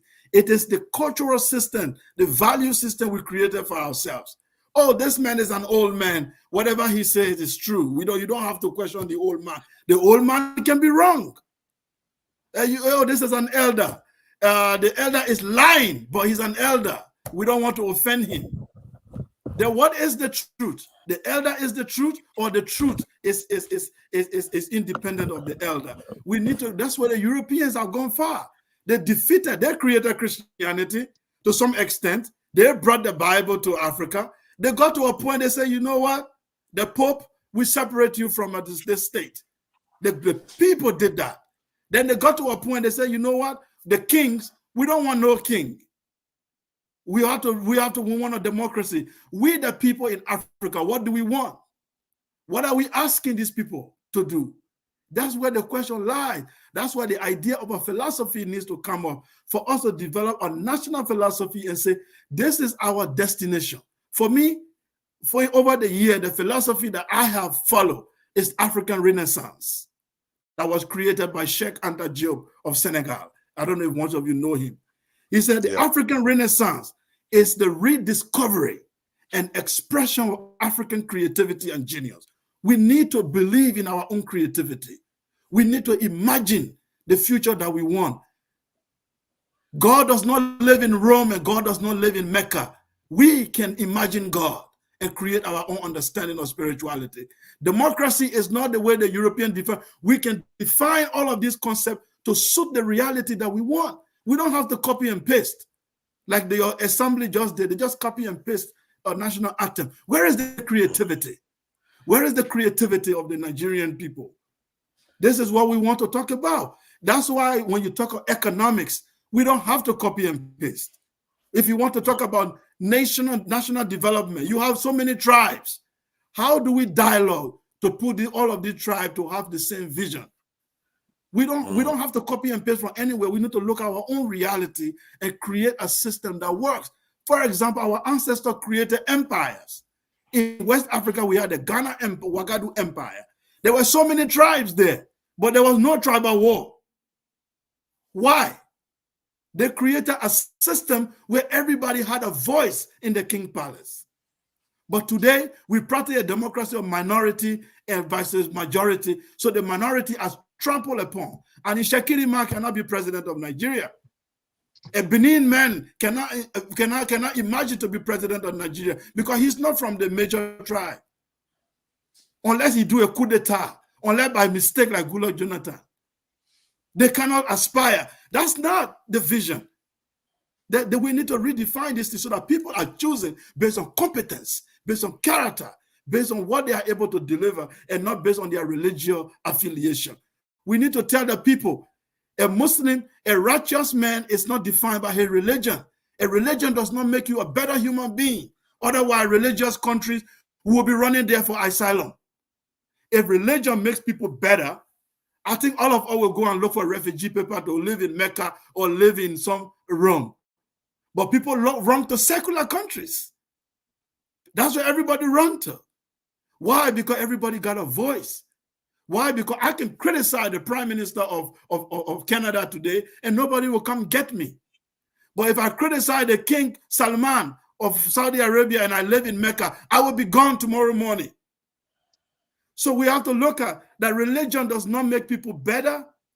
We have to look for excellence. We have to strive for a vision that we want for our people, that all men are equal before the law, and everyone should be judged based on the competence and their character. Not just a slogan, but the system should be able to do that. The system should be able to put that check in place. So I'm saying we the people of Africa, we are the one. The ball is in our court. It's not these leaders. This leader will never fix it. And the concept of Messiah, I would like to say this before I end, the concept of one man will come and save us. It's not African. There is no Messiah spirituality in African culture. That one man will come and save us one day. No, it is we the people that will rise up and decide what will be good for. Obi will not save Nigeria. I'm obedient in my mind, and I'm also Showore camp. But Showore cannot save Nigeria. Obi cannot save Nigeria. It is a philosophy that will go to the mind of Nigerian people, and they will say, this is the way we want to be governed. If anybody gets there, irrespective of his tribe or religion, if he doesn't comply with that philosophy, we'll get him out. That's what Africa needs. My own country, from 1847, we've been having people who get to power by using Christianity. They just lie that the Lord, I have a vision. The Lord said, I will change this country. Then they elect him. He does nothing. The Lord told him nothing. We forgot that we were supposed to check his character. We were supposed to check his record. But because he said the Lord sent him. In fact, we had a president who was a pastor in the 1980s. He was a reverend. He did nothing. So I am saying we need to move. African people need to understand there is no divine intervention to fix a country.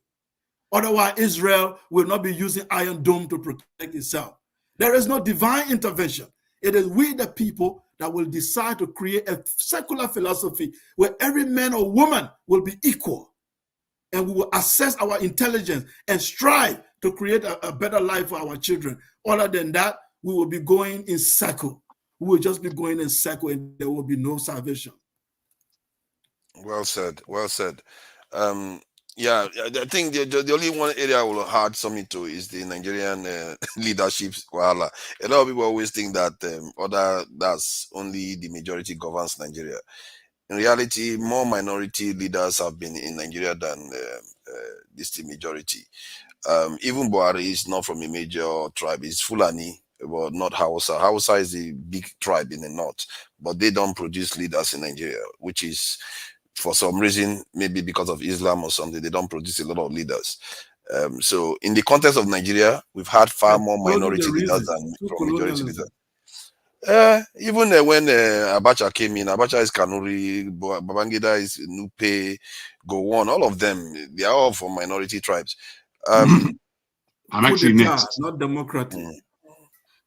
Yeah. And in democracy, if you want to Buhari Fulani, 6% of the population, Jonathan 1 point something percent. If not now, if no Ferrari 1 minute. Okay, 1 minute, Ferrari. You know I'm next, right? You don't know. Yes, Jago is next. If Jago not is now, next. has not Jago is spoken. next. Listen. I don't. If not now, has not spoken, has he? Yeah, whoever is next is next. I have just 1 minute, guys. The last conversation in the last 15 to 20 minutes is going, in my own opinion, in a very good direction. Let's not take it back to the issue of religion, tribe. Let's keep on that track of we need a solution. We need to address it. Bumi has been very eloquent in our presentation. Can I, bros, Let's keep it that me. way. I just want to very add good. that. No, very good, Ferreira. No, actually, I'm next, bro. You're not paying attention. How about if not now? Because I know when he is. I'm always after this second guy, my brother. That's the cue. Oh, no. I've jumped into a new position. Doesn't change where I'm coming. Please. No, because hold on, calm down. Just calm down. Then let me just have time to check. Because if it's your turn, you will get it. So just to be sure, if not why now, don't you ask my man? Why don't you ask Steph? Can you just let me? Can you just? That's what I want to do. That I'm calling him. If not now, that's why he didn't notice. If not now, have you spoken since? Because I'm not sure I've heard you speak.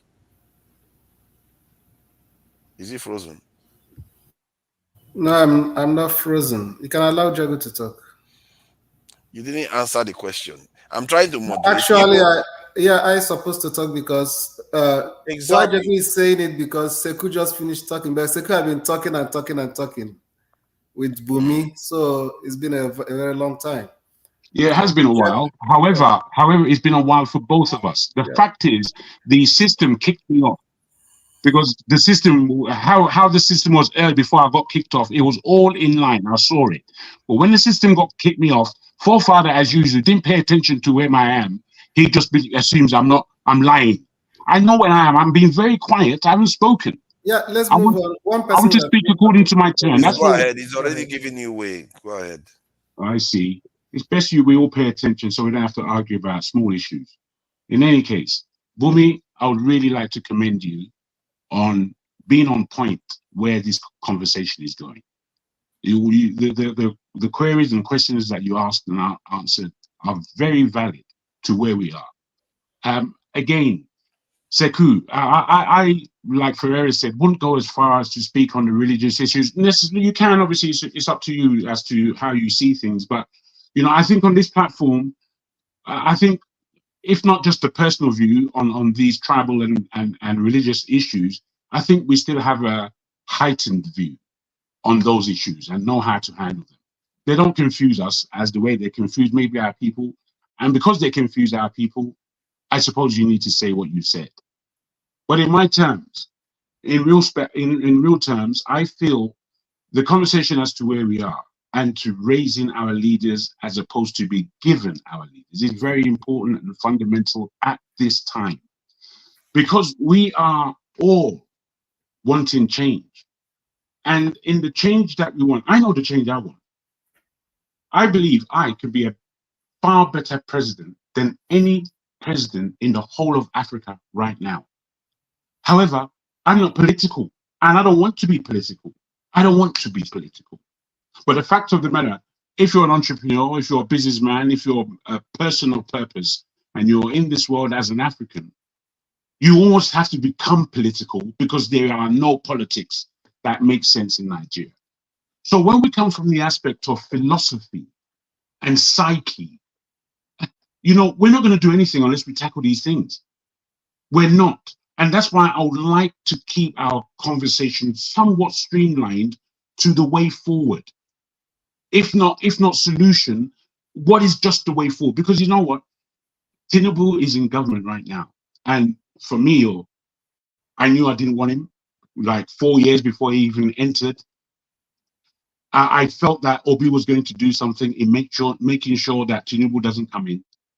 Tinubu is here now, and for all those people that supported Tinubu, we see what we have. So, at this stage, are we just looking at 2027 to go and vote again aimlessly and don't have anything of what that vote means?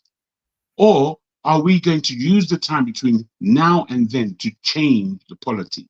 If we've come to a point where we say we want revolution or we want shit, there I go again. Reformation. If that is the aspect, then I say that this is enough to build a philosophy upon, a philosophy of politics, and a philosophy of politics that comes from the people. This is a philosophy. We can begin to build around this because we are African, and to build around that, like this is the central fire. And now we are bringing all that we are as tribesmen, as men of wealth, as religious, whatever point of view that makes sense to us moving forward, we put that in the fire. This is what is going to make our philosophy. And this is where I want to develop it. I think that the 6 of us who are presently on the panel can use this our time to forge a philosophy. I think you might remember, forefather, when we got into, you know, our small meetings that we had, where we got kind of stuck was on philosophy, if you remember. And I said, philosophy is not an easy thing. It needs to be prized at. It needs to be endeavored. It needs to be picked at. And you need to get something that is solid. And this is the crux. This is the crux. And I don't want to speak as though I know it all, because I don't. But I don't want to speak from an aspect of me not delivering the level of intelligence that it's going to take to get the change that we need and want. It's not about us squabbling aimlessly. It's not about whose tribe it is. It's not even about how much time we take to speak. Because when I've got nothing to say, I say nothing. When I've got little to say, I say little. When I've got much to say, I want to be heard. I need to be heard. Because this is how it is. This is it. So I just want to celebrate what Bumi has said as a youngster, as a dynamic young Nigerian lady. I really want to commend what you said today. Thank you. Yeah, I appreciate that. If not now, please go ahead. Yeah, thank you, forefathers. I love every contribution that everybody have made today, especially towards these last few 15, 20 minutes. But that brings up one important issue, which is the reason why for some time it seems like I stopped joining and I just come in late in the night, because each time that I join this program, I hear Ferrari make an important point, make persuasive speech. I hear Jagun, beautiful contributions. I hear forefathers, and the lists are endless. But then one thing that is remaining is just that one person.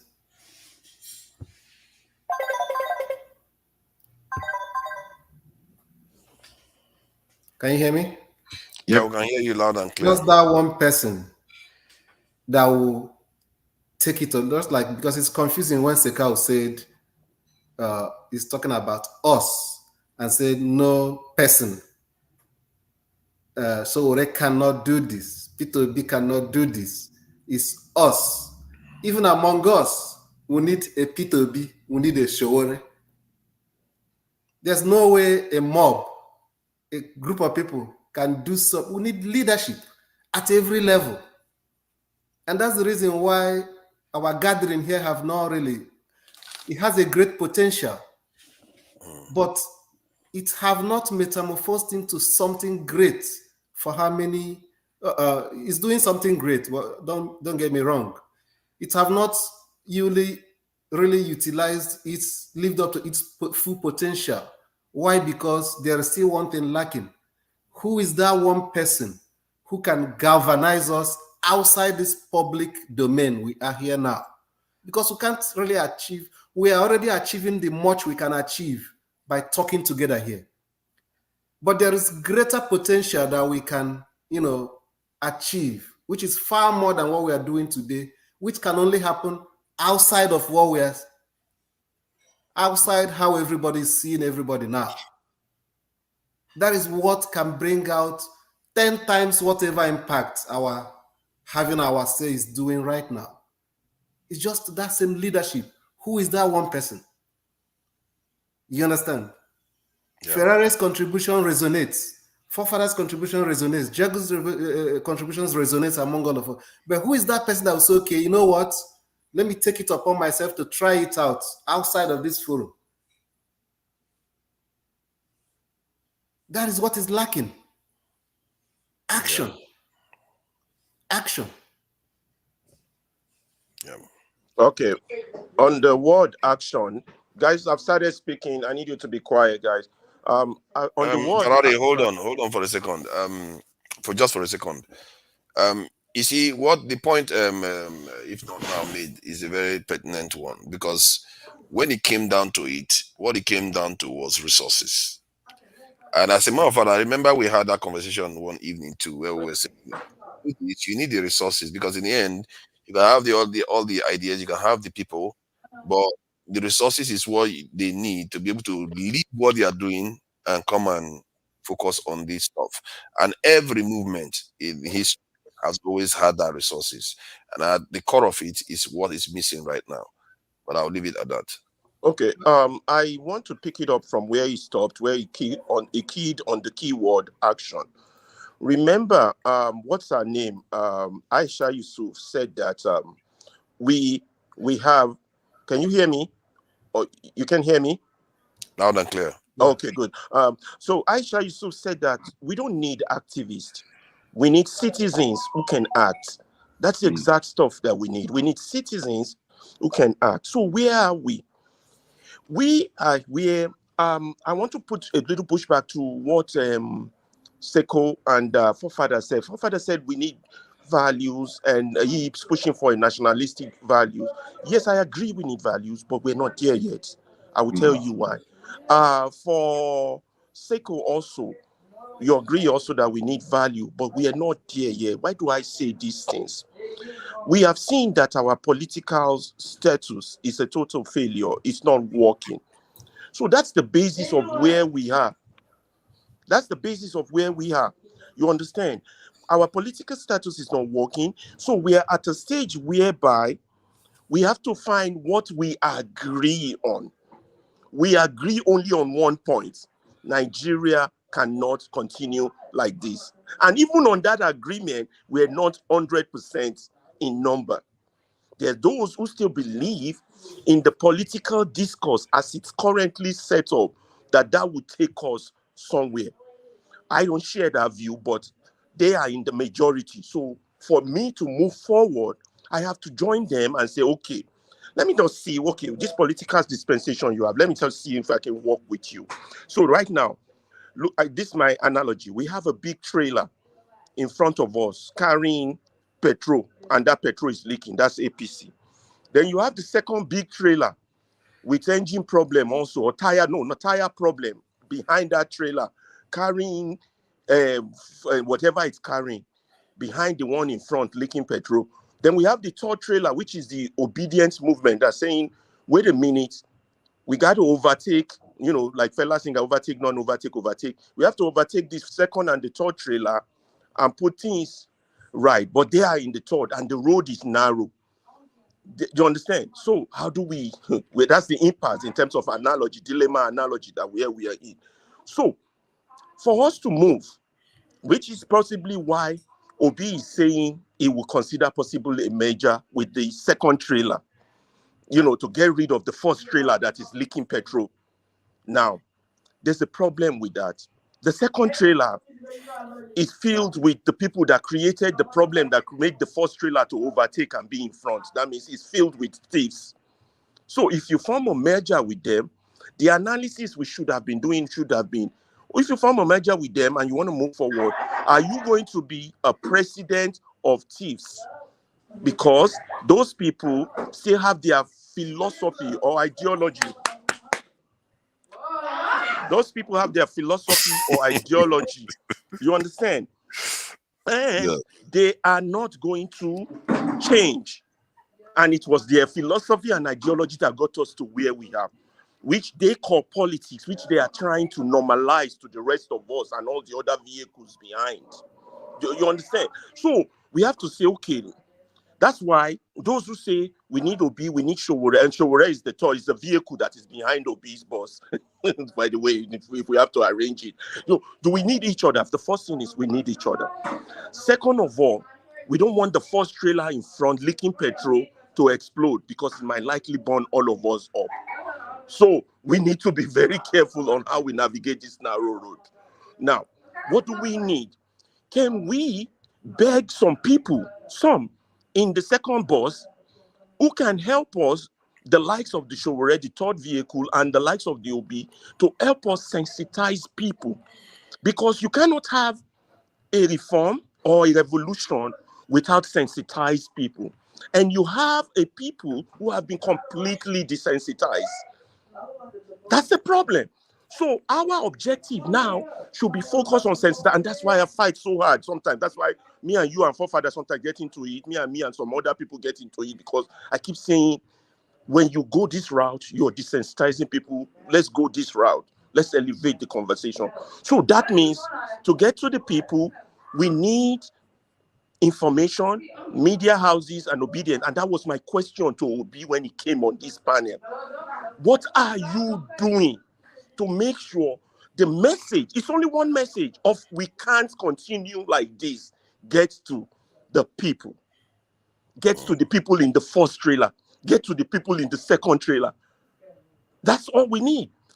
We're not talking of values yet. We've not arranged of values. We have to wake the people up first. Once they are awake, then we can now debate values and the way forward. That is the analogy I see. And so, what do we need to do? So, that's why I said we need active citizens. Even though we don't have citizenship rights, we need people. We don't need activists. We don't need a Wole Soyinka. We need people who get the message to come together. And in the like of my mind, I still can't understand why the likes of Mayegun, the likes of Obi, the likes of Kano, the likes of Dele Farontiwi, and the like of Rudolph Okonkwo and those of us who are their minions are not on a round table talking. I still can't get that. That's what we need to be doing right now. So the likes of that's the question, Ferrari. Are you not in the position to start bringing these people That's why I come to this show. behind That's closed why doors? I argue. That's why I'm trying to push these things, because a lot of people don't know this. That's why I'm here. That's why my wife is mad with me, that I'm giving her my relationship to you guys instead of being with her. I spent 6 hours with you guys on Saturday. She's freaking mad. Don't blame me. That I'm going to suggest. Don't blame me for your upcoming divorce. I know. I hope this don't lead to my divorce. But I'm begging her that, okay, I'm going to negotiate. How many hours can you even give me on Saturday, or 2 hours? She said 3 on Saturday. She said 2. So if Rudolph can have me for 6 hours on Saturday to negotiate, so that I can fight forefather to say, forefather, that question would desensitize. Let's shift to this question. Let's sensitize. So when me and forefather are on the same page, when me and electricity are on the same page, then we can carry everybody on the panel along.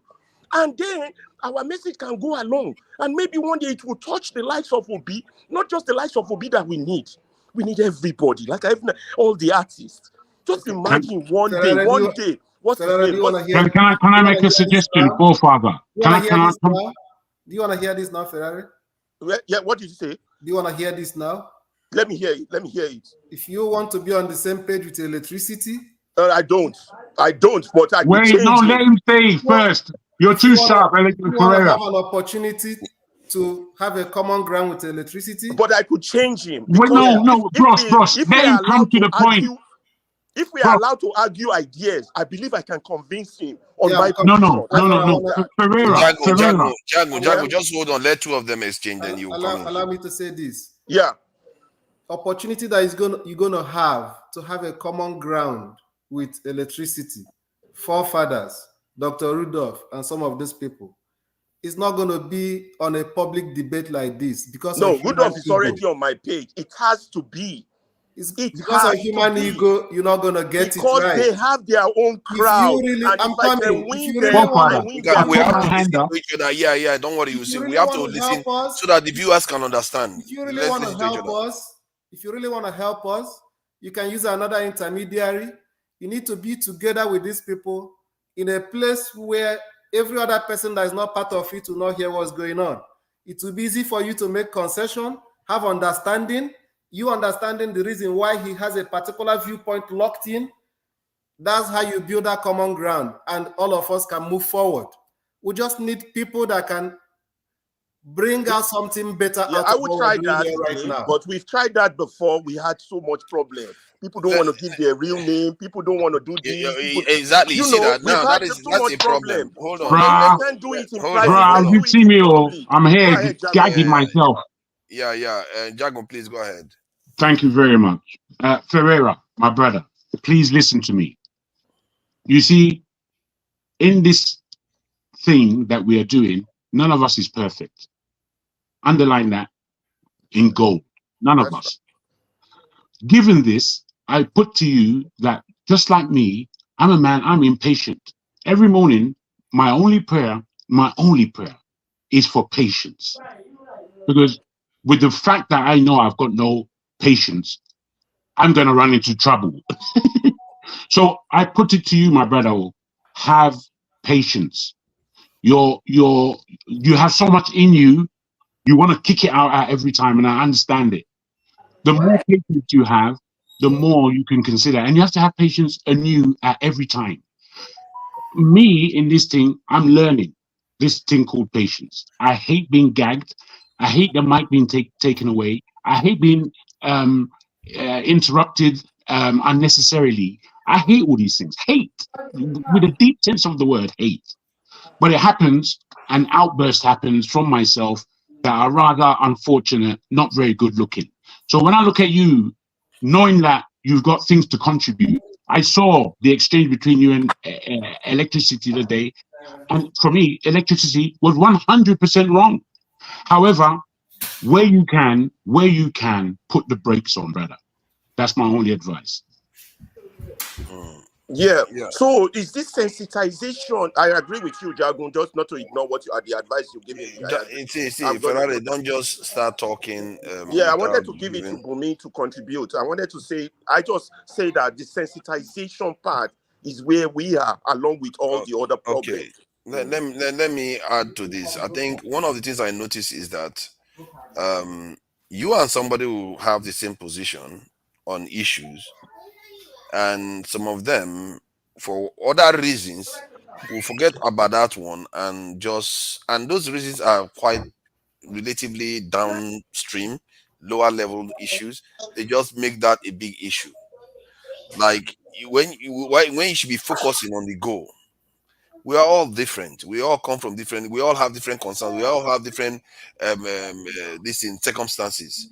But where the purposes converge, should be the focus, not all the other issues that arises where people always except the issue that will arise is an issue that compromises the goal.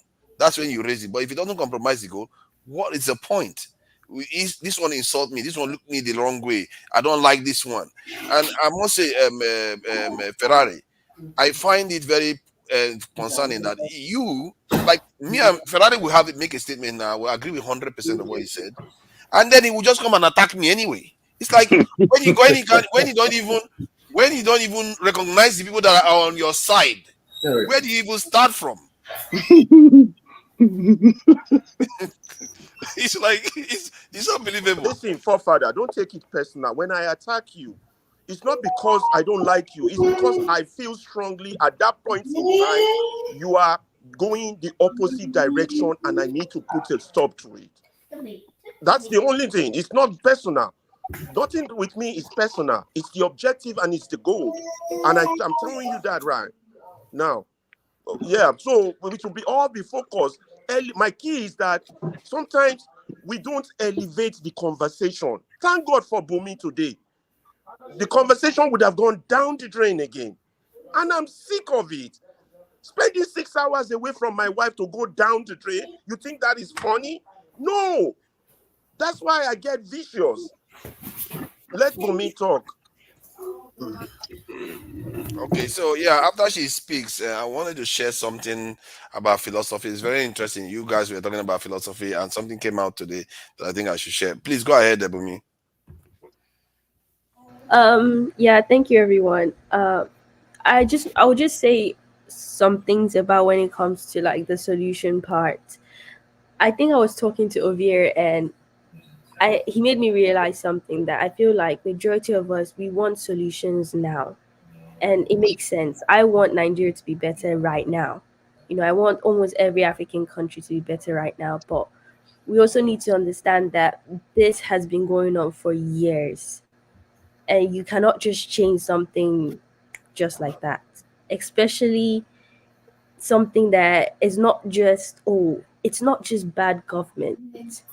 It has come to the way we behave, the way we react, and you need to know habits cannot just change overnight.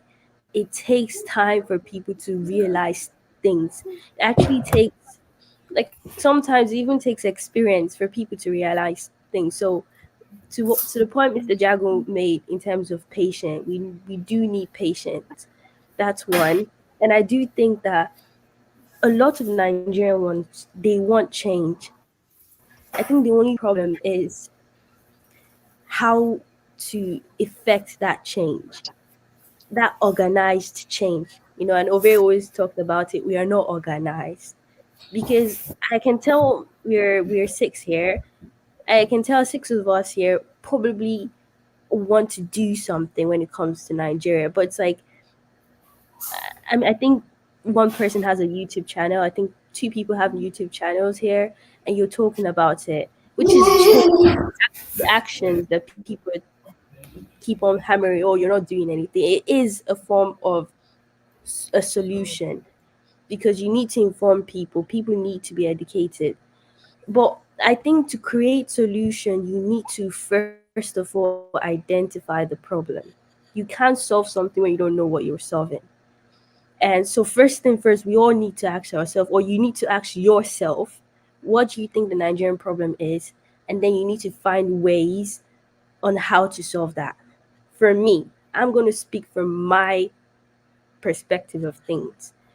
I think Nigerians' problem stems from the way we view things, who we are as people, the way we have been, the way we have been trained, the society we grew up in. The way I will provide change is by, first of all, going to the younger ones. I'm going to go to people my age. I'm going to talk about things. When it comes to the history, the foundation of Nigeria, majority of us don't know like the history of Nigeria. And you need to know how Nigeria was formed for you to understand why we keep on having, let's say, these tribal problems for no reason. Why do you hate that person so much? You need to know why you hate them so you could know, okay, is this hate even valid or not? So that history of like what Nigeria is needs to be there. And you can build that by telling stories. If not because I'm studying and I'm also working that takes my entire time. One thing I really want to do is work on creating more visual, more storytelling narratives so that people will get, because that's what evokes your imagination. That's what builds questioning, because you can't question things if nothing comes into your mind to question things. An example is, I don't know if you guys know Alexandra Cortez. She's an American representative, yeah. And when she was making her New Deal, when she was presenting that, she didn't just go and present it and say, hey guys, like to the Senate, and like, hey, this is what we want to do. Before she presented it, she made some things out there for the people so that the people can understand what this means for them. And then she was able to get the people on her side. So So once she has the people presenting that to the Senate or to whoever, became easier, because not only was the deal a good plan for the environment and for everyone, but the people also now understand why they need that. So it makes the job of getting every people in Congress easier. So I think that's where we as people you need to find your own, like your own strong suit. I am very big on history, and I would do anything when it comes to the history. And that's why I always keep on going to the foundation of Nigeria, to understand who you were first so you can understand where you're going. And I think that that's where the solution really stems from. It's good that we talk about this because it brings up questions about, okay, what this is and what not. But then once we have those questions that identify the problems, the solution now comes by from you asking yourself, okay, what do I want to achieve? And who are people who think like-minded like me? And then you just go and vibe with them. You know, just create something. And it might not be big, but you can start small. My job is to start in a very small village. And slowly, if it grows to a town, great. If it grows to a state, great. That is still a lot of people. That's still a lot of mind that can create change. That's how I think we can create change. You see this stuff. Somebody is saying this stuff here. I don't know why people think that talking necessarily is not part of the process. Whatever you want to do, you still have to talk through it. Whoever is doing anything, they have to talk through it. So the idea Can I that just ask people are Bumi? here, can I finish what I'm saying, please? The idea that we are here just talking, that is not going to make any difference. Nobody says one talk is going to make any difference, but that's how you build a house. If it was that simple, you would build a house with one block, but you build it bit by bit. You have to start from somewhere. And if you don't start from somewhere, you're not going to go and put a roof on a house without walls or foundation. So this is what is happening. So there is no use of people making this out comment like, oh, you are online, and like, you know what some of them were saying, like, you people think of yourselves too much, and like you are too much.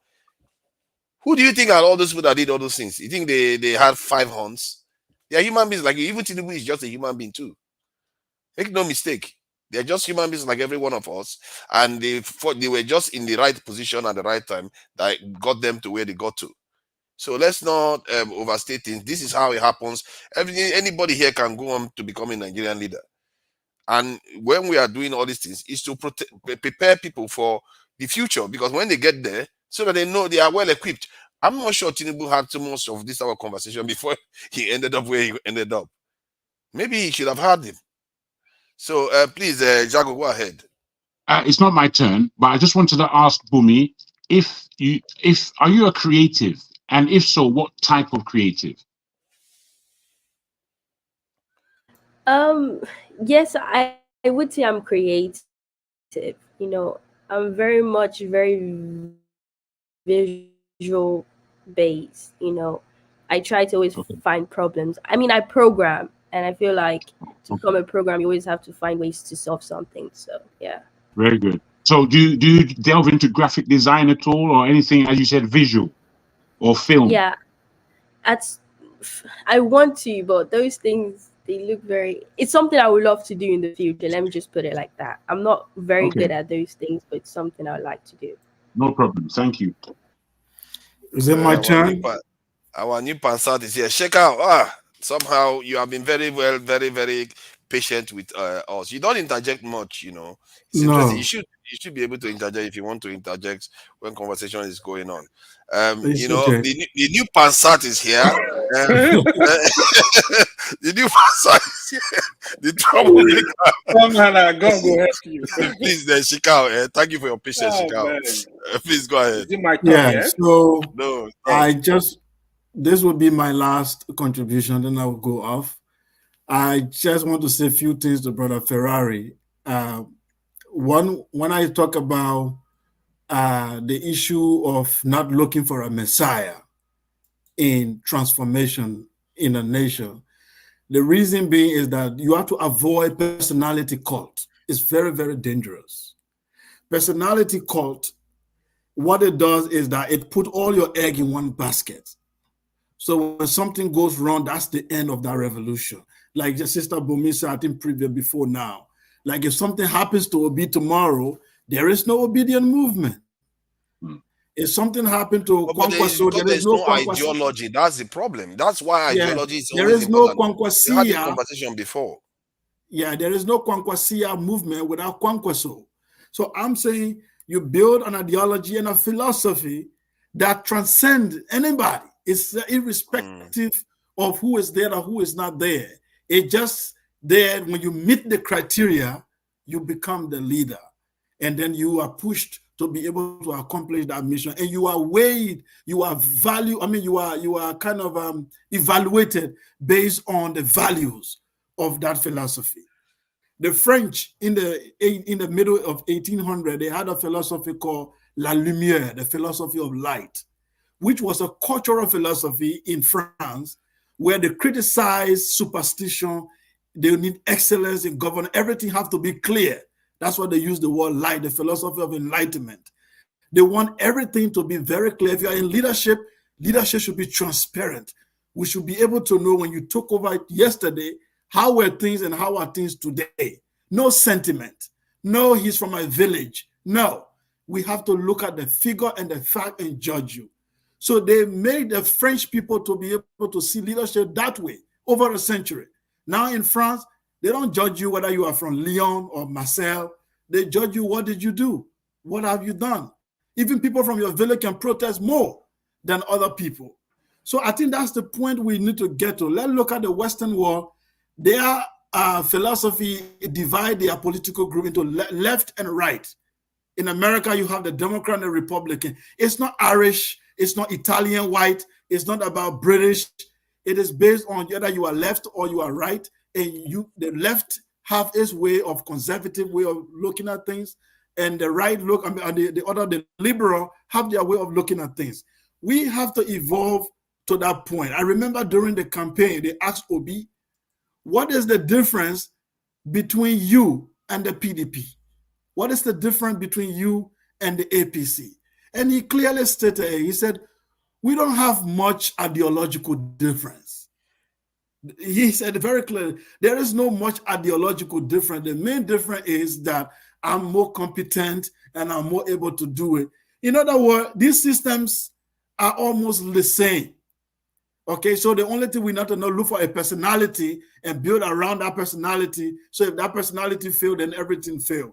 So I'm saying the Nigerian revolutionary movement needs to, and Africa at large, we need to create a philosophy that transcends people. Yeah, I agree with you, Seko. I agree with you. But hold on, Ferrari. 1 minute. Hold on, let him finish. No. Because Ferrari, he has misrepresented something that's important to clarify. Hold on.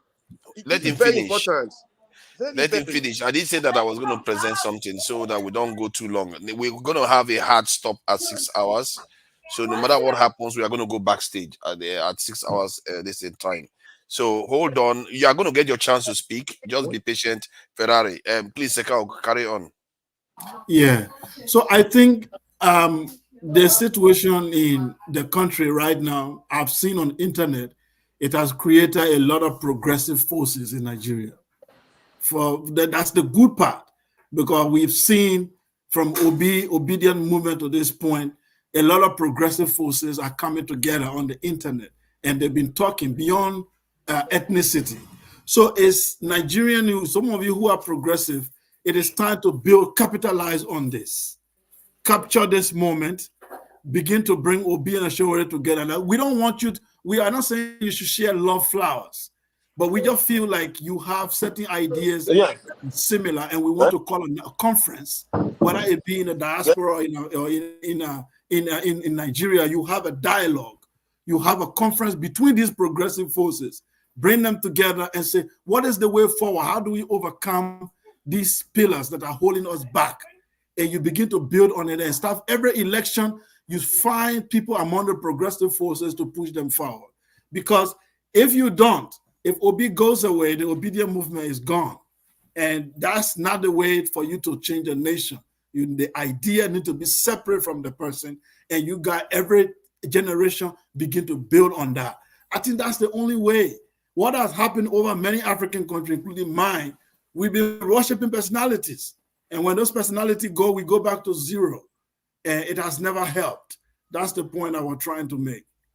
Thank you. Thank you. I think it's a fair point to make. Let me just share this before we carry on, because it's funny we are talking about this, and this video was just put out today. And one of the things, Shikao, you are welcome to come in on Saturdays and Sundays when we are on. We do discuss philosophy and trying to get our own, get our own philosophy going. And I think that conversation is already being had. Okay, now let me just play this quickly. Most people groups believe their intellectual systems are the best. It's human nature. However, when we start to use these models to judge and question other civilizations, you quickly run into issues. For example, Western thought leaders are not going to find baby Europe in Africa, and looking for one robs you of experiencing authentic African civilization. Today, I'll explain why.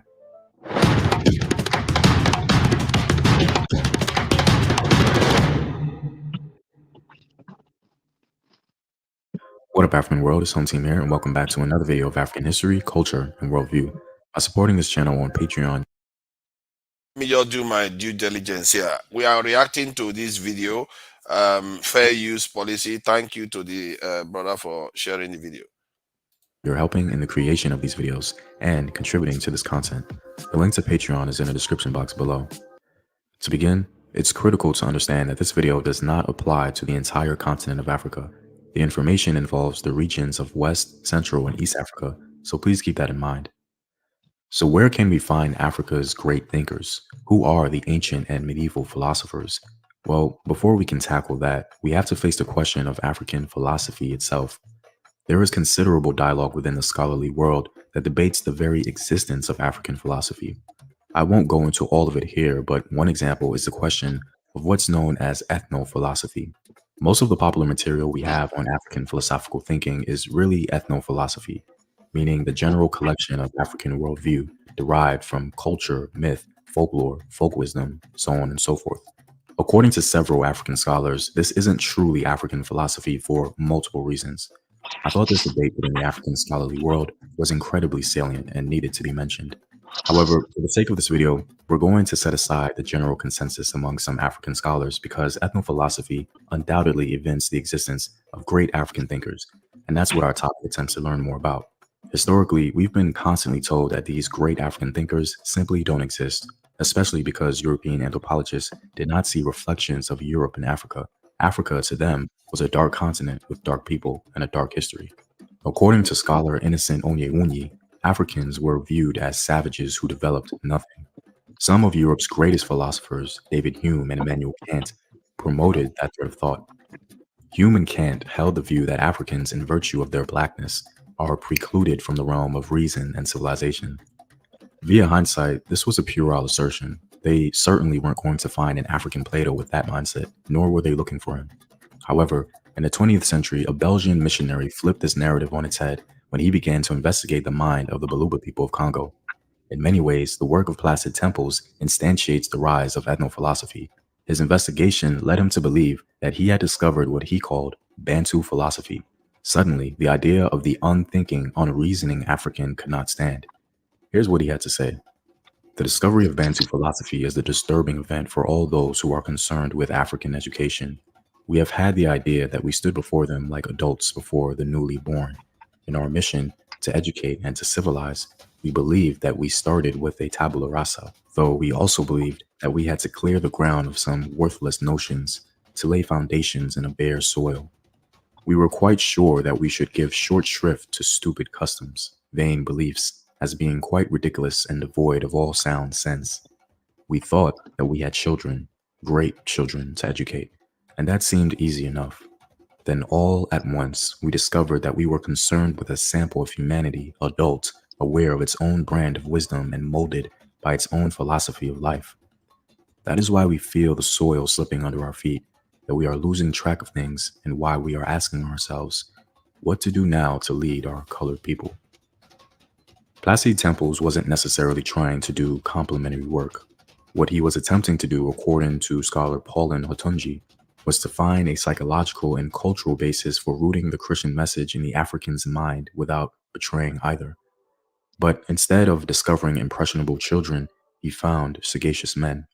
His discovery is very nice to hear. However, we have yet to find our Plato. Why didn't temples relate to us any Platos? If he was impressed enough to call this Bantu philosophy, surely some names of great ancient African thinkers would have made it into popular culture to some degree. Why haven't their names been passed down in written or even oral form? This line of questioning is perfectly reasonable for Western thinkers. However, as mentioned before, its relevance fails when one considers how some Africans organized their societies. I'll explain. Let's begin with why there were no individual philosophers popularized in these regions. Scholar Oyeka Owomoyela contends that in traditional African society, to attach one's name to an object or an idea is to assert exclusive claim and proprietorship to it, whereas traditional society frowns on the implied possessiveness and ostentatious self-importance. In other words, our African Platos would have been behind the veil of communal tradition. Your knowledge is our knowledge. Thus, promotion of the individual was not a part of many African value systems. For the African, one might argue, to the extent that the generalization would permit, truth has an independent existence and is not necessarily dependent for its validity on who voices it. If philosophers argue that their discipline has no absolutes but depends on personalities, they limit its attractiveness to the African mind. So according to scholar Oyeka Owomoyela, individual promotion of an African Plato was simply antithetical to communal ownership, which as a cultural value was ubiquitous throughout the African continent. One might also wonder why many African cultures were oral. Why didn't they write down their thoughts? Even though writing does exist on the continent, many cultures were oral, seemingly valuing preservation through memory over text. There are pros and cons to both models, however. Unfortunately for us Western thinkers, we desire textual documentation. Without the writing, we cannot see an African Plato, and thus, we presume he cannot or does not exist. This kind of thought process, in my opinion, leads us to the same uninformed thinking of David Hume and Immanuel Kant in relation to Africa. So I think we should be careful with that. There seems to be cultural reasons why the African Platos have not made it to our Western ears, and if we're seeking to understand African culture, we should be open to reframing our line of questioning or simply being mindful of our Western biases. Well, I'm all out, guys. I'm hoping you understand a little better why looking for Europe and Africa isn't an effective way to understanding African culture. And if you like these videos and want to help in this. Thank you. Wow, I did find it more compelling than I thought it was. You know, I haven't seen it before. Before sharing it, did you? Okay. AY, since you came in last, what do you make of? I will ask you this. I know you want to comment about the national anthem. What did he conclude about why we don't have our own African Plato or Kant or Humes? Why are you? Africa what? Why do we not have our own African Plato, Kant, or Humes? Those are philosophers. I know. Mm. I know. Good evening, everyone from here. Evening. The Jago himself. Thank you. How are you? Malga. Yeah, where is the other guy? Actually, I came in. Bumi was making a lot of sense to me. You know, Ferreira always make a lot of sense. Just the war. He's a warlord as well, you know. Thank God it's not in Lagos Island. Mr. Jagu. Steph, long time. Come through, my brother. Come through. Completely abandoned us. It's been a tough discussion today. So I don't know that I think the question that Forefather asked you is a bit difficult because I don't know if you listened to the whole show. I listened to part of it. To be honest, that question, for me to answer it, right? I don't know the direct answer why, but here is what I'm gonna say.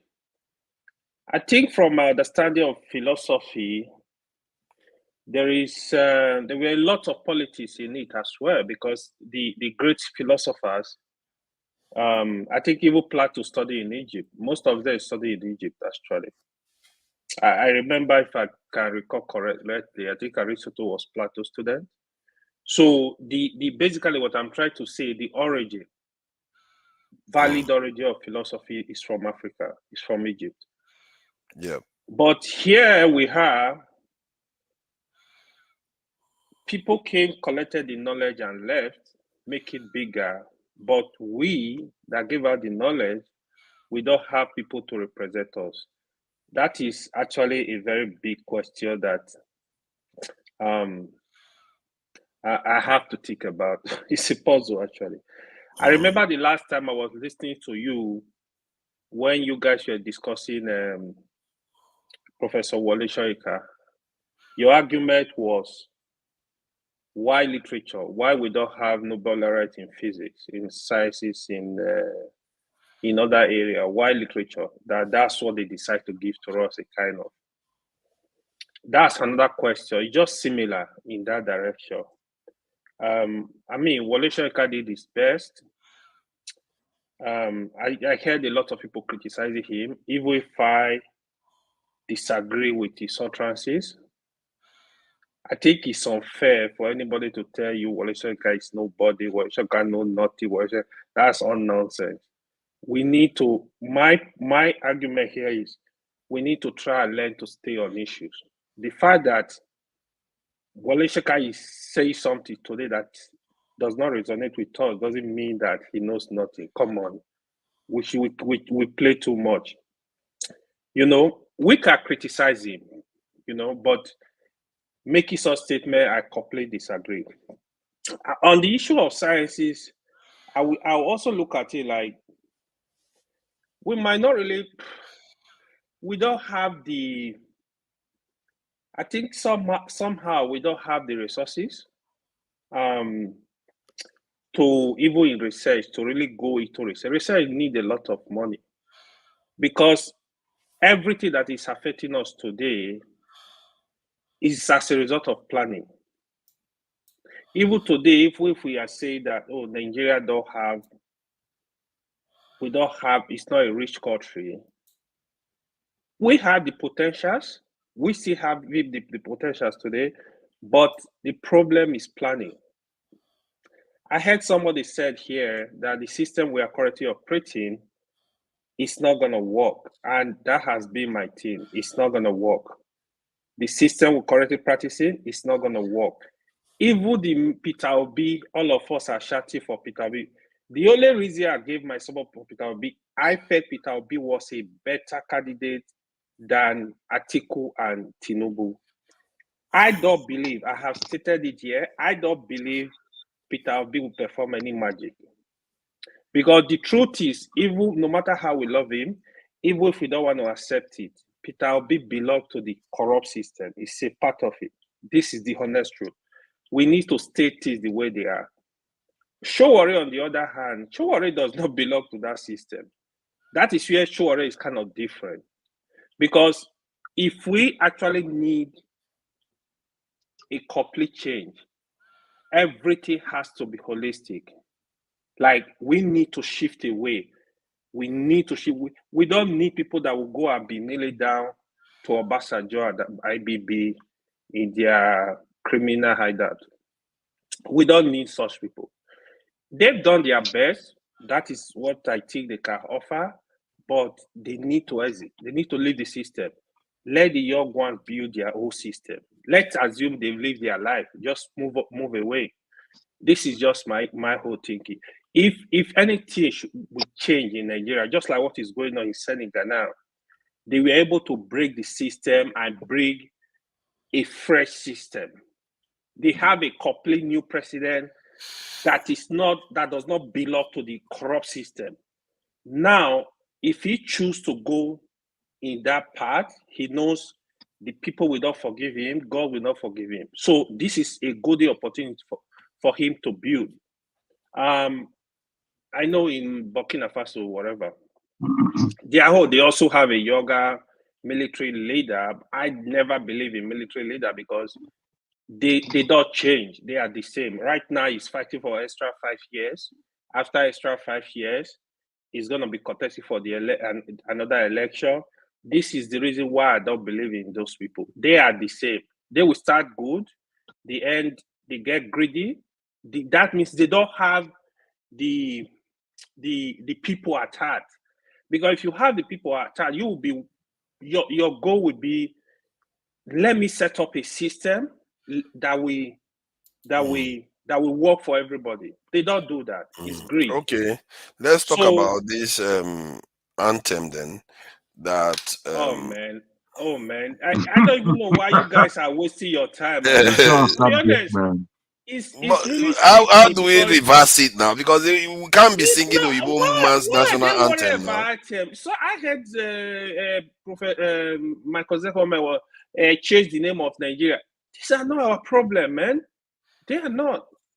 What is national and they are not anthem? even being creative. From he was saying change the name of Nigeria from Nigeria to the United States of Nigeria. It's like they are when not you creative. say national anthem, we are talking about economy is down, people are hungry, criminal insecurity. You are talking about national anthem. It seems you don't even know why do you even have time to be what is it gonna do for us? What is it gonna do for us? You know, not that we cannot change it, but it's the way they put energy on this nonsense. Like a house is just like a house is burning. You looking for sweet, you put somewhere inside the house. That is exactly what they are doing. To me, that is a sign of unseriousness. Why are you discussing national anthem? We can do this at a later time. We have burning issue right now. Country is on fire. You talking about national anthem? I'm not going to help you guys to discuss that. Who want to change it? Go ahead. I'm not interested, to be honest. It's so annoying. Very well said. Yeah. And I hear that the House Speaker is the one that proposed it, but clearly we know they are it comes dumb. from higher up. These guys are visionless. They are dumb. The House Speaker look at the Senate President. Look at the whole Senate, for example. How many senators today have you heard them like having a proper discussion, criticizing a system, like thinking of how they will change the system, change the country for prosperity? The House of Rep member, 360 empty vessels doing nothing. All they do, what are they doing for Nigeria? If you really want to change the system, you are not greedy. I was just having this discussion the other time. We don't need Senate and Rep. We don't need 360, 109. We don't need them. All we just need one house, one parliament, 109, 3 from each state. And let people work. Let people work for the country. We don't need all those people wasting money on those 360 doing what? The money you are wasting on 360 Rep members, I'm sure those money we build standard hospital for us. They will do a lot of things for us. I don't even know why these people don't. We need to do things very fast. The population of Africa, especially Nigeria, is blowing up. They don't sit down and have the discussion that what is going on. If you see the youth in Africa now, that is the future. This youth, you need to invest in them. You need to do something. They don't think of the future of the country. That is just my problem. If Tinubu was going in a direction that will even encourage me to say, okay, this my city has a plan, I'll be happy. To be honest, that is my biggest frustration. If you are a student of Nigeria, when you go back to 25 years, on my own, I kept asking myself, why are we not improving? Why is the country not improving? It's actually deteriorating. That is, we not even like gradual change, movement, we are not moving.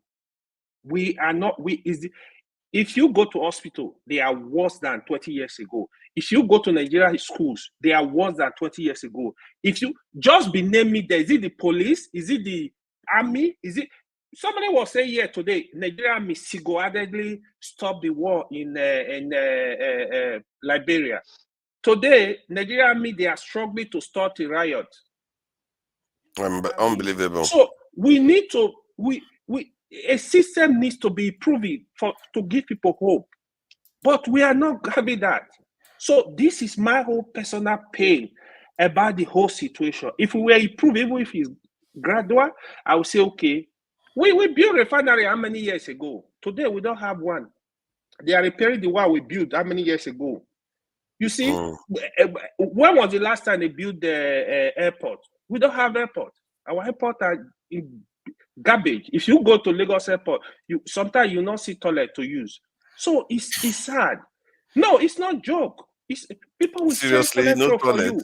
you. Yeah, I thought they've had a new one now. These people are no. So this is my own frustration about the country, to be honest. Thank you. Yeah, I think Ferrari want to say something. Yeah, let Ferrari say something, then Jonaba can add to it. Please, Ferrari, go ahead. 1 minute. Okay, forefather, this is why me and you get into it. Why do you think you have to go back to the issue of national anthem after such a brilliant conversation we've had on the way forward? And then you went back, and then AY just said something about they don't have toilet, they don't have all the good points. AY, let me thank you very much. You made excellent. I mean, you killed it. I'm very, and you will always do.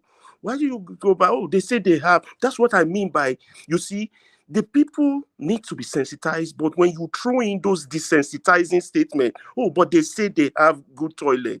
I mean, the reason why is because you have to actually be honest and truthful, because you don't want. Hold on, let me finish what I'm saying. Because you don't want the other side. You don't want the other side to start poking holes in what you say.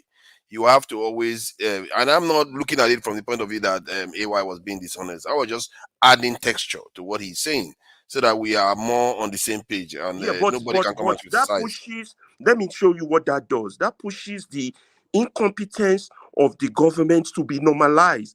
When you push that angle, I understand what you're trying to do, but you got to also be sensitive to the impact to the viewers of those that's your angle. You understand? I don't. You see, my problem with what I've seen before now is that people criticize, and you find out that what they're criticizing, they don't even recognize it. They don't even know it. And it's very important you know what you're criticizing. That's why I always interject and add that information. I agree with you. When you hear them criticize, why don't you question them on their own suggestion or their own way forward, rather than normalize what they are criticizing? I think I'm not normalizing it. Did I normalize anything here? I just said that was there not a new one that was said to have been built? It's not normalizing bad behavior. It's just to express information. Why would I'm now see when I was talking to somebody the other day, and the person said the person is afraid of going to Nigeria because they could get arrested. Now I'm beginning to think that maybe too I should be afraid, because some of things I've said here, I've said so many crazy things. And you are here saying I'm working for them. I've said some crazy things against our leader. I'm calling them traitors and all the rest. Can you imagine that? Yeah, on the other big point we were talking about, you let Seko leave, and I wanted to address, you know how he also went back. He also took it back to the issue of Obi and Showore and individualism and making a main character. I think that conversation has led us away from those people. We just wanted to use them, Obi and Showore, as an instrument to get to the sensitization of the people. To be fair, AY just came in. He hasn't made any comment about the anthem. So normally when people come in for the first time, it's not like he's been here and made a comment about the anthem. So I was giving him an opportunity to add his own, get his own opinion about this in the anthem. So that's why. And AY gave his opinion very well, and he's been very well behaved today. He didn't ask for anybody to be thrown out. Jonava, I'm sure you're going to do it over the weekend, AY. Jonava, welcome. Thank you for having me back again. I think I have some issues here. I'm struggling here, because we have to, moving forward, like I said here over and over. Yes, the airport have a new wing that is functioning. There's nothing wrong in measuring that. I was there 4-5 weeks ago. I went through it. It's a great improvement. It's a complete different wing in Lagos.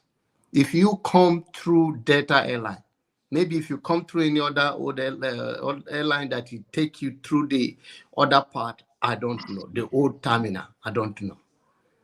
But this is a standard, is an improvement. We cannot just say, oh, we are giving the credit or we are trying to promote what these people, that is not how things work. Well, the adage in my place said that when you beat your child with left hand, you use the right arm to put the child close to you. It doesn't mean that we are not fighting in Nigeria against ourselves. What we are calling it out for our leader to be more responsible, to feel the pain of the citizens, to know that in 21st century, we have to do better and make ourselves competitive. Because when you are in the corridor of power, you are drunk. Sometimes that's why you have advisors around you to calm you down, to make you look at the important things. Power is very strong thing. And then you have to let the people surround the person. They say that the bird of the same feather flies together. That this thing that you are doing, I don't want to be part of it. Even when you are cutting out of such group, you make your case plain to the world that this is why I'm leaving this administration. This is what I call, or this is my suggestion, but they silent me. Don't we know the good and the bad one, the actors? And we can say, okay, the Nigerians belong to all of us, and we all have a stake here, and we all have a say here. But in the midst of that, it's okay. You are doing this. You can rate people. You can, if you like, give them 100 minus 100%. But you cannot take the reality away from it. And that is being disingenuous, and that is not going to help us in any way. Our anger is not towards anybody in particular. We are just trying to say that you that are in leadership, that the country trusts you with our resources, manage it well, put things in order. Let there be a better society that everybody, this is pitiful. This pitiful is understatement. People are dying for no reason for what they shouldn't die for. These are your citizens. This money you are looting and putting out there is not helping us anyway. It's not helping the citizens of the country. But we cannot just be disingenuous in our comment that what is there and say it's not there. Once you make that, then you are trying to, the people will say, okay, what will I do to make people happy anyway?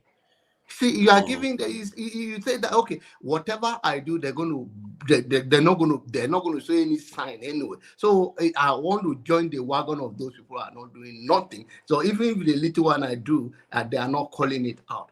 The world is changing rapidly, and we have to change with the world and have a new mentality. How do we strategize things, and how we make our comment that at least people that are listening to us know that we are being genuine about our issue and not disingenuous or pick and choose selective fight. I don't think that will lead us anywhere. That is to regard. And if Ferrari want to say something before I say what I want to say, it's welcome. I don't. In Yoruba proverb, I don't want us to start arguing. I don't want us to be arguing about toilet or no toilet. But I would ask you, John Abba, have you ever been to Turkey airport? Yes, sir. Do you see how their airport is? Compare it to your airport, and you're proud to say your boys are doing well. Keep it up. The word doing well is not what it is. That's there is not a what new he one. said. So I don't know what you're talking about. I'm not putting issue with you. If you go, it's your big brother there. You could have done better. So I'm not going to be dragging issue with you. My own is that there is a new wing of airport that is better than the old ones. I hope they keep it up and maintain it, because we don't have a problem with all of those things. You can see mansion in Nigeria, but lack maintenance. You can build something just like AY say. You can go back and all the hospital 20 years ago, instead of improving the quality and everything has gone backward. So, but we cannot say that what we saw now does not exist. I think that is being disingenuous. And if you are comparing the standard, you compare to the environment, what we have now and what we don't even have at all. So not that you're going to say, okay, Turkey airport and all the other airport. Of course, I'm not comparing it. If you ask me point blank, can you compare it? And I'll say no. But then there's something better than the old ones. Thank you. Yeah.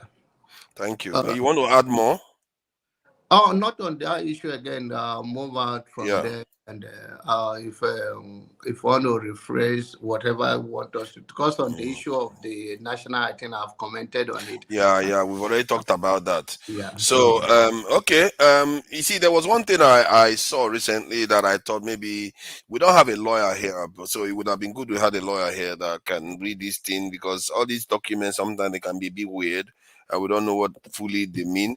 So, somebody brought to my attention our Declaration of Independence document by the UK, and that it was implying that we are still part of the UK to an extent. But I found that a little bit peculiar. So I thought I should share it so that anybody that understands this language is better than I do can shed some light to it. It's a very serious stuff. This could explain why we are where we are, but we don't know. It's just a suggestion. So let me pull this information. Now, this is the actual document from the UK website. Let's see. So What year is that written, please? I think I think it will be just before 1960 now. 1960 independence. I think that's the year. I think it says July 29th of July 1960. So look at the first section here. This is the area I found a little bit peculiar. It says, on the first day of October 1960, the colony and the protectorate, as respectively defined by Nigerian constitutions, orders in council 1954 to 1960, shall together constitute part of Her Majesty's dominion under the name Nigeria. So they are basically saying these two areas, the colony and the protectorate, they are different. And so they are now saying that they are coming together, that shall together constitute part of Her Majesty's dominion, dominion under the name Nigeria. So for me, that statement is a little bit troubling, because I don't know what it fully means. But then they went on to say, no act of Parliament of the United Kingdom passed on or after the appointed day shall extend or be deemed to extend to Nigeria or any part thereof as part of the law thereof, and as from that day. Her Majesty's government in the United Kingdom shall have no responsibility for the government of Nigeria or any part thereof, and the provisions of the first schedule to this act shall have effect with respect to legislative powers in Nigeria. So, you see, what do you make of that? Jacob, it looks like you may have a little bit, because you know, what do you think? To me, the first paragraph is quite clear, in saying that the Protectorate of Nigeria and the Company of Nigeria is now one thing, as from 1960 has continued in the name of Nigeria under the Queen's domain, basically. And then it goes on to separate itself from the government of Nigeria and the making of laws in the second paragraph, which is again quite clear. I don't know I've never read that document. I've never come across it necessarily, but I do know that our people, Zeke Awolowo, brought who else was there? Our man from the Midwest at the time, a very celebrated. No, not Awolowo. Sorry, I've forgotten his name briefly. Well, they came to the table to discuss this with Britain, and it took many years. Actually, we should have actually got our independence in '54, which would have been before, which would have made us the first so-called sub-Saharan country, and not Ghana, to claim independence. But I'm interested in this kind of type of document because there is some kind of ownership, I believe, the UK still holds over Nigeria. I think just like the northern parts of West Africa, the ECOWAS countries that have now left ECOWAS, they understood that they had a double indemnity of colonization, which was neo-colonization. I don't think Nigeria as a country really pays much attention to the fact that we are still somewhat, somehow, neo-colonized. Yeah, you see, the term dominion, this is what it means. I say the term dominion means that which is mastered or ruled. It was Yeah. used by the British to describe their colonies or territorial possessions. And this is such a brutal definition, actually. Such a brutal, I would have expected it to be a little bit nuanced. And yet, we find it in our documents that our leaders signed on to, that shall together constitute part of Her Majesty's dominion under the name. It's almost like this independence document is saying that, you know what, you are now free to do whatever you like, but somehow you are still my dominion. How does that even work? It just seems a weird arrangement. I wish somebody that is a lawyer that can dissect this stuff can actually make sense of it, because right now that gives me trust issues. But somebody said, I have to give Gazdemov the credit for this. Gazdemov was the one that highlighted this, flagged this up, and he said something about this in the 19. There was another republic stuff that happened in Nigeria. So it would be good to find somebody that knows about it, that can shed light. You know, Dr. Damage does have lawyers and constitutional people to come in here. When they come next time, these are the questions I would like to put to them. That is there any other law Nigeria has written that can counteract this one? Because they did say that there. If you look at what he said here, he said something about the provisions of the first schedule, which I think is referring to that first part, or I don't know, schedule to this act shall have effect with respect to legislative powers in Nigeria. So it says shall have effect with respect to legislative. Okay, so yeah, so still, I thought it says you can use the legislative powers of Nigeria can counteract it. You know, that gives me some serious trepidation there, because this cannot. It doesn't have to be in our constitution. It just have to be in the document that our leaders agreed to. It doesn't have to be in our constitution. So I just thought I should highlight that. And it's about time I start rounding up, to be fair. And, you know, because I even checked the Ghanaian ones. The Ghanaian ones had that same language. And Gazdemov did highlight that the Kenya one doesn't have it, and which is true. The Kenya one doesn't have that dominion kind of language. This one is more straightforward.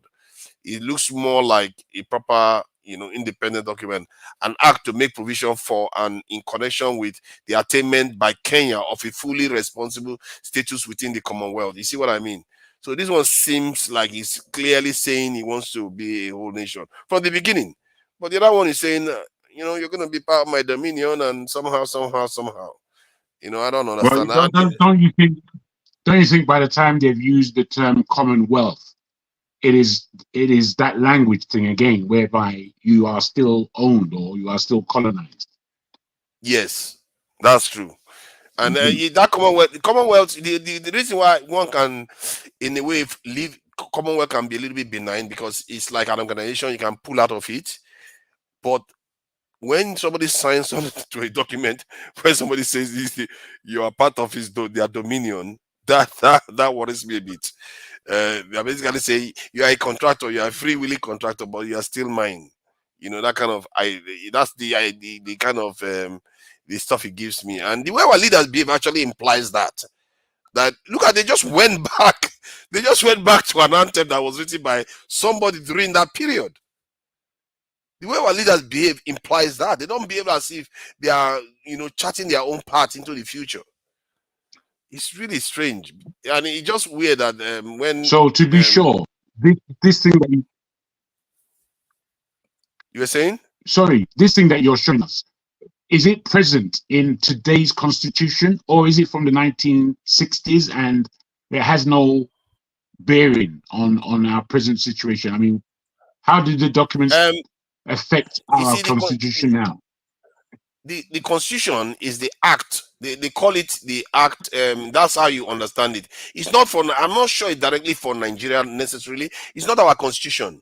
It's like a Nigerian Independent Act of, you see, the UK itself is the one that is passing the law.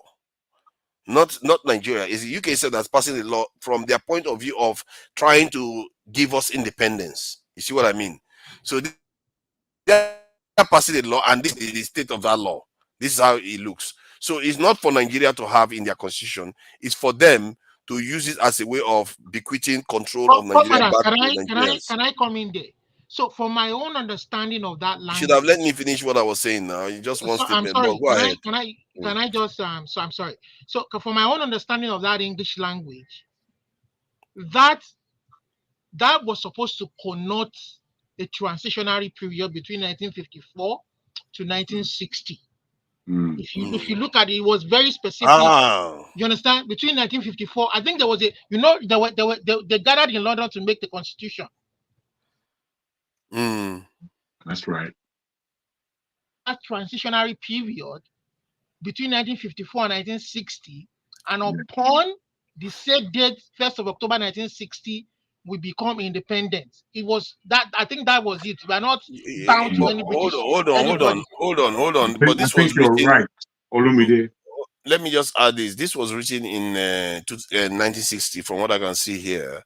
It says on the first day of October. So they started with the Independence Declaration.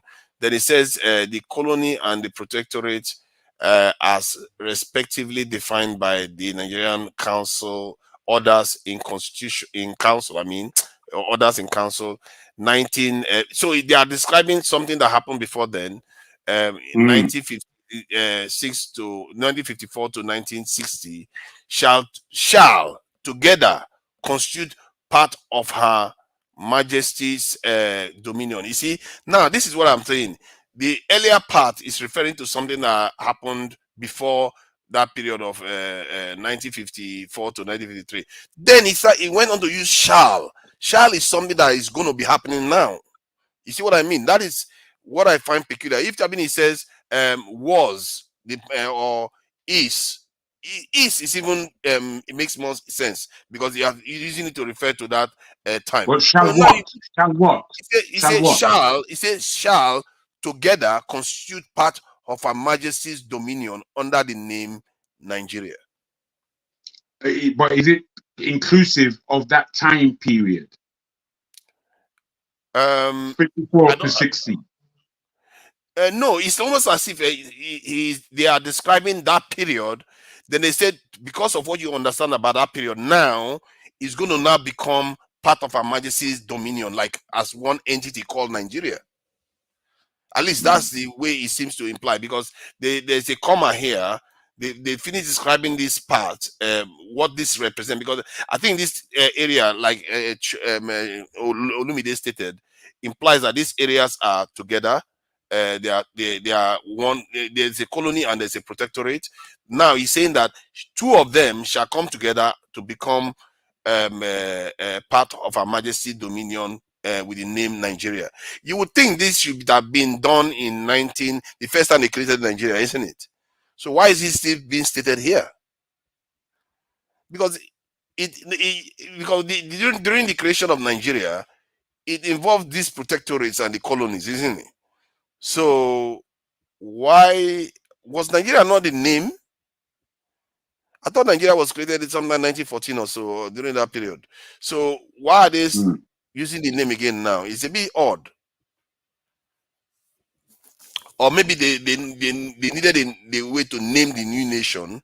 So, but they just decided to use the same name as the previous old name. After all, our leaders went back to the old anthem. So what is the difference now? So maybe that's what is going on there. But clearly, they are implying something that is moving forward, not something that has ended. They are describing something that is currently going on. Because shall doesn't imply something that has happened before. Am I correct, Jagun? I think so.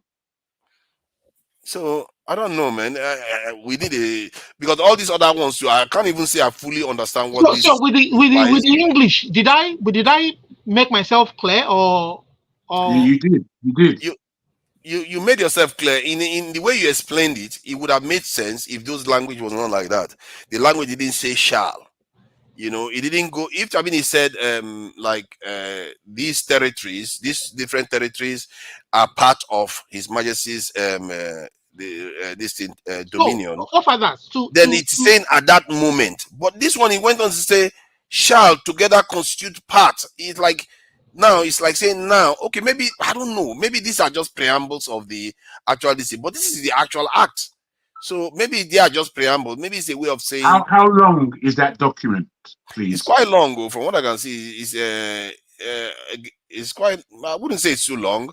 It's got a lot of references and all the rest, but based on this, one cannot say it's too long. Maybe it has more this thing there. Who knows? I'm not fully read it. But it would be good to have somebody. No, it says no laws and no provisions of any law made on or after the appointed day by any such legislature as aforesaid shall be void or inoperative on the. Oh goodness, all this legalism, man. They are I just think it making would be sure. good to go through that properly. I think it would be good to have the Constitution next to it so we can see what we have divorced from and what we maintain from this document.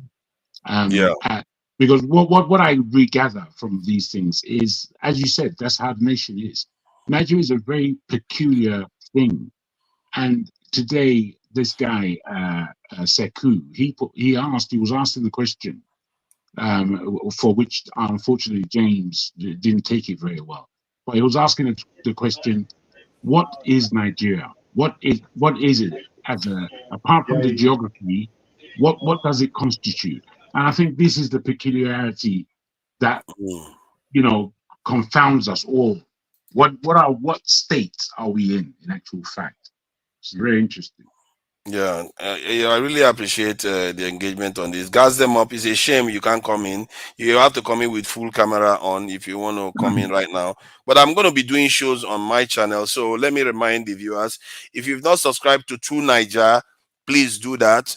If you really want somebody that's actually going to be active, you need to encourage me. If you encourage me, you don't need too much this thing to tell me what to do. All this stuff we talk about here, I'm actually going to action them.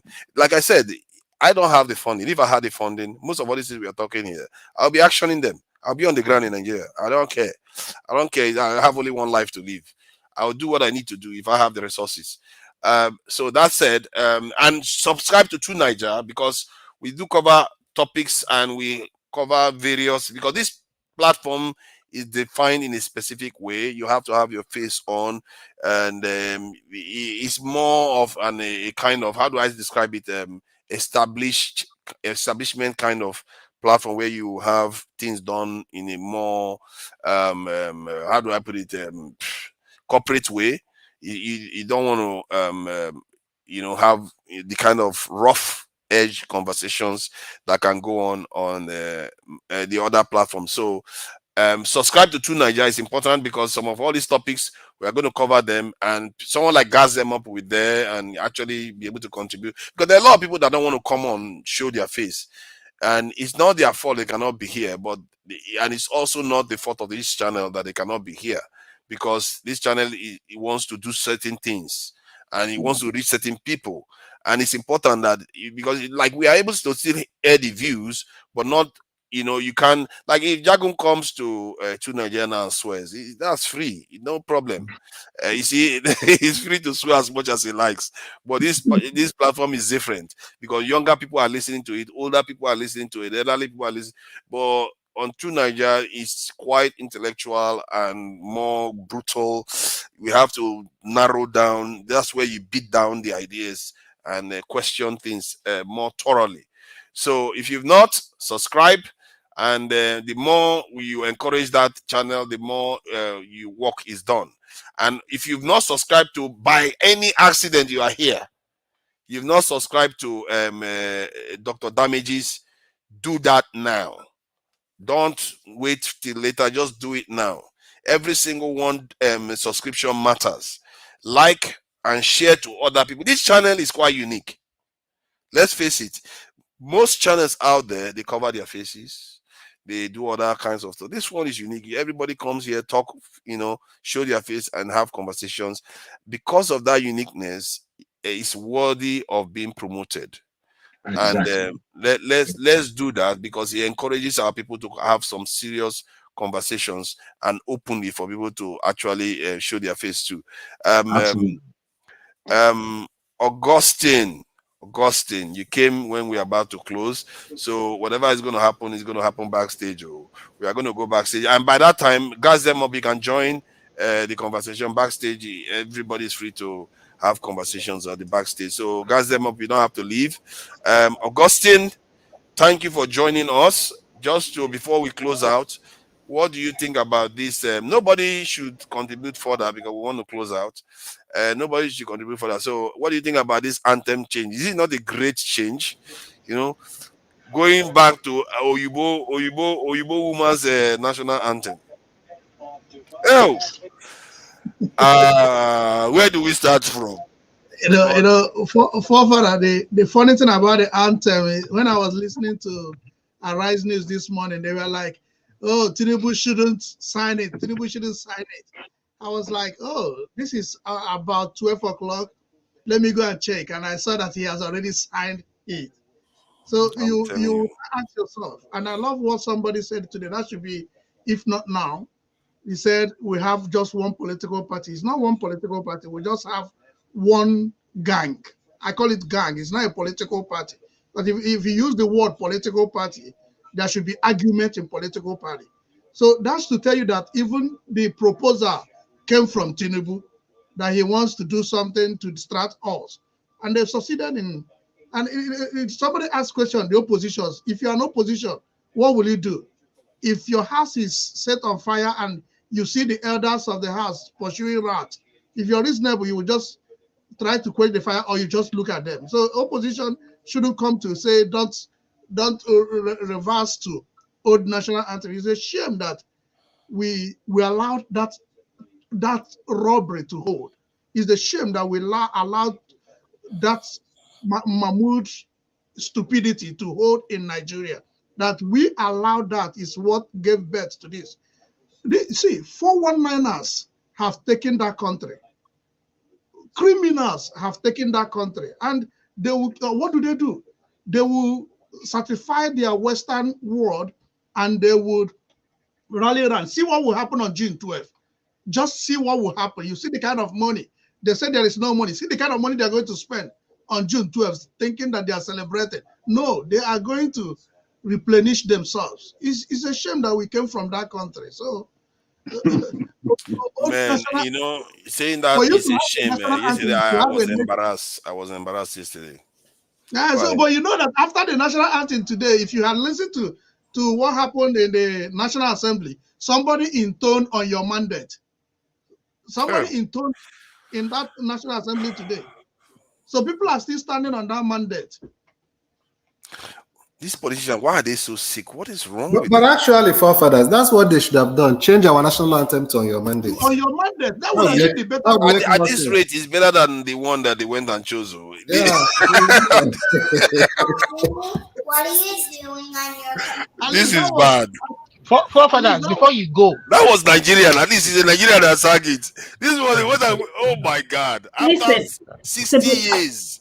Listen, I was listening. I was looking at something on IG, and I saw where Bola Tinubu made a statement. This is way long time, that if he ever becomes Nigerian president, that he's gonna change the national anthem. So that's what he said. But he didn't say what did he say what he was going to change it to? That he's gonna change it to this. It's on my phone. Oh my God! He said it a long time. Can you share the link, please? Let me see. Kai, you know that Tinubu name is known for slave trade. 100,000 units. Everything this man does betrays his own people. What is wrong with him? Okay, up to 5 meals. And Nigerians, of everybody, they allow this man to sneak in. Unbelievable stuff. Maz, have you finished, Augustine? My brother, I've just been listening to you guys. I'm pitying the souls in Nigeria because they can't do anything. I'm pitying them. They can't do anything. I don't know how we entered into this. And where is Mahmoud? Where is that man? Where is INEC?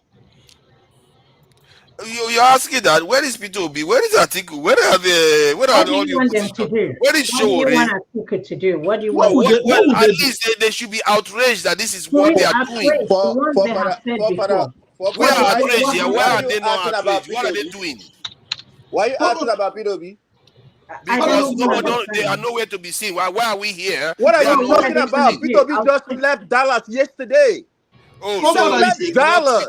Did he tweet about it? Or what did he He say about it? He has been talking to people. He has been talking to people. About this anthem?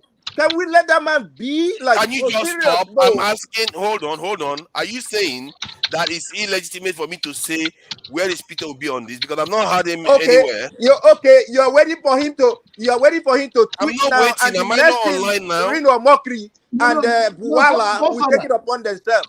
I think we tweeted yesterday. I am online now. All of them should be coming out. They should have come out days ago because they are closer to the politics. The people you should be asking about. The people you should be asking about is Showore. I have not seen Showore. I am asking for Showore. I ask for everybody, just as we are dragging ourselves out here. So Where are they?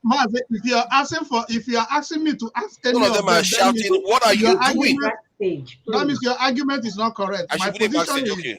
Quick one. That's election. Before you go, she's gone. Sorry, I was just gonna say because I've been watching you guys. Sorry, since if you mentioned there's a video, you know me now. I'm the production assistant. This one is on IG. Don't worry. Since if you mentioned it, I've gone on Twitter. He ends up on Twitter. Those of us on Twitter will get it at second hand.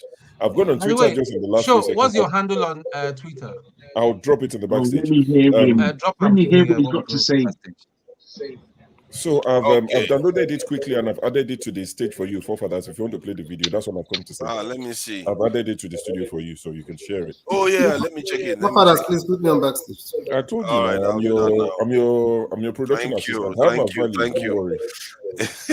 Let me see if I can find it. Is it the one at the bottom? I don't know. The one at the bottom, yes. I didn't rename it, sorry. I just did it quickly. Oh, is it this one? We are one Nigeria. And we should be proud of our greenback. That is the passport. In fact, if I have my way, I will bring back our old first national anthem. That describes us much, much better. I don't know why we changed it. It's about service. It's about diversity. It's about commitment. The value and nation building. So that is my message. You're welcome. So you see, the problem, if you listen to him, you will realize that the problem of this anthem is not anything other than fighting Obasanjo, because he almost mentioned his name. I don't know why we changed it. He almost mentioned Obasanjo's name. Yeah, this is a nation that they are playing with. Yeah, they are using their personal squabs to toy with the national. So there's no national cohesion in that country. That thing it shouldn't last more than 5. This APC government, the moment the next government, they should remove it. You can't have an anthem written by foreigners. What kind of mad people are these? This goes to my point. In addition to what happened today, do you know that Akpabio opened his mouth and told him that they are waiting for the supplementary budget?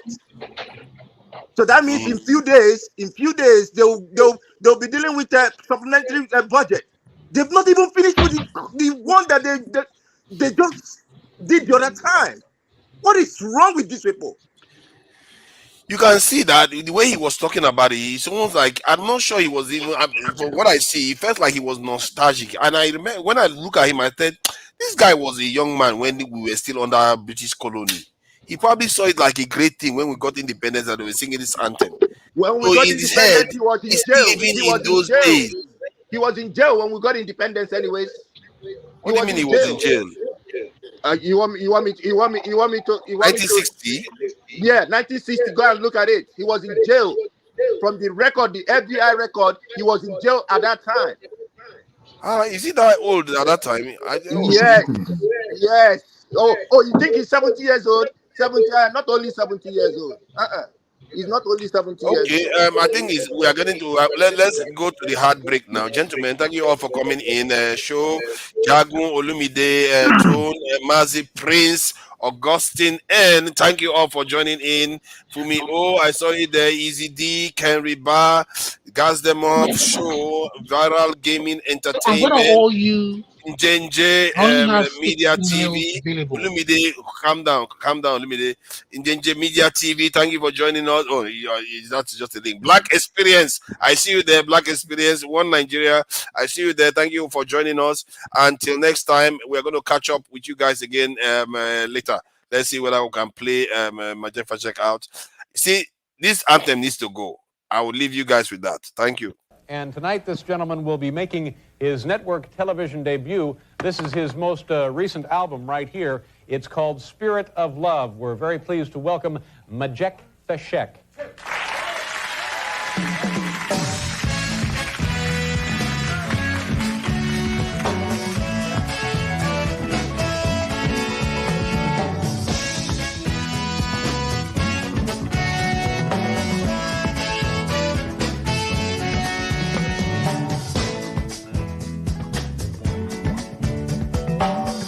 Arise from your sleep, Africa. Rise from your sleep, America. There's work to be done, Africa. There's work to be done, America. But if we unite,